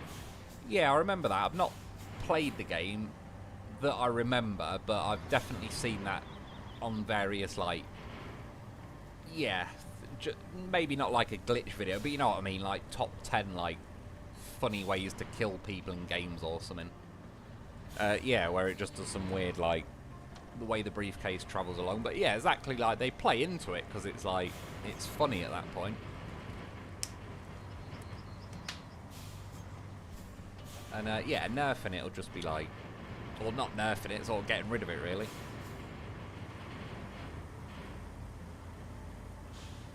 the most annoying thing about this mission is how loud that bloody rattling bastard is when I'm this way. It's pretty damn loud in my headphones.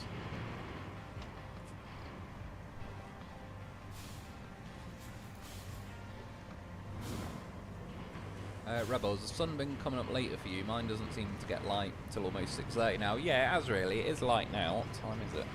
Oh shit, it's nearly 6:30. It's definitely changed though, because my mum normally pops around at about 10, 10:30 on a Friday, and normally when she texts me saying like she's on the way, it's still sort of light. But yeah, this last week or so, it's like been fully dark outside before she's got here.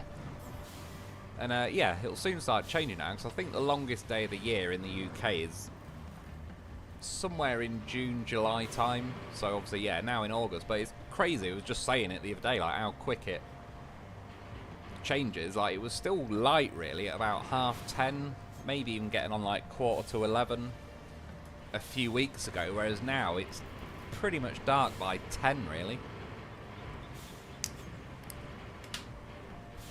And yeah, obviously by like we're already August, September, October. By Halloween, it's dark by like 5 in the afternoon, probably.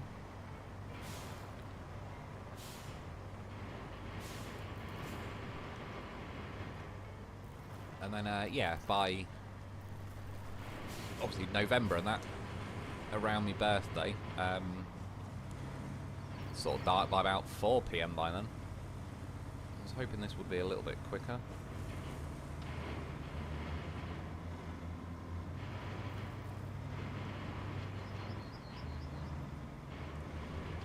Which, yeah, overall, to be honest, I've actually, like, it's been quite a nice summer this time.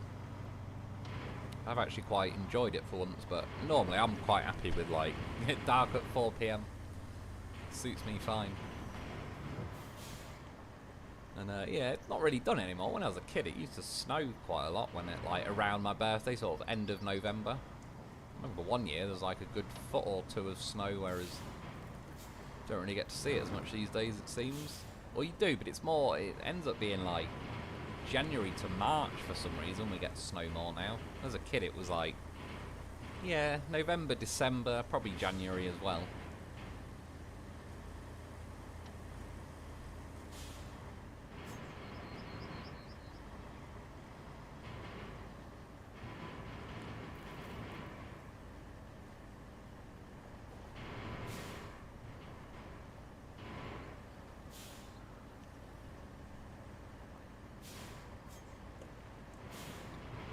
Rebel, got architectural degree, can design you a special flat. That's pretty cool, man. I was considering that as something I was going to do, architecture, but again, like, the architecture was at least, like, say when I was talking about designing cars and stuff, it was a bit more, I don't know, say up to the imagination. At least with architecture, it blended in more with the mathematics of it, and say if you're drawing something, in theory there'll be like more straight lines and measurements rather than just like, I wouldn't be very good at imagining something to draw. I could imagine it, I couldn't draw it very well.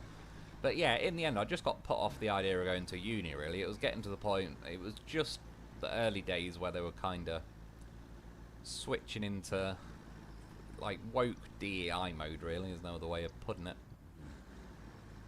I would have liked to have probably gone to uni. If I was like 10 or 15 years older than I am, I think it would have been a nice time to get in there before it went all mad.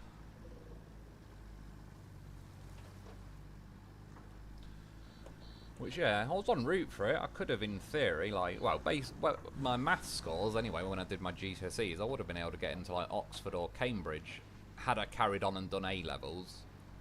Which I did some of them. I just got bored of it. I'm not bored of it. It was like, I stayed on at school, and then there was stupid things like, it was called sixth form when you stay on at school, and the head of that sixth form thing, she was a, like, not that it matters in this way, but she was a lesbian.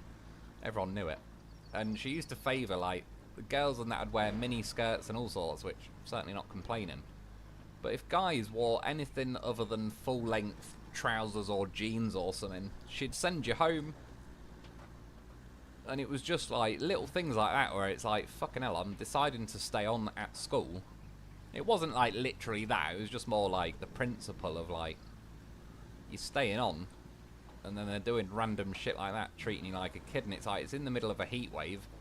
Some guy turns up who's wearing shorts, and she'll send them home, and it's like, what the fuck? But then girls, yeah, because she was a lesbian, she loved it if a girl was wearing a miniskirt or something. She was all over that shit.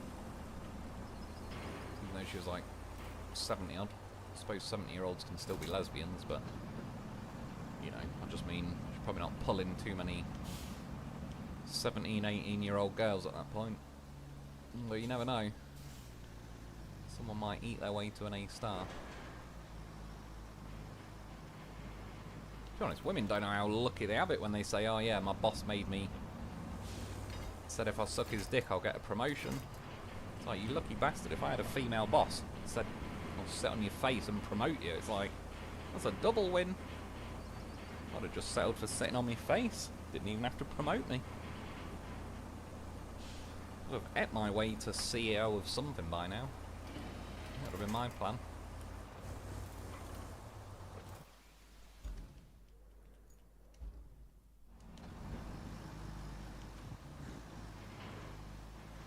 Why is this thing just being an extra bastard? Well,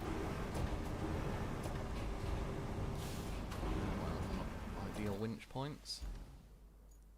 See, this is why. You just bring the loaf. I should have.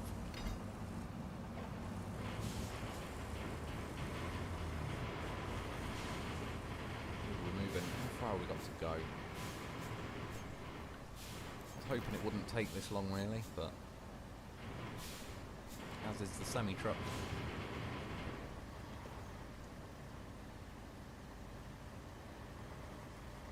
Jesse Gunter, when I first went into this map, since it's so flat, I paved most of the map because I knew it was going to pull some bull where every other convoy would be a semi-truck. Yeah.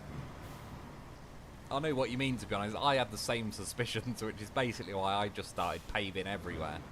Or sanding at least, because I kind of came to the same conclusion, like it's in theory the roads are suspiciously easy. And they still are for most vehicles, like it's basically the semi-truck that'll have no chance in hell of driving down here really. And if it was spawning like Vorons for most things, you'd sort of get away with being able to not build a load of roads, but yeah, I think it was the best idea really. Which I've kind of gone for.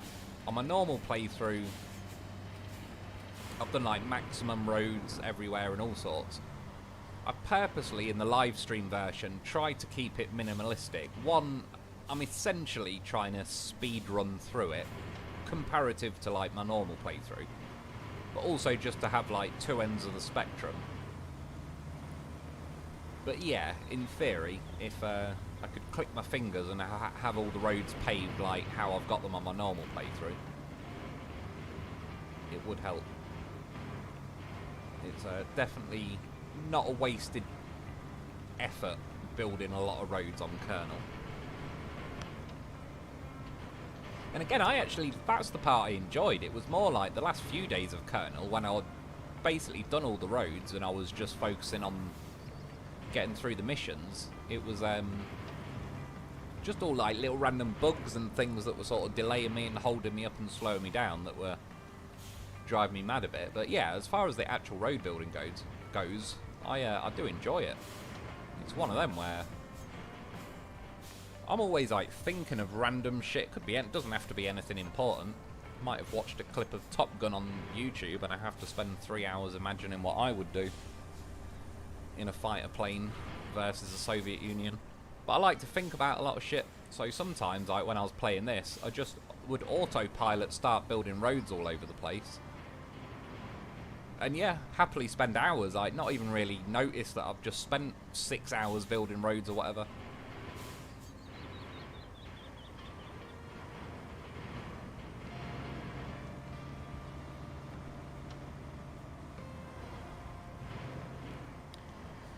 Mercifully, we're not too far off an actual road.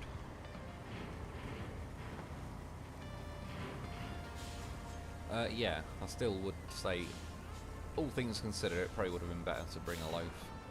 It usually is. Should have listened to my instinct.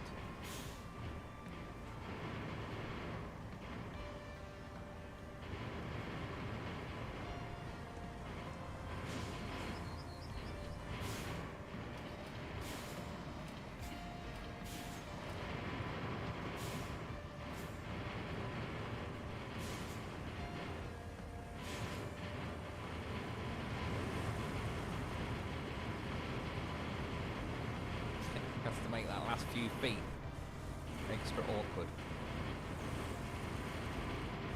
Oh shit, we've got a Voron behind us. Right, in theory, I can drive this myself.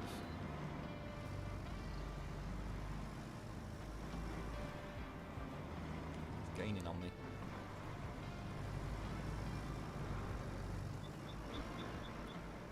Rebel, studied under Frank Lloyd Wright style. House fits into land, not just a box. Frank Lloyd Wright. That name rings a bell, but vaguely. But yeah, still, I think that's a pretty cool career. You've done a lot of stuff in your time. Some pretty cool feathers in your cap, or whatever it is they say.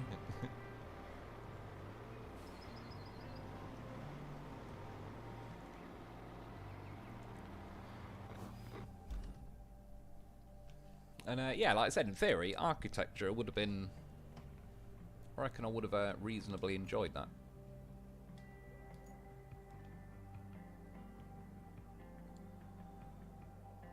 We need to get that bridge done, really. You know, I've got the links nearby. Could cut across them, and I'll go around and then knock that bridge thing over. And yeah, what is the time? Yeah, just 25 to 7, so I'll make this the last mission then. I'll say mission, I use the term loosely, since I'm not literally going to get the boxes, but I'll get the bridge knocked over ready for next week. Yeah, we'll see if we can climb over these cargo containers.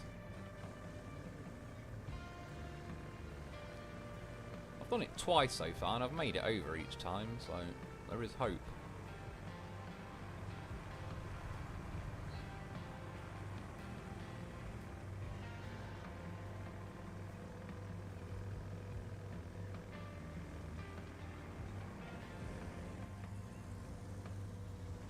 Adding a bit of steering before I jumped was worth it.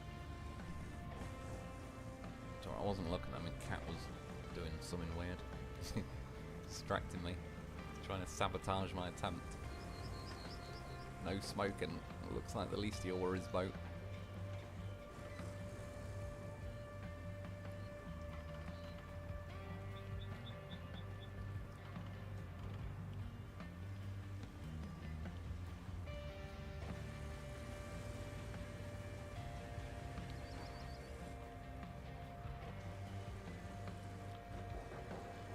One thing that does catch this links out a bit is the preciseness of steering. Is not the best on this because it's got big fat tyres. It's still manageable, but it is what it is. I'll take the hit since the fat tyres in every corner are pretty damn handy. But I think in theory, I don't know, the Land Rover should be alright at this kind of thing. Maybe in certain sections the wheels would actually probably be a little small, might fall in the gap rather than just sort of drive over it. Quite a cool little course though. Pretty cool that they added something like this for doesn't need to be here, but is a cool little test of your climbing over random shit abilities. It's an important skill in this kind of game.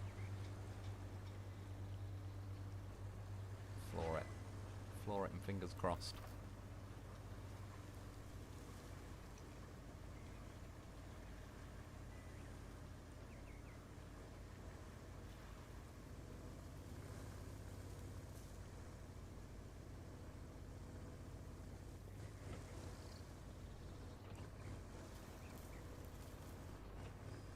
See, now's when I'd like a little bit more speed from this. Nothing crazy. If you leave it long enough, it does eventually get in some higher gears. Like this is, if it got to about this speed a bit quicker,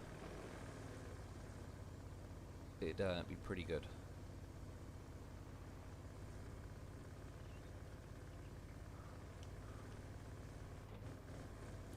Yeah, the other option with driving over here, really, I end up going round. You can't quite see it in the clouds, but if you come round, there's like a shallower section there.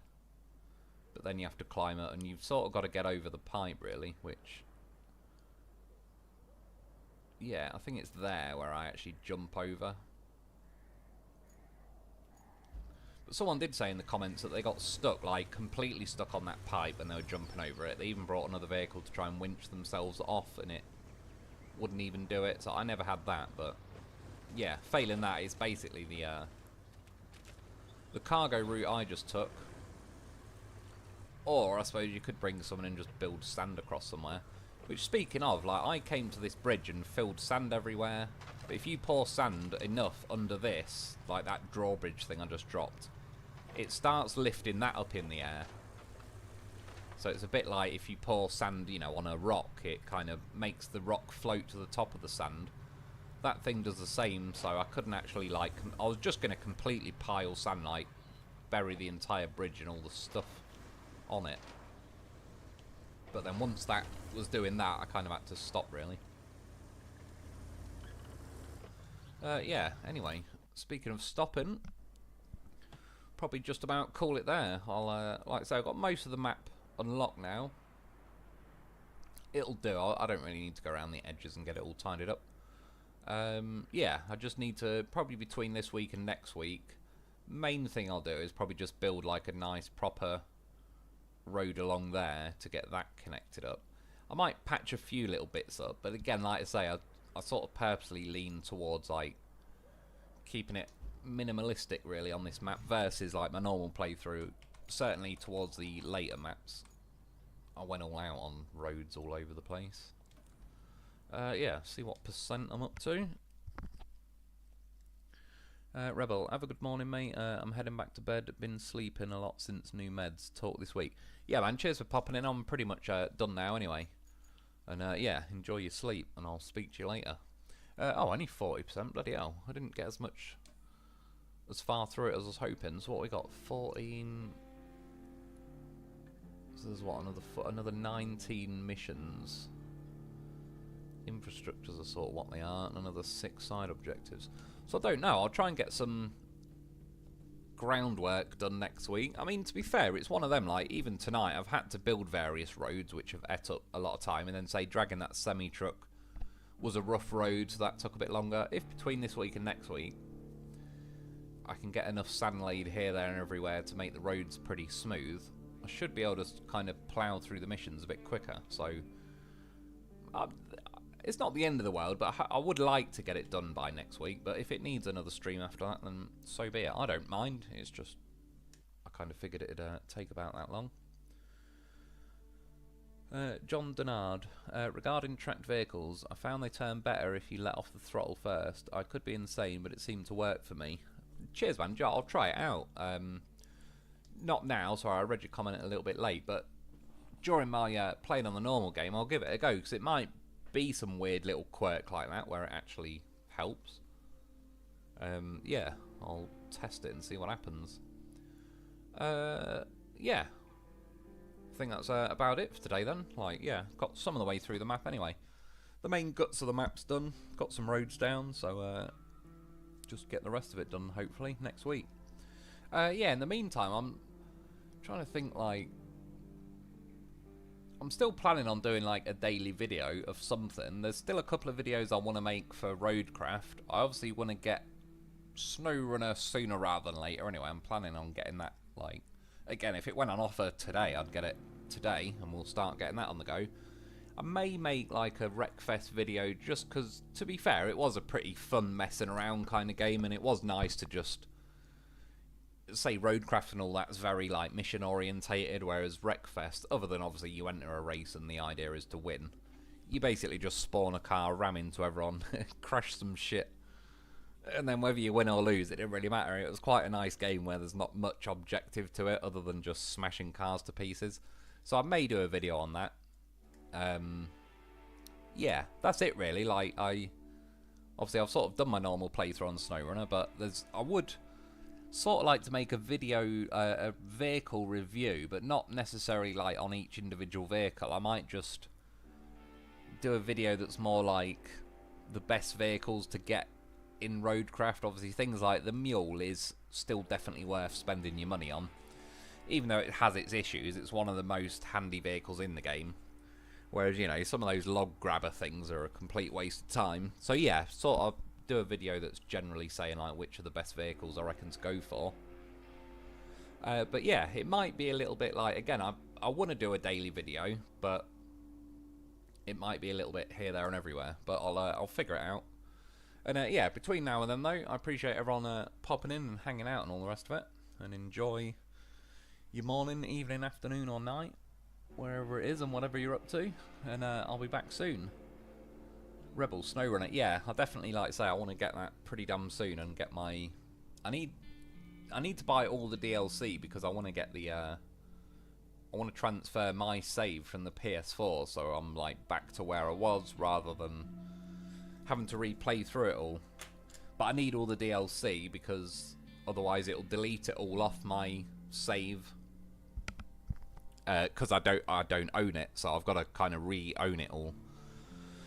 But yeah, I'll get that figured out and all the rest of it. Like I say, that's like the next main thing on the list really, is SnowRunner. I've been wanting that game back for a little while. Rebel Min Brawl Fran Andemore. I don't know if I said it right that time. We had a go. Yeah, I appreciate it, man. And Okazizi, is it? Thanks. Yeah, no worries, dude. Cheers for popping in and hanging out. Yeah, I'll call it a day, guys. But again, enjoy yourselves, whatever you get up to, in one way or another. I'll be back soon.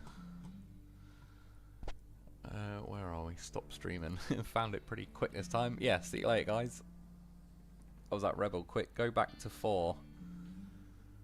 Oh, you on about the season? Isn't that a more region? That was a right beast of a region, that. Yeah, we'll see. But one way or another, I want to get back to